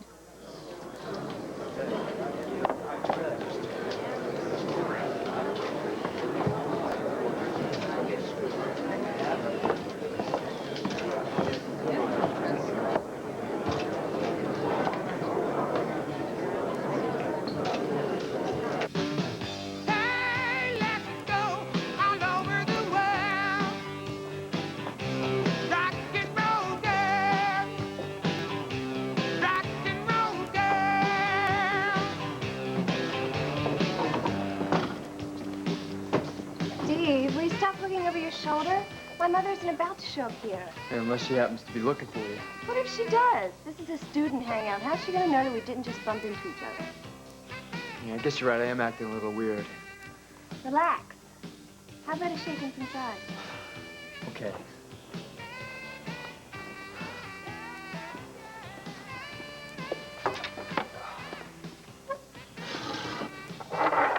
Sure is a lot different from me. I usually go straight to work after school. Stick with me, kid. Yeah, I get my head handed to me by your mother. Steve, how did your Aunt Kate know that my mother didn't want us to see each other? I must have told her, I guess. You sure she didn't say something to her? Why would she do something like that? Come on, tell me the truth. What had really happened? You sure you want to know? I'm gonna bop you one if you don't come clean. Nah, I don't think I should. If Cabot, Alden, and Shayna leave this company, my relationship with Alden Enterprises is over. Keith, I didn't say that they were leaving. Gwyneth, that's what happens in a takeover. The old management is out, the new management is in. Well, frankly, I'm not interested in working with strangers. All right, Keith, but I will still be here. Gwyneth, my relations with you are difficult enough as it is without working together. Darling, listen to me. This could mean a whole new beginning for us. No, forget about us. Don't say that, Keith. How do you know so much? I can't tell you that right now. Gwyneth, what are you hiding from me? Who engineered this takeover? Where do you fit in?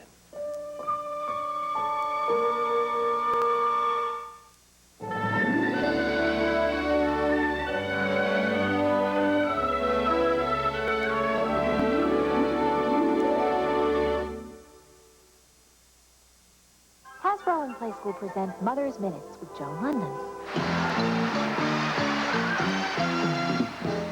Today on To Smell the Truth, our question is, how do you stop a nosebleed? Number 1? My mom says, put ice on my neck. Number 2? My mom says, put potatoes. Number 3? My mom says, put paper in my neck. Now, the one whose mom is right, will you please stand up? Number 2, Stacy, the way to stop a nosebleed is to sit up and pinch your nose for at least 5 minutes. And don't peek to see if it stops. If this doesn't work, pack the nose with gauze and pinch again for 10 to 15 minutes. Call your doctor if the bleeding continues. Now, Stacy, you can smell the truth. Uh-oh, next time we'll talk about allergies. Who has a head for making kids laugh? Hasbro has.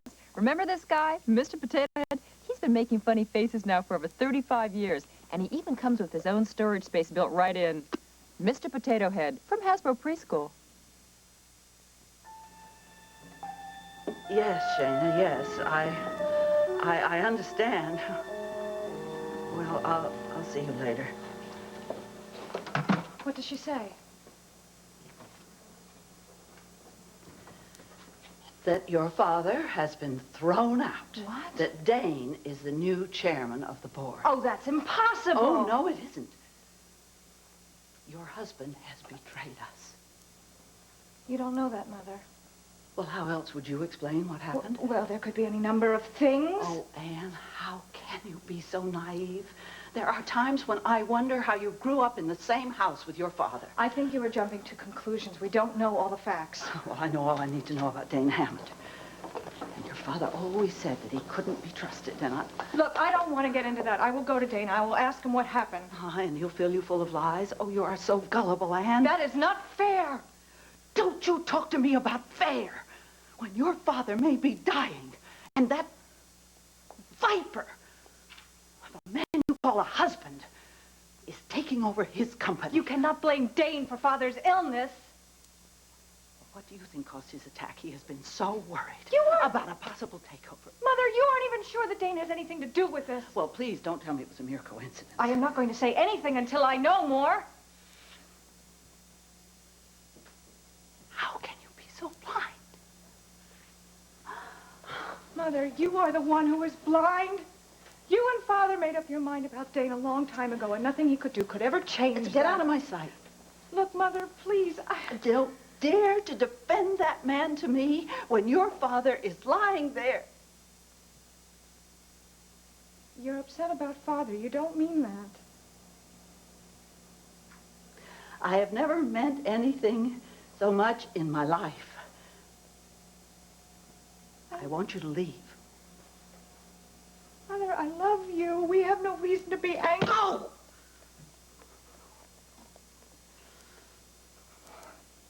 I'll come back after I've seen Dane. Well, I don't want to see you. And don't you dare bring that man back here ever. Ever. Do you hear me?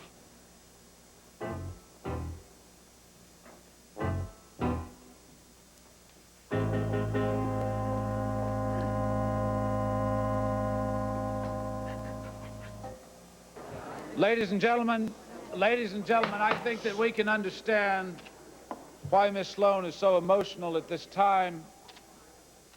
A man like Cabot Alden inspires such loyalty. You call this loyalty, Mr. Hammond? Please, let me assure you, I do not hope to fill the shoes of such a great man. You're not fit to shine his shoes. I am going to dedicate myself to maintain the quality of the products and services associated with the Alden name, and especially the reputation for the integrity and the innovation that this company so richly deserves. And line your own pocket, right? Please. Shut up and let him talk. I promise you that not only will Alden Enterprise thrive, it will prosper, and so will you, its stockholders. Thank you very much. Mr. Hammond.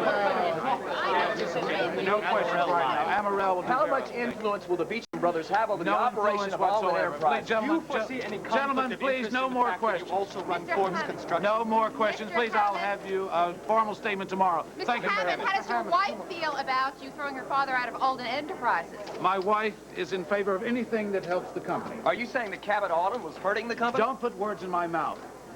Cabot Alden was a brilliant leader of this company, and only his illness prevents him from continuing that leadership. No more questions. Mr. Thank you. Hammond, Mr. Hammond. Jack, please, hear me out. I did nothing underhanded. No, nothing underhanded. Just a little backroom deal with the Beechams to steal grandfather's company. I did not steal Cabot's company. Well, that sure as hell is the way it looked from where I was sitting. Jack, the Beechams have been buying up Alden stock for months. And just how do you know that, Dane? I was tipped off by a friend. I called Beecham last night, and he admitted it. I should have known better than to ever give you my proxy. If it were left up to the Beechams, there wouldn't be a company. You sold my grandfather out. I did not, Jack. I swear it wasn't like that. I just didn't have time to tell you about it. Of course there was no time. You were too busy wheeling and dealing. I had to act fast. I did what was best for the family. You're the last man on earth grandfather would want to run this company, and you know it.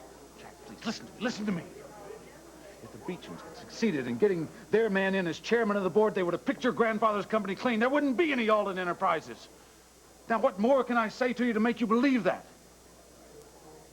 Absolutely nothing.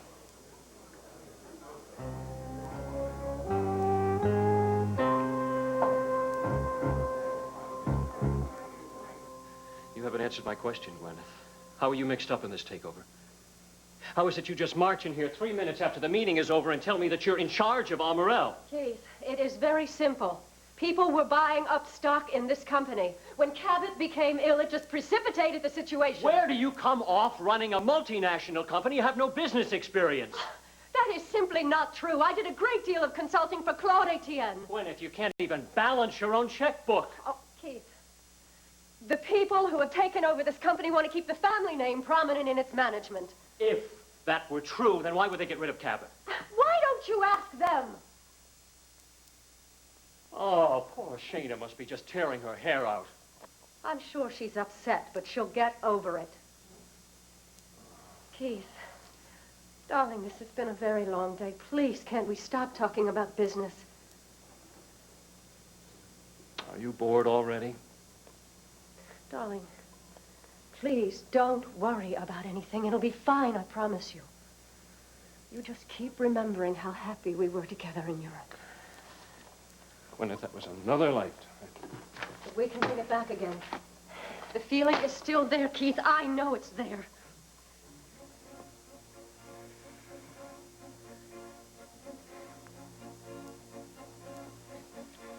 I've got to go. I've got to go to my lab.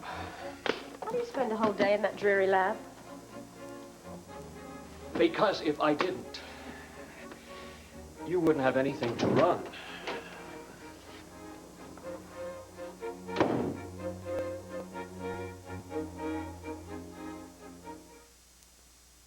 Carrie is so very... Different.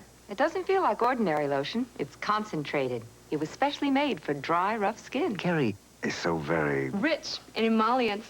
It even made my rough elbows and heels soft again. Carrie is so very... Recommended by many dermatologists. So I'll pay more for Carrie. After all, it's the only skin I've got. And for bath or shower, Alpha Carrie is so very... Smooth, leaves my dry skin feeling silky. Carrie is so very...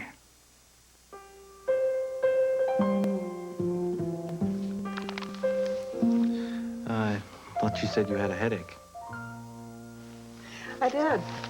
Then I took a couple of Datril. When it's important to get rid of your headache and get on with your life, take Datril from Bristol Myers. 1,000 milligrams of medicine for your headache. No milligrams of medicine that could upset your stomach. Datril, extra strength for your headache. Extra gentle for your stomach. They're not all alike, you know. I mean douches. This one's different. Summer's Eve disposable douche. Only Summer's Eve has this unique one-piece flexible design for maximum comfort. Only Summer's Eve has these special gentle cleansing formulas. And Summer's Eve refreshes as it cleans. There's nothing like that fresh Summer's Eve feeling. So remember, all douches are not alike. Try the douche that's unique. Summer's Eve. It refreshes as it cleans. When I brought him home, he was this big. Honest. The can of Calcan the breeder gave me to start with was even bigger than he was. Oh, and now look at this woolly monster. As he flourished, he's the happiest, healthiest dog I have ever had. And a big part of the credit goes to Calcan. It's got all that high-quality meat, plus all the vitamins and minerals Bo needs. And boy, does he love his Calcan. Calcan, 100% complete nutrition for all stages of your dog's life. No wonder top breeders recommend it. What did my mother do? Well, she offered to give me a one-way ticket to L.A. and a couple $100. I can't believe it. She had the nerve to come to your house and offer you money not to see me? Well, she obviously thought she was doing you a big favor. What can I get you? Steve, Tricia. Hi, how are you? Hi. Fine. How are you, Stacy? I'm fine. I'm sorry to hear about what happened to your grandfather's company. What do you mean? What happened? You mean you haven't heard? There was a takeover of Alton Enterprises. It was just on the news. Just a short interview, Mr. Hammond, if I could. What was the not nature now, of... not now, please. Call my secretary in the morning. She will set something up. Thank you. Tomorrow. Thank you. Ann, what's wrong? I just had a terrible argument with my mother. About what? You. I want to know what's going on. Is it true? Has my father been thrown out? Are you the new chairman? Yes, I am, but it's not quite the way it looks. Well, then explain it. Darling, it's really too complicated to go into now. Would you just trust me? I did what was best for you and for Jack. What about my father? The most important thing for your father now is for him to regain his health. Well, my mother thinks it's because of you that he had an attack. People say all kind of things when they're that upset. She believes you deliberately set out to destroy him. Do you believe that? I want you to swear to me that you had nothing to do with hurting my father. Darling, your father and I have had our differences in the past. But I would never deliberately harm him, no matter what has happened. You've got to believe that. I do. I do. I mean, Cabot Alden is like a father to me. I owe him everything. Why can't people just leave us alone? Why must we always be defending ourselves against some kind of an attack? Because they're just jealous of our happiness, that's all. You just can't let them get to you like this. Darling, I couldn't survive without you. Nor I without you. Hold me, hold me. I'm still shaking. My mother was so angry she made me leave the hospital.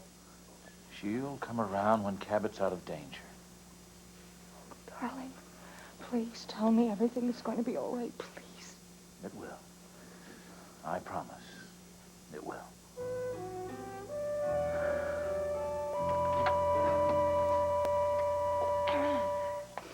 I'm sorry that I took you away from the basketball. I just needed to talk to you. No, it's okay. What's happened? It's been a nightmare. It's as if, you know, somebody just opened a trap door and I fell through the floor and I just keep falling, you know? It's okay, It's okay. It's all over now. Oh, Jim. Oh, Jim.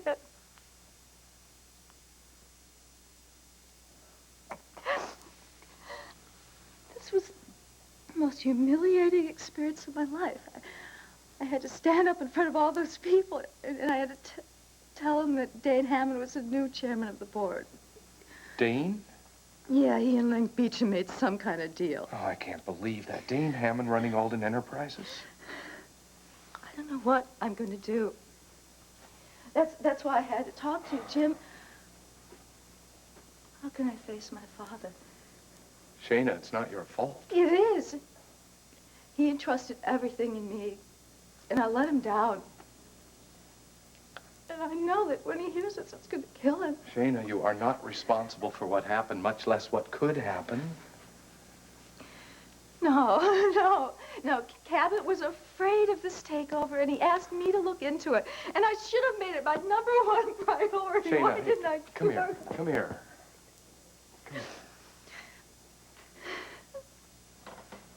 Now look. The people that did this were extremely clever. And even if you had known about it, there is no guarantee that you could have done anything to stop it. How am I going to face everybody at work? I let everybody down. Shayna, you've got to stop thinking like this. It's over. It's done. My father worked his whole life to get everything that he had in one afternoon. Dane Hammond and the Beechams took it all away from him. Well, then I guess you're just going to have to pull yourself together and figure out how to get it back.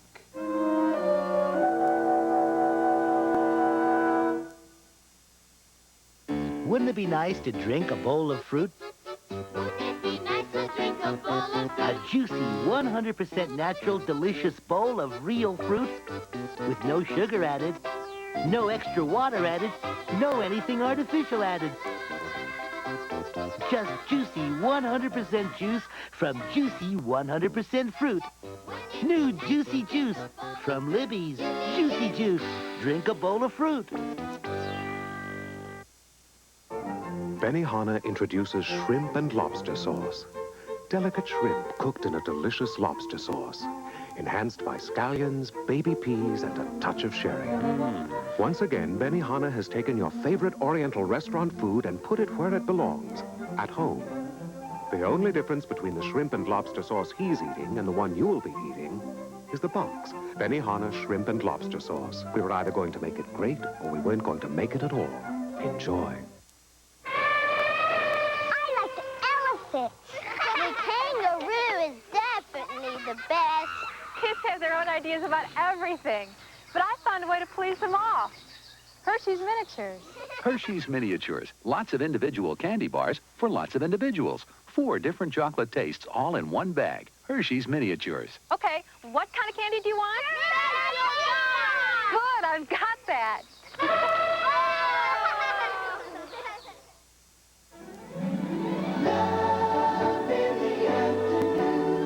On Ryan's Hope. My job is to make you a star. But it's going to take a commitment from you. I'm just supposed to forget about my fiancé. You want to be a star or not? Yes or no? And on General Hospital. Nothing's going to happen to you, Princess. Frisco wanted to protect Felicia, but now she's in danger. This is going to be real easy. And it may be too late. Ryan's Hope General Hospital. Weekdays. I should be with my family. Everyone must be upset. Where are you going?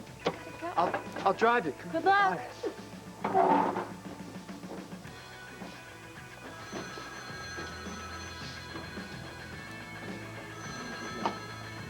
Hello, PJs. What do you want, Ava? No, Jack is not here. I haven't seen him and I don't expect to. All right, well, stop bugging me. I'll give him the message, okay?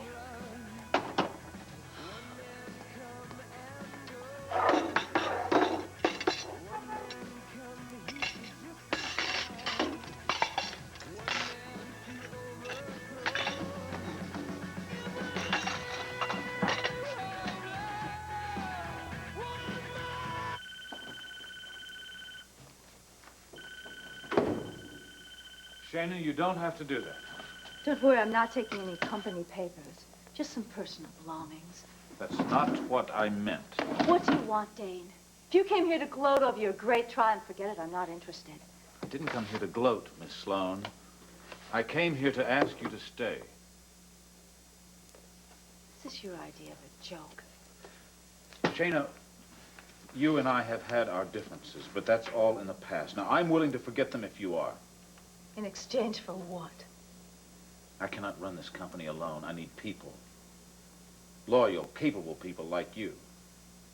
What makes you think I'd ever want to work for you after what you've done? I think you can do anything you put your mind to. I also know that you care a lot about this company. All the more reason why we'd never get along. Burnell's is a very important part of Alden Enterprises, thanks to you.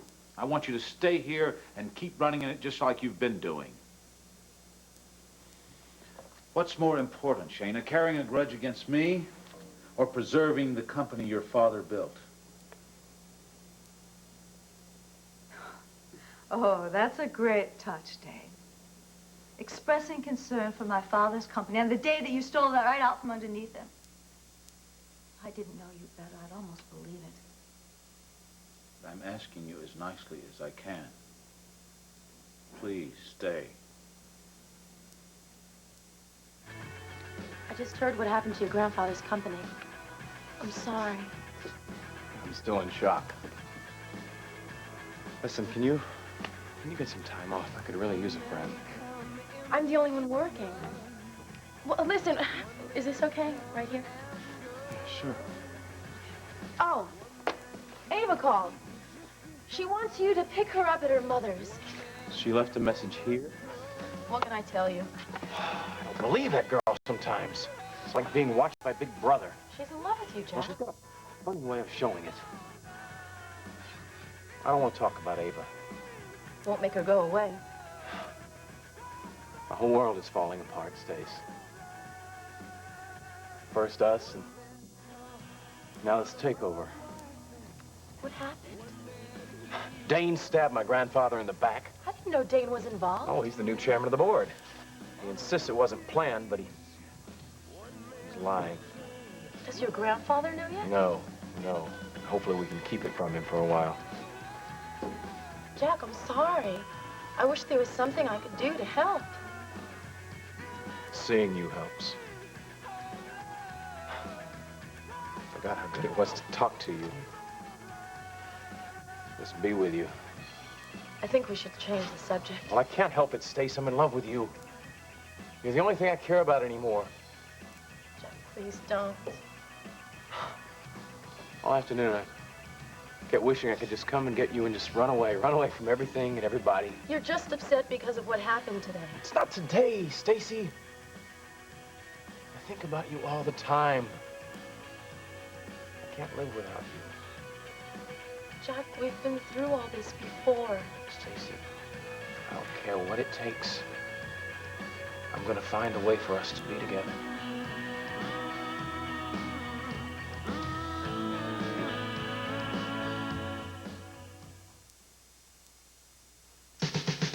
Good morning, class. My name is Dr. Chick. I'm gonna teach you about jeans that fit. Most women's jeans give you 7 sizes, that's all. But Chick makes 27, there's a size to fit you all. He's Dr. Chick. Chick measures you in the waistline. You need Chick. Chick calculates your hips. With 27 sizes. Class dismissed. It's the world's best fit. Get a $15 tank top and matching bikini panty free with any Chick purchase. We like Kicks for what Kicks has got. I like Kicks for what Kicks has not. Kicks are corny. And Kicks are pumped. Kicks has none of that funny stuff. No added colors. Kicks doesn't need them. No added flavors. We love to eat them. Low in sugar, so they're not too sweet. A bowl of Kicks is bound to eat. We like Kicks for what Kicks has got. I like Kicks for what Kicks has not. Kicks. Fantastic. Mother approved. Yeah. Look at the tomato, Vincent. To make really fresh-tasting spaghetti sauce, pick really fresh vegetables. And this pepper. Or pick Ragu Chunky Garden-style spaghetti sauce. The chunkiest, freshest tasting sauce we ever put in a jar. Thick with chunks of garden-ripe tomatoes and vegetables. This is sauce. For really fresh taste. Curtis, I know what's happened, and I think you're right. I think Dane Hammond is behind this. Does grandfather know? No, and he must not be told under any circumstances. Now, Dr. Higgins said that the shock of such news could... How is he? Well, he's asleep now, thank goodness. So why don't the two of you come back later, all right? Grandmother. Yes, dear. Does Mother know what Dane's done? Yes. And we just had the worst fight of our lives. I'm just on a streak, that's all, honey. 3. I got all my cheese now. Go up there, right? Right. What's, oh, science and nature. Not my best subject. Is that what you want? Yeah, I guess so, yeah. Go ahead. Give me the bugs. Okay. Oh, don't let me see it. No, here goes. I'm not. Okay. Go ahead. What's the only... I give up. No, go ahead. What's the only bird that gives us leather? A bird that gives leather? Oh, give me a break. Ostrich! Is that right? How do you know these things? Ostrich! Honey, don't let the blonde hair fool you. I got an ostrich belt in my closet. Okay, now I need... You got to get it right on the head, right? Hi, Colby. Hi, Colby. Hi, Rita Mae. Hi, Tony. Something wrong? The most awful thing has happened.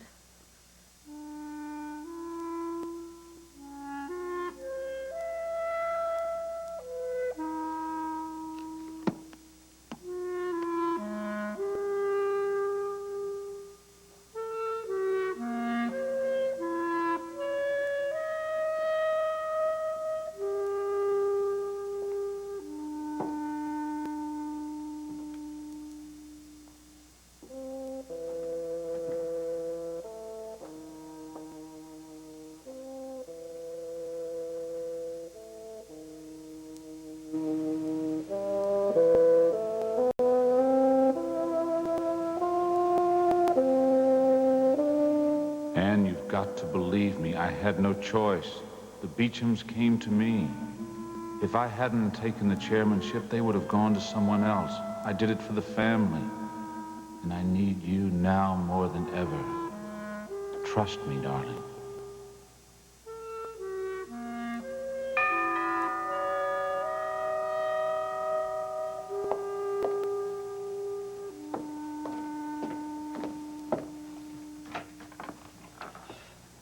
Mrs. Hammond, I'm looking for Lorna. She's not here, Mr. Beecham. I have to explain what's happened to her. I think she knows. We all do. There is another side to it. May I?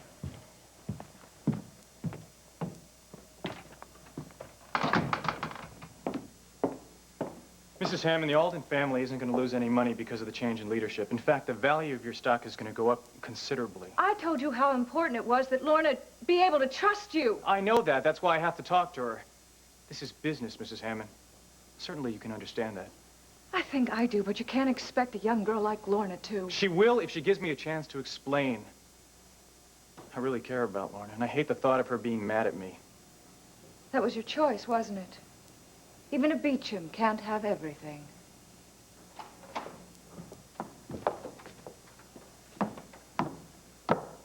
What are you doing here? Lorna, I have to talk to you. You can just get the hell out. What could you have possibly done to prevent the takeover?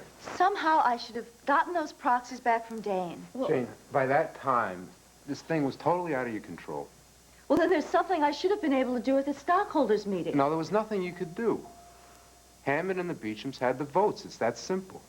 But I know if Father had been there, he wouldn't have let this happen. Shana, you know, I really don't know much about business, but it sounds to me as though even Cabot couldn't have stopped it. And one other thing, you know, when the board elected you to stand in for Cabot, I felt very proud. And, well, if you forgive me if I sound presumptuous, I felt as proud as if you'd been my own daughter.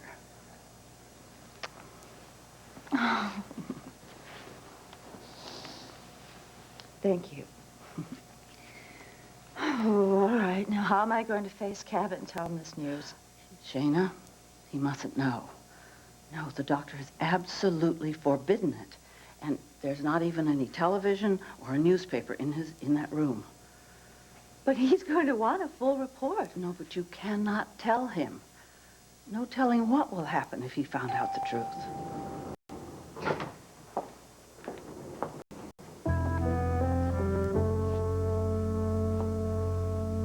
Come on in, Keith. Clark Gable. Oh. Hi, Tony. Hi, Professor. May, how are you? Oh, How sorry. are you? You're early. Well, actually, I was on my way to the hotel, and I just thought I'd stop by and give you some reassurance about your job. Apparently, Dane Hammond wants everybody to stay on. Oh, what a relief. Sounds like to me he's just playing it smart. He doesn't want to have to deal with all the heat at once. Possibly, but in any event, I'm certainly going to keep my eyes open. Listen, is 7:30 still okay? That's fine. Good. Do you want to go to dinner tonight, too? Sure, but we haven't finished our game. No, I think I better concede while I'm behind. Your aunt's a real whiz at this game. You better go get ready. Real whiz at kissing. Yeah, Lucy makes me hungry. Well, I need to get ready, too. Do you want to wait, or...? No, I should be more presentable than this. Okay. See you later. Bye-bye. Yeah. How do you know that Dane Hammond is going to keep everyone on? Well, I have it on what apparently is pretty good authority. Don't worry about how I know, my darling. The point is you and I will be working together. And that's whose side I'm on, Keith. Ours. I know that I can win you back if I can only be with you. Darling, I'll make you love me again as you did in Europe. I will. What's your opinion? You think Hammond is behind this takeover? Well, I've heard some justification for it. The need for new management, the need for new blood. Even if all of that's true, I have the feeling there's something really rotten at the core of all of this. What are you talking about, Jack? Oh, drop the act, Ava. You had Stacy come to your hospital room, and then you tried to get her to swear on a Bible that she wouldn't speak to me again. Jack, that's not true. You telling me that Stacy lied to me? Jack, I was only trying to explain my condition. The doctor said that for baby's sake, I shouldn't worry. I told you, Ava, you have nothing to worry about. Now leave Stacy alone. Don't you care about me? Don't you care about my feelings, too? I'm doing the best I can. But you don't have the good sense to know when to give up. Give up? We're married, aren't we? We're having a baby. The baby. That's all you care about, isn't it? Where are you going? That's something I gotta do. Are you gonna go see Stacy? Will you shut up about Stacy? There are other things going on in the world, Ava. It so happens I'm going to see my grandparents, if they'll still speak to me. Why? What happened? We lost the company today. We lost Alden Enterprises. And it's probably my fault.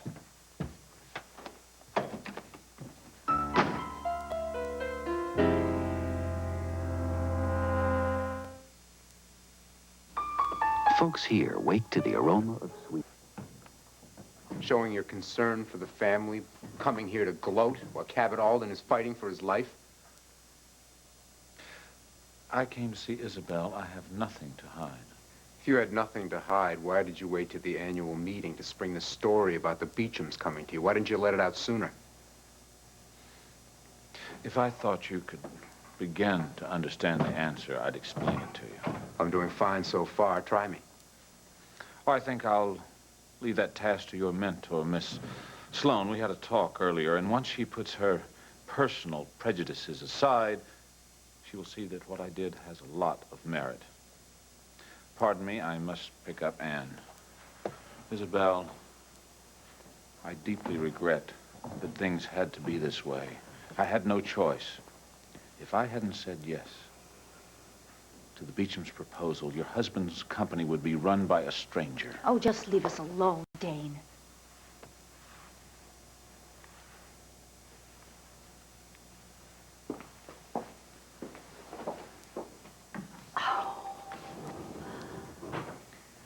Isabel, I'd like to go see Father now, if I could. Yes, dear, but please, now just don't let him know what occurred. I won't.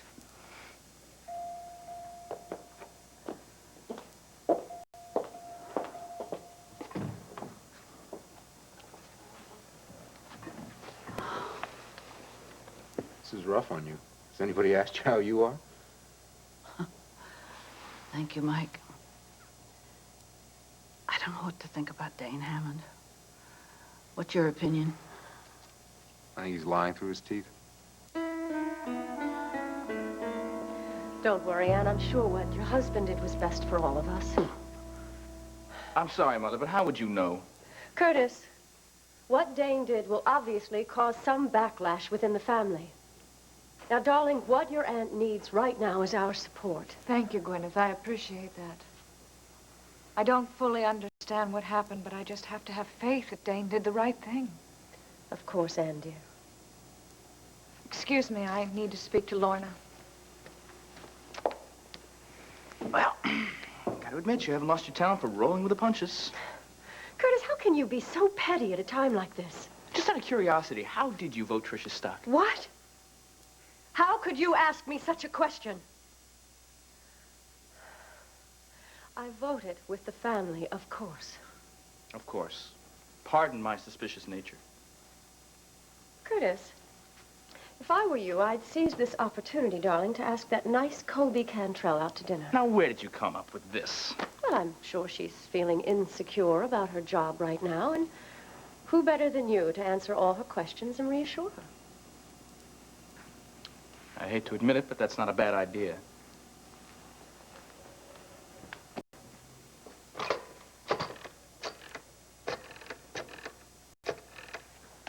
Tony, I'll see you later, okay? Yeah, so long.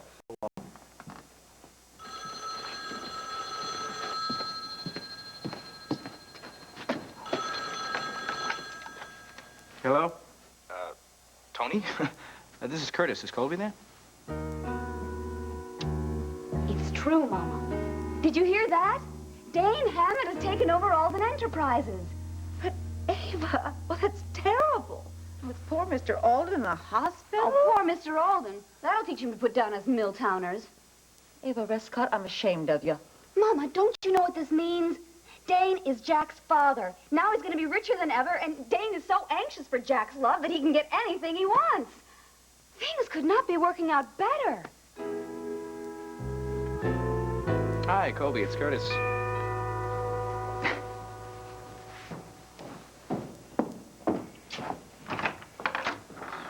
Oh, hello, Gwyneth.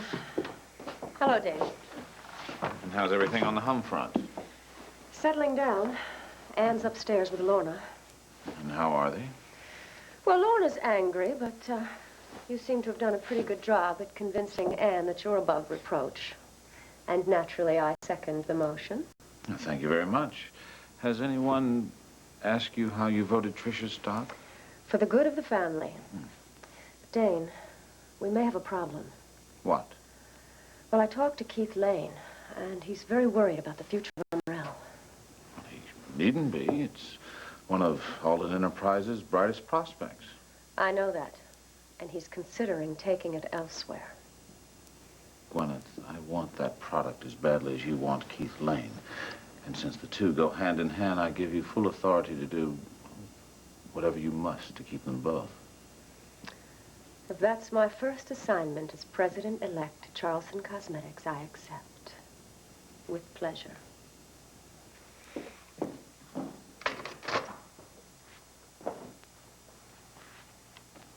Is everything all set for this evening? No, Mother, everything is not all set for this evening. Colby already has a date with Keith Lane. Are you sure? Of course I'm sure. She just told me herself.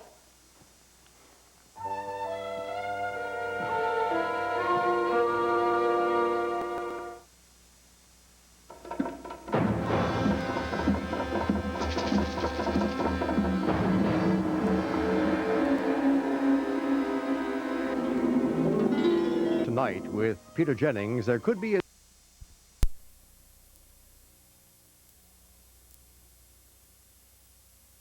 Speakerphone be turned off so he couldn't hear the stockholders' meeting. It's best that he didn't. Yeah. You know about the takeover. Oh, yes. And I've had my hands full trying to keep Cabot from knowing it. You know, it's in all the newspapers, Jack. It's on television. I know. And Dr. Higgins is adamant that he should not know the truth. And it's just very hard to keep on pretending that that nothing is wrong. Oh, Jack, I just can't imagine my life without him. I mean, if anything happened to him, Nothing's gonna happen. Nothing's gonna happen. We have to put on a brave front. Right. Is he awake? No, thank heaven he just dozed off. And you're exhausted. I am. Oh, thank you, dear, for coming. It means so much to me that you're here. It really does. Something wrong, Jack? I don't know if I can ever face Grandfather again. Why? I'm partly to blame for what happened today. I signed over the voting rights for my stocks to Dane.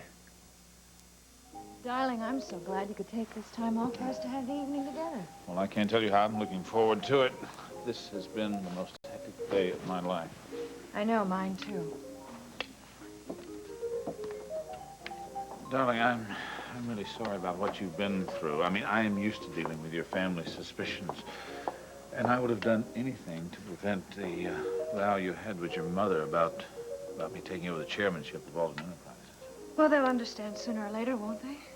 Of course they will. I mean, Shayna understands now. Even though she could never admit that I acted in the best interest of the family and the company. It's your father I'm worried about. He doesn't know yet. I just hope he's fully recovered when he finds out. Good evening. I have your table ready if you'll come with me, please. Fine. You know, I think that we both agree that he should retire. Somehow I just can't see my father retiring. A bottle of champagne. Your best, please. Yes, sir. But Anne, you know, just the worry of this possible takeover put him in the hospital. I'm afraid he won't accept that, Dane. I know my mother doesn't. We had a terrible argument. Let's not talk anymore about it, all right? Tonight, we're going to celebrate. This is quite a milestone day for us. I mean, the Beechams came to me because they recognized my abilities. Darling, I'm proud of you. If only my family understood. Well, the only member that counts understands. And we have another ally. Who? Your sister-in-law, Gwyneth.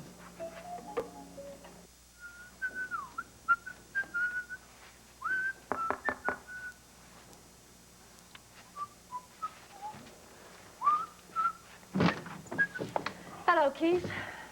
Gwyneth, look, I'm just on my way out. For a date with Junior Miss. I really do have to talk to you about your taste in women. Gwyneth, I really don't have the time. All right, I'm joking, Keith. Whom you go out with is completely your affair. I could care less. And to what do I owe this change in attitude? Did you poison Colby?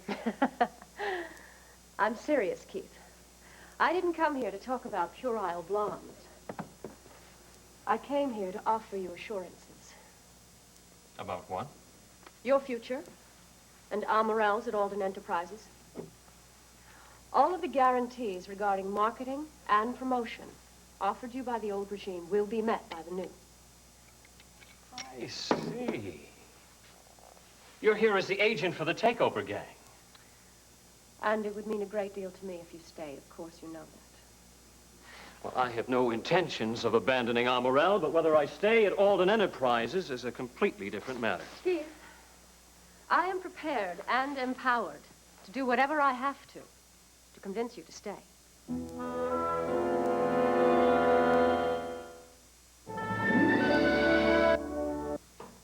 He was surrounded by businessmen and reporters. All he would say was that he had voted it for the good of the family.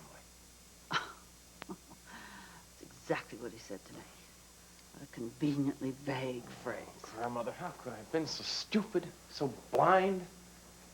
Darling, you're not alone. You know, he has your mother complete. She trusts him. And he's made her so dependent on him. I wish for her sake he was innocent. Oh. He's made such a big deal out of being in love with her. He's given her all the things Dad never did. Self-respect, the feeling of being needed. Yes, I know. But things like this, Takeovers like this just don't happen overnight. They take a lot of planning, careful planning, and you don't leave a little detail like who's going to be chairman of the board to the last minute. He knew. He knew, and he was a part of it. What are you going to do, Jack? First, I'm going to find out the truth. Find out step by step exactly what happened. Please, be careful.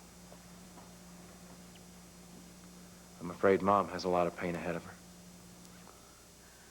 Well, if he hurts her, it frightens me what I might do to him. Gwyneth, I don't have time to entertain one of your propositions. I can tell you all your fees will be doubled. I beg your pardon? Everything. Your salary, your retainer, your royalties. Keith, this is not a personal visit. I have been sent here by the new management at Alden Enterprises. Now, you expressed some concern about their commitment to your new beauty line. I'm here to set your fears to rest.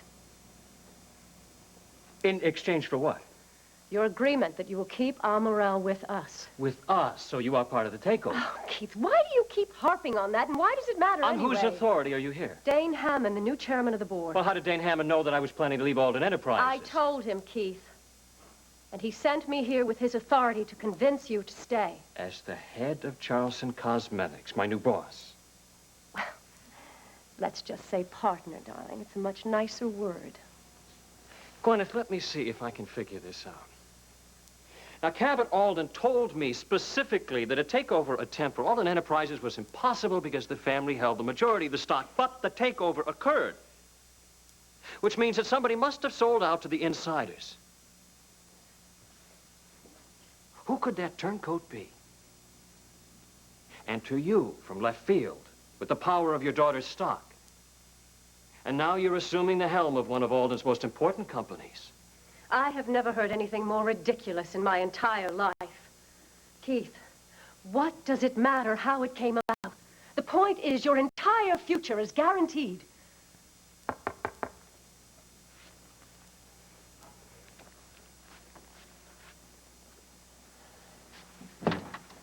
Miss Lane. Yes? Here's the champagne you ordered. I ordered it on my way up. I felt we'd have cause to celebrate.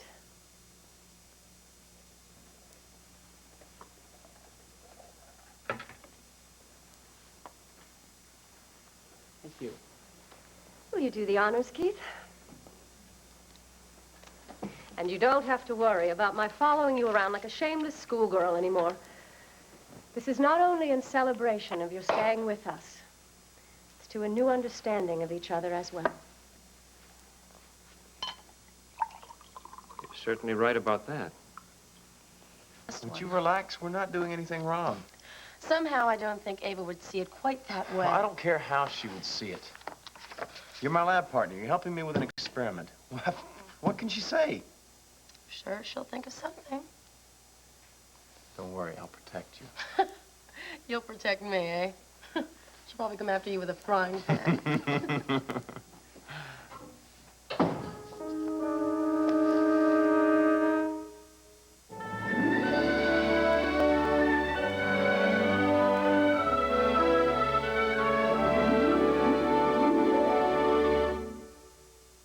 Welch's orchard is brand new, but it's been over 100 years in the making.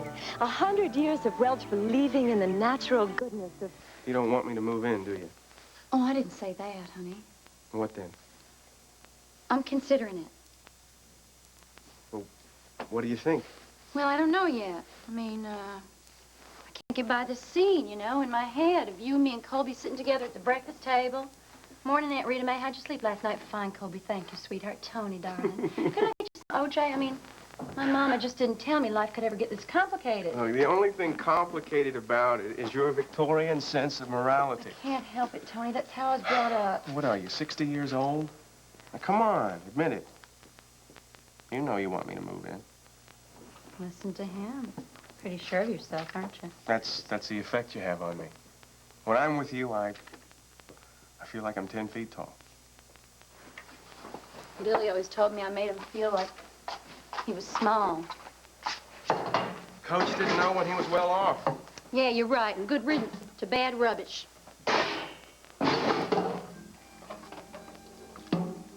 Hey. Tell me the truth. Don't we have a great time? Yeah, we do okay. We have a lot of laughs together? Yeah, you're a pretty amusing guy. We have good sex? Yes. So, what's the worst thing that can happen? Noreen and Warren aren't getting married. What happened? Well, when it came down to the line, I guess they both just realized they weren't truly in love. Yeah, but they've been living together, what, almost a year now? I thought it was going fine. Time's the best test of a relationship, Mike. Oh, come on, Padre, don't get philosophical on me. I'm not. Mike, we both know they were both on the rebound when they met. Who isn't? Mike, it takes a while to get in touch with your true feelings when you break off with your... There you go again. Mike, I am talking about profound human problems here, okay? You want to know the real truth? I think we're all profoundly nuts. Except for you. You don't have any problems. You don't have any relationships. Well, now who's getting philosophical, huh? How come Noreen decided to come back to Corinth? Oh, she hasn't decided yet. Well, what's keeping her from deciding? She wanted to know how you felt about it. What's that got to do with anything? Mike, she knows you and Shayna are going to get married. So? So she doesn't want to come back to Corinth if it's going to make you feel uncomfortable. Dr. Higgins, it really was just like a miracle. I mean, one moment, he was totally unable to get out a word, and then the next, he spoke. He may simply be responding to the medication, or that headline may have jolted him back. I'll check on him again later. Thank you, Doctor. Thank Mrs. Alden for leaving that newspaper around. Oh, Cabot, oh, my darling, I am so happy. It's wonderful to see you getting better. Even if it took Dane Hammond to do it. What happened? Cabot, no, not now. I don't want you to get upset again. Isabel's right. Not until you're better. I'll get even with him. And I'll be the first one to help you. But now's not the time to discuss it. You hurt Anne. I'm afraid you're right. He seems to have cast a spell over her. She believes everything he says. It's true. She buys his story about the takeover 100%. What about Jack? He knows that Dane was in collusion with the Beecham brothers. Your grandson's no fool. Good for him. What are you doing here? I came to find you. Hello, Stacy. It's nice to see you again. Hello, Mr. Hammond. I hope I'm not interrupting anything important. As a matter of fact, we were about to go over some notes for an experiment. How did you find me? Well, I phoned your apartment. Ava told me that I might be able to find you here. I have to get to the library. Stacy. Excuse me. Don't forget about the hydrogen experiment. I won't. What do you want? Well, how would you like to come to work as my executive assistant? You came here to ask me that. I'm very anxious for you to get started. I'll give it some thought. I mean now, Jack, not after you graduate. What's the rush? What is this, Dane? A sudden attack of guilt? Jack, I have nothing to feel guilty about. I'm very sorry that you don't think so. Why can't you believe that I acted in the best of motives? I know you. You know, maybe you would finally get to trust me if we worked together. I trusted you once, remember? There was a little problem with some faulty building materials.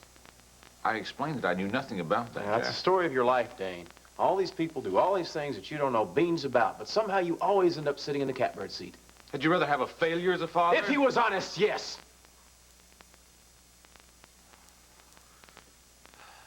Why don't you just think about what I said? Sure.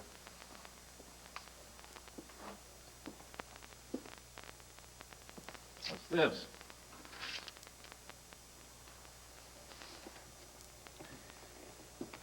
It has your name on it.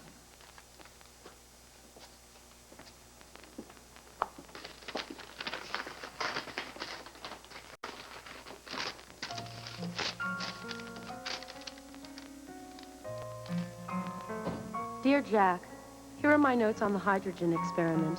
I'm sure you can work them out on your own. It's better for both of us this way. Stacy. P.S. Try not to blow up the place.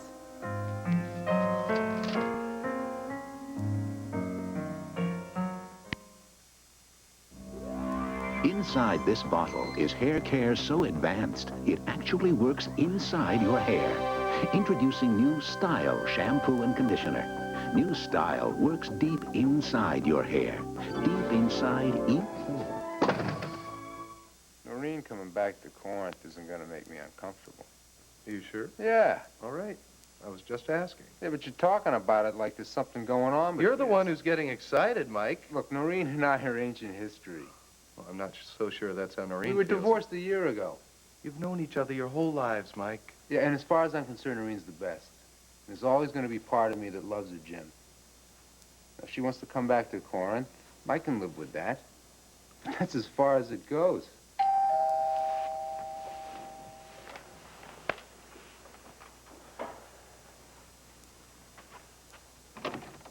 Oh, Mike, I'm so happy. Father spoke his first word since his attack today. Great. He's going to be all right. I'm happy for you, Me too, Shayna. Oh, Jim, I didn't know that you were here. Oh, did I interrupt something? No, Jim just wanted to talk to me about coaching a team over at the settlement house this spring. Yeah, I thought Pudgy here could use the exercise. Hey, who you calling Pudgy? Oh, I know what it is. It's all those expense account lunches. I can only imagine what life's like for a hotshot executive. Well, I'd better leave you two alone. Bye. Bye. Coach. Talk to you later, Slugger.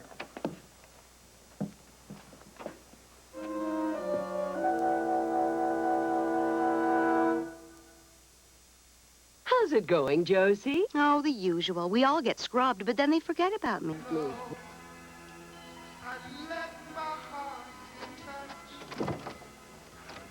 Hi, Mike. Sorry that I'm so late. Long visit, huh? No, I didn't intend it to be, but the whole family ended up coming to the hospital. Good news travels fast. Yeah, sometimes too fast. Would you believe that Dane had the nerve to show up with Anne? Ooh, fireworks. Well, he never got into Cabot's room. Would you throw him out? Oh, I wanted to, but Isabel beat me to the punch. Good for her. Did you eat? Yes. Isabel and I had dinner in the hospital cafeteria. Oh. How about you? I went over to the folks. Stacy was there. It was nice. How's she doing? She seemed like she had something on her mind. Jack? Probably. Listen, you. Yeah? Now that my father looks like he's out of the woods, how about making plans for an August wedding? You proposing? No shame at all. Try it on one knee.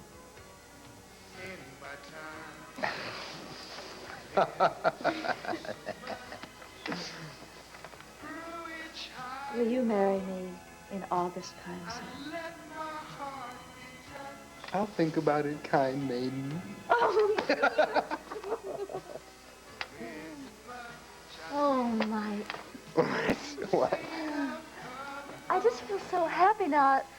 I'm afraid that something's going to happen. It's just going to mess it all up. You're always worried about something. Yeah. Can I ask you a straight question? Ooh, this sounds serious. What? Well, the last time that we talked about marriage, well, I felt that maybe you wished I was a little bit more like Noreen. Noreen and I got divorced a year ago. I know, but I got the impression that she's more traditional than me, more domestic. I don't expect you to be like Noreen. Sure? Yeah. Now, why don't you shut up and put your lips right there?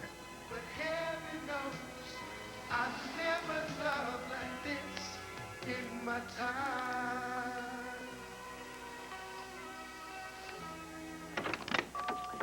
I thought you might like a little snack before going to bed. Mom, don't spoil me too much. I'm liable to move back in. Nothing would give your father and me greater pleasure. Oh, yeah, you say that now. I'll always feel that way. We were so happy to have you and Mike here for dinner. Yeah, it was great. Felt like old times again. How you doing, baby? Me? I'm okay, Mom. You sure? Positive. How's the apartment working out? It's great. It's great. I miss you and Dad a lot, but I like being on my own. Well, you're always welcome to move back here if you want to. You know that. Mom, I was just kidding. The only reason why I'm staying overnight is because I'm tired and very lazy. I'm just so happy to see you. It's been a long time since we've had a chance to talk. Well, I have a lot of work to do tonight. Oh, I won't keep you. Thanks for the milk and cookies, Mom. If you get hungry later, there's more. I know. And dinner was terrific, as usual. Thank you. Good night, baby. Good night, Mom. See you in the morning.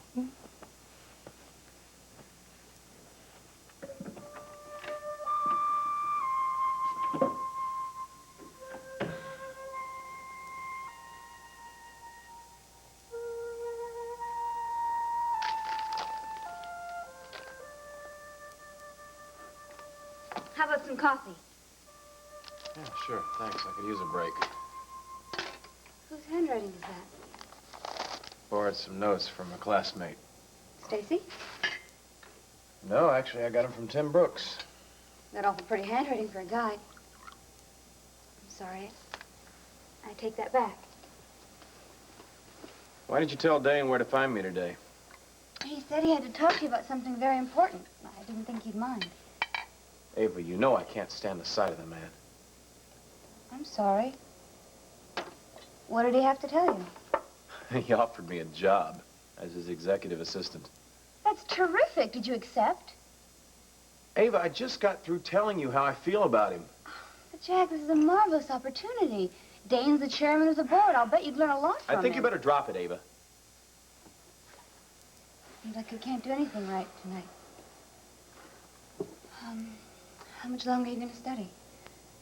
I won't be in for a while. I don't suppose I could coax you into taking a little break after your coffee. No, Ava, you couldn't. Oh, Jack, please, it's been so long. No, Ava. Jack, I miss you. You're gone all day, and then when you get home, you won't have anything to do with Look, me. I'm really under the gun here. I have to get this finished, or I'm gonna flunk the course. I'll wait up for you. That's all right. Just go on to sleep. No, Jack, I want to. Just go on to bed, Ava. I'll sleep on the couch so I don't have to wake you up. No, Jack. I want you to sleep with me. You knock it off, Ava. Jack, I'm going to wait up for you. Ava, do me a favor. Just go on in there and go to bed and leave me alone and let me work so I won't be up all night.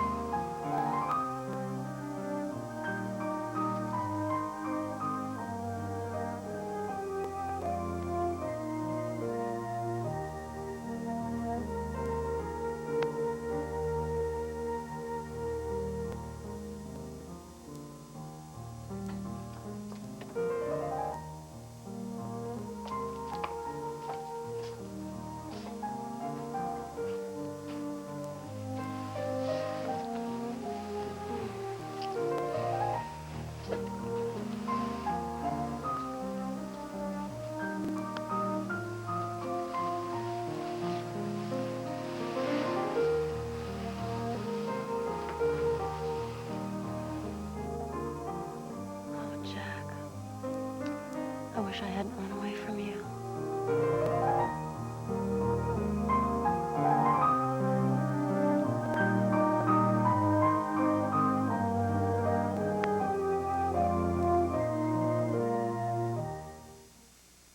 I'll never vacuum my bedroom again.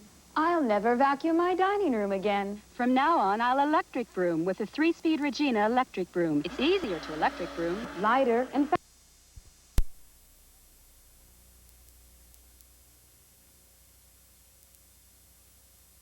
I was made aware of that. I have a way the two of you can make peace again.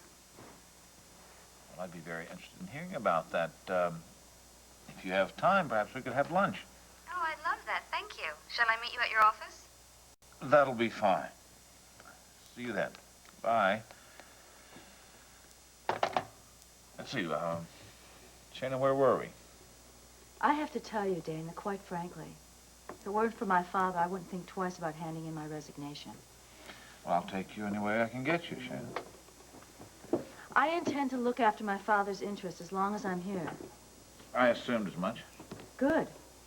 And I'm going to do everything I possibly can to make sure that he resumes his rightful place in this office. I accept. I'm going to be looking over your shoulder, watching everything you do. Fine, I have nothing to hide. I hope so. Because if I suspect even the slightest impropriety, I'm going to sue you so fast your head's going to spin. I'll keep that in mind. Beecham Brothers have a history of taking over companies and picking them clean. That's not going to happen here. I couldn't agree with you more, Shana. That's why I want you to stay. As long as we understand each other. Perfectly. Goodbye. Shana, you know, you've come a long way since that day I found you in Rome and told you that Cabot Alden was your father.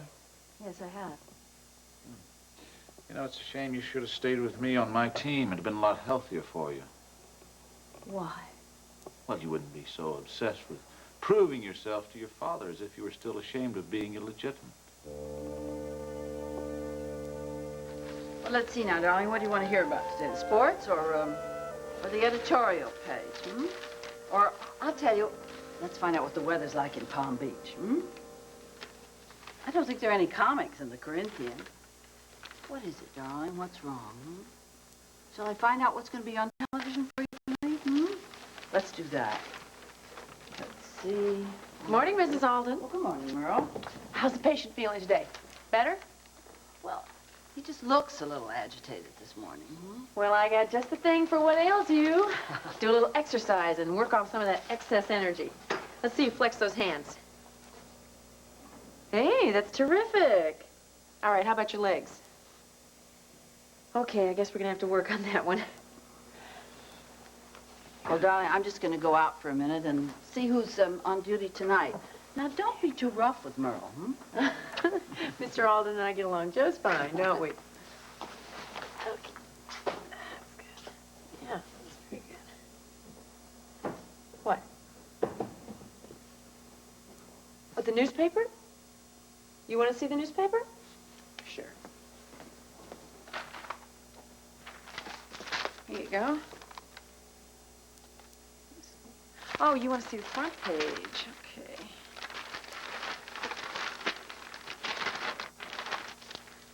Here it is. Market rallies on Alden takeover. Hey, that's your company, isn't it? What's this business about a takeover all about? What are you doing?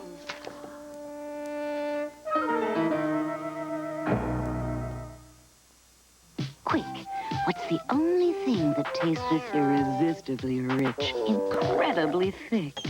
Quick, what's now so easy, so chocolatey, creamy? Quick, what gives milk spark, delicious and dark? It could only be Nestle Quick. Now get that same great chocolate taste in new Quick sugar-free. Can you resist? When you work as hard as a model does and have to look beautiful doing it, your antiperspirant has really got to work. So these models use Lady's Choice because it works beautifully. Well, never mind. Just go and get Dr. Higgins. Look, I'm awfully sorry. I just thought your I know, but husband just wanted go. to read Please me. go. Darling, please. Darling, don't be upset with me. Dr. Higgins just didn't want you to see the paper while you're so sick. Please.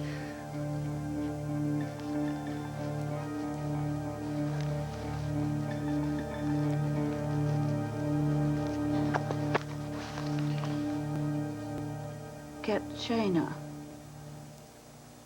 You haven't changed. You're still the same vicious person. Yeah, I've touched a nerve, haven't I? Underneath all this artwork and the fancy new titles, you're just still a cheap crook from Milltown. Don't get so personal about it, Shayna. You're the one who started it with that nasty crack about my birth. All right. Didn't mean to make you so angry. Oh, it's just a natural talent with you. Look, Shayna, I really want peace. Now, my #1 priority here is launching Amarel. I think it's going to make a fortune for this company. Now, that's about the only thing we can agree on. Look, I have a lot of ideas, and I really want your opinion. Excuse me. Yes, Miss Nevins? Right.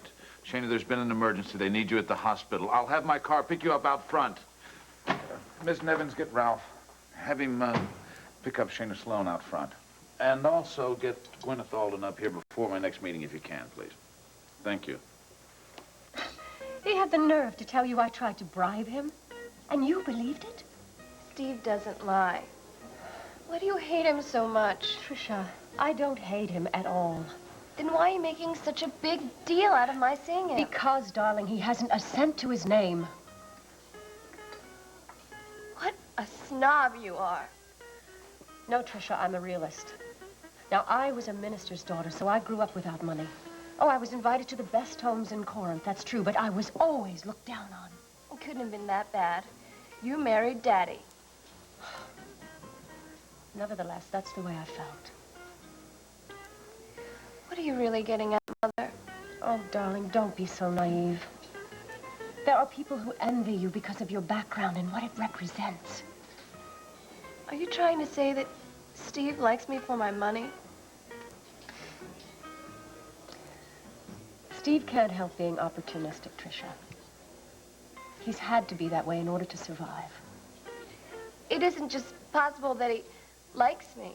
Of course he likes you, darling. You represent everything in life he's ever dreamed of.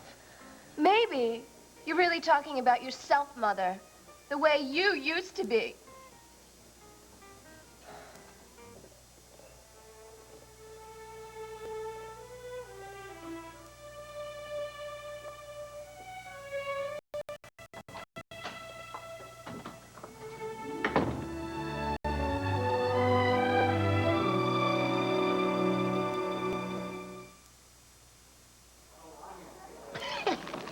Snap, crackle, pop. That's cute.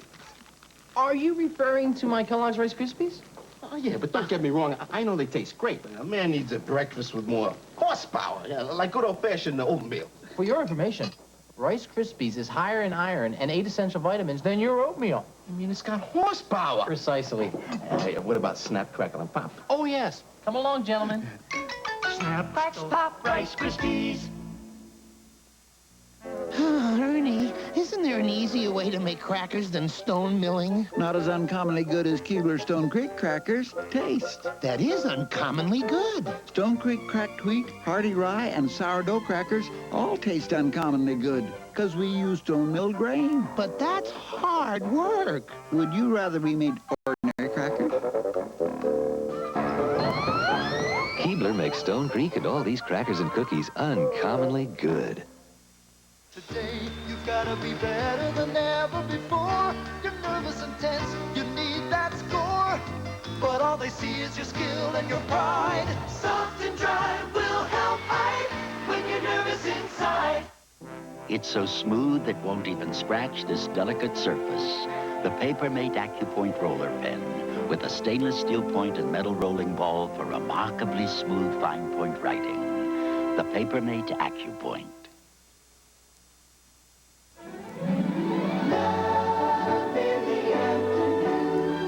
Ryan's Hope. Look into my eyes and tell me if you see a killer. Will Siobhan's dreams become reality? And on General Hospital. Frisco's never gonna want to see me again. Frisco loved you very dearly. Feelings like that just don't go away easily. I'm afraid they already have. Ryan's Hope, General Hospital. Weekdays. I'd like to talk to Mr. Ron Butler, please.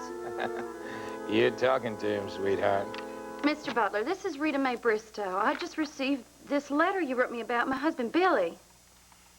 What can I do for you, Mrs. Bristow? Well, you could tell me what it's all about. Well, the letter is perfectly clear. No. You wrote here that I deserted my husband. You know he left me. We talked about this already, and you wrote that there are no remaining assets to be divided. Now, if that's what it says, then that's what it is. But what about that joint savings account we had together? Now, I don't know a thing about a savings account, Mrs. Bristow. You'll have to excuse me. I'm busy. No, hold on a minute now. Wait a minute. I did what you told me to do. Remember, you told me I was supposed to sign over my power of attorney so that you could settle this divorce quickly and easily. Remember? Mm-hmm. Now, that's exactly what I've done. Your husband's in the Caribbean right now, making you into a free woman. You tell him to call me as soon as he gets back, okay? Well, I'm afraid that won't be for a while now. You see, after the divorce, Billy's getting married and going on his honeymoon. Honeymoon? Now, could be that's why there's no money left to divide. I'll bet you got yours. Now, you don't expect me to work for nothing, do you? Oh, but it's okay that I'm up here freezing my butt off, huh? Because I can't pay my fuel bill, right? Now, Mrs. Bristow, if you were worried about the money, you should have hired your own lawyer. I would sooner burn it, sir, than to pay it to a sleazy, scuzzy man like you. No! That polecat, he took me to the cleaners, Tony. Look, I told you I would help you. I can't pay you back. I don't care I about haven't that. got a dime. I haven't got a dime. Do you realize that? There's no money coming in. I got Listen bills to from me. here to there. Now, listen to me. We'll work something out, okay? There's nothing to work out. I'm going to have to quit school. Get a job. It'll be okay.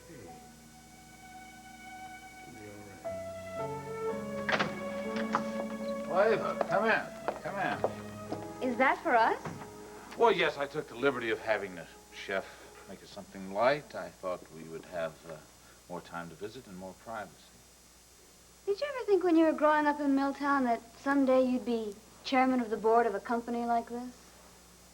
Tell you, Ava, that's all I ever thought of.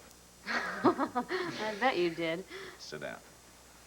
All right, now, tell me about Jack. I'm really worried about him. He's so upset about this takeover, it's beginning to affect his studies. You know, I did my best to explain that to him, but he just wouldn't understand what happened. He feels so guilty. He thinks if he didn't sign his proxy over to you, the takeover never would have happened. Well, that's ridiculous, Ava. Well, if you offered him a job here, that might give him a chance to work out some of that guilt. Oh, then, what makes you think he'd work for me now? Well, he wouldn't be working for you. He'd be doing it to help his grandfather. It's a very interesting notion. Kind of liked it myself. But what about his schooling? I thought Jack was very anxious to get his degree. He's just going through the motions. I think he'd welcome the change. But to hear he would be working very hard, he'd have a lot less time to spend with you. I want whatever's going to make Jack happy. Uh-huh. Well, why don't we have a toast? Oh, no thanks. The doctor told me to stay away from alcohol until the baby's born. All right. Then I will just drink a toast to my grandchild and to his parents. I didn't expect to see you here. Yeah, well, I thought I'd drop by while no one was around. Catch up on some work. Still behind? I could sleep in this room for the next 3 weeks and still be behind. Did you do the hydrogen experiment yet? Mm-hmm. Piece of cake. You got good notes? The best. I don't suppose I could talk you into helping me out. Right now? Well, I can't now. I've got a 3:30 class. I could meet you back here after the chemistry lecture. Oh, well, that won't be until 6. It's okay. Won't Ava expect you home for dinner? I'll call her.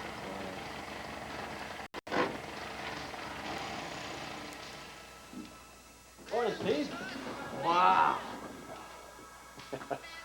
You like it? I've only seen one of these in pictures. Yeah, I rebuilt it myself. Oh, it's in great shape. Oh, well, it could be in better shape than it is. It needs a good tune-up right now, and I don't have time to do it myself. I could do it for you. Well, that's okay. I was going to ask Mr. Thompson if he could take a look at it. No, hey, Mr. Thompson's good and all, but he doesn't dig a car like this. I mean, I promise I'll treat it like a... This is beautiful. It's a 53, isn't it? That's right. Oh, Mr. Lane, you got your mechanic. Come on, I'll treat it like a baby. Please? All right, you got yourself a job. Is there any chance I can get it back for tonight? Heck, I don't know. Gotta get to school pretty soon, and I got a date tonight I really don't want to break. But I'll do my best. Okay. All right, how about a loaner? Sure thing. It's not gonna be anything like this, baby, but I'll go get the keys.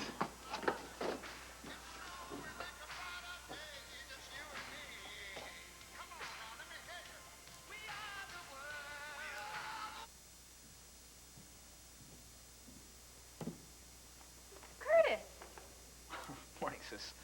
you're just the person I needed to see. Gee, if your name were Kobe Cantrell, you would have just made my day. What's the matter? Wrong question. My life is the matter. Now, why can't I die and be reincarnated as a yuppie chemist? You mean Keith Lane? Yeah, Keith Lane with a good right hook so I could punch out the other Keith Lane. You know what you need? You need to take your mind off of it.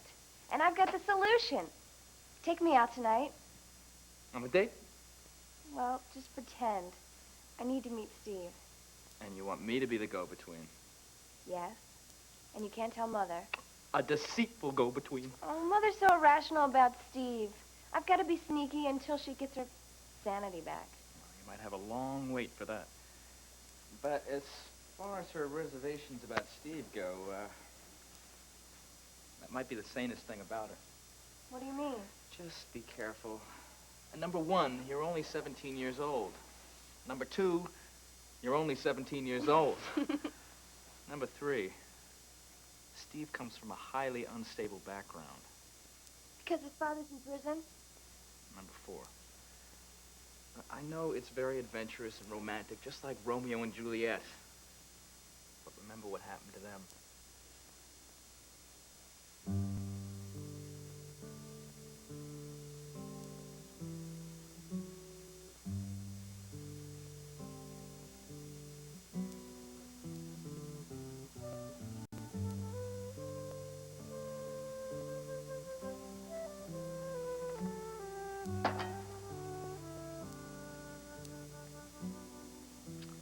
Wake up, sleepyhead. Hi. Hi. Good morning.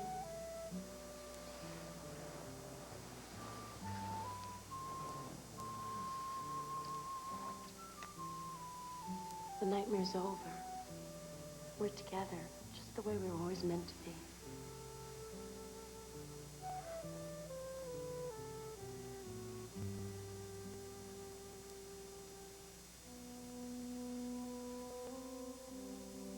Good morning. What? How could you sleep on this cramped couch? It was all right. You could have come into our bed. You wouldn't have disturbed me. What time is it? It's after 8. Oh, How late were you up studying last night? I don't know, 2, 3. Jack, you need more sleep than that. Yeah, I know. Let's organize your studying so that you don't have to pull any more late-nighters like this. Sleep away from me. Come on, Ava. We're not supposed to do that anymore, remember?